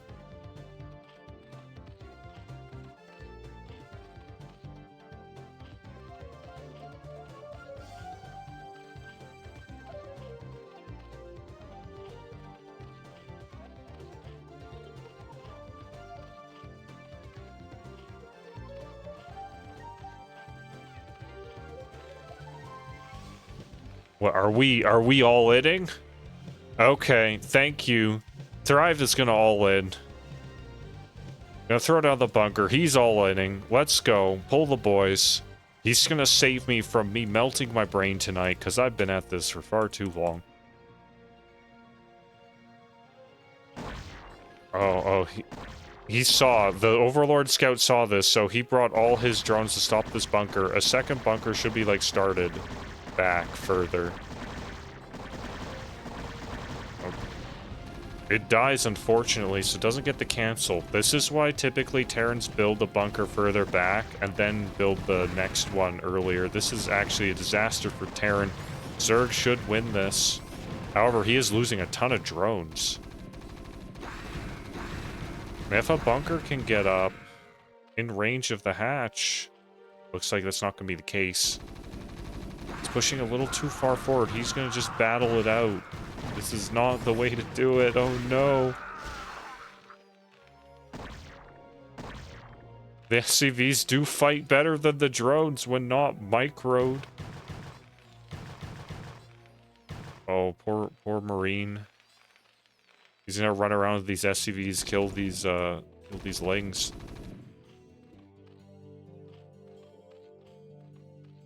But yeah, this is why you see Terrans usually build a further back bunker before going the first one. This should be GG. What's at home? Well, he has some stuff.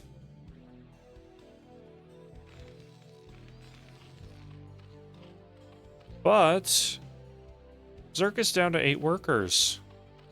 You know, maybe we're in this strange position where Terran did just enough damage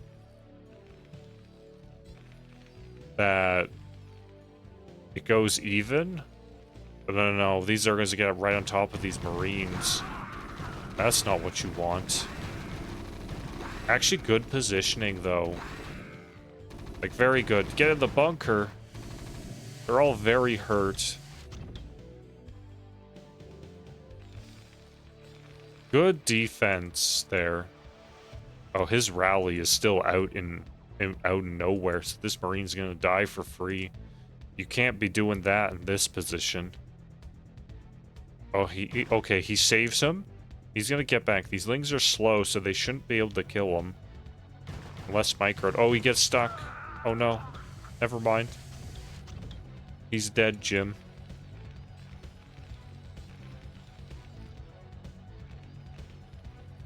Imagine how different this game was if this Overlord wasn't here.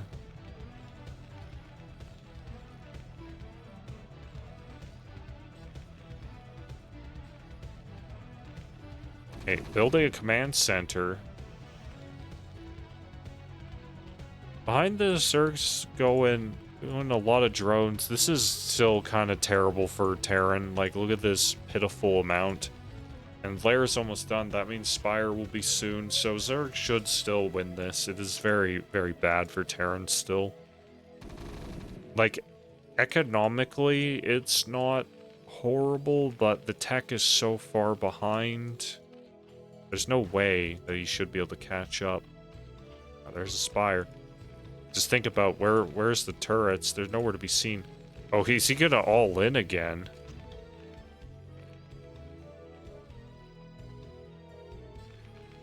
You know what? I would have liked to see him just like make more barracks. If he was gonna do this, this is like a spur of the bone thing. If he's gonna do this, why not make more barracks? I don't understand. But you know what? Maybe Zerg doesn't either. Oh, they're sunken. So too late. I think it's too little, too late. It's all over for our poor Terran. These two sunkens are just about to finish, and this one will finish shortly. So goodbye. Oh no.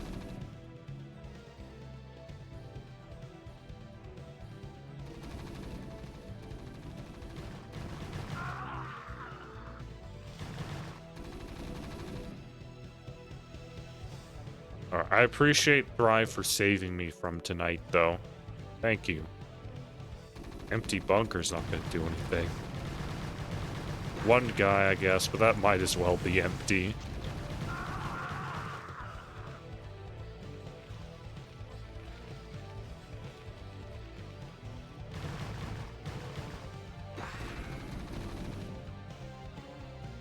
Mind, there's mutas on the way. At least there should be. No, not quite yet. He did get supply blocked.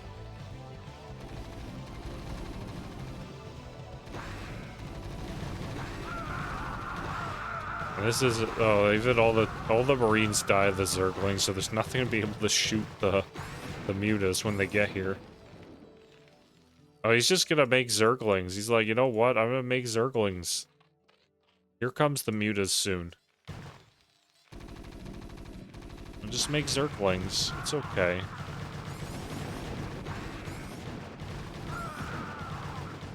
Yeah, the mutas weren't even needed.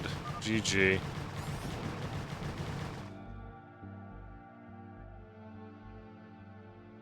Okay.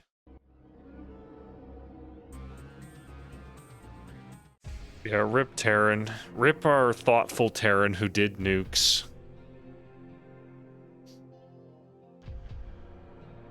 Well, yeah, like, actually, some of the games today were really good. I appreciate seeing them. I'm always impressed seeing some of the moves the CPLers do. Okay. I'm off for tonight. I'm dying. It's been too long. Next groups I look for are going to be shorter. Yeah, have yourselves a good night. I'm out of here.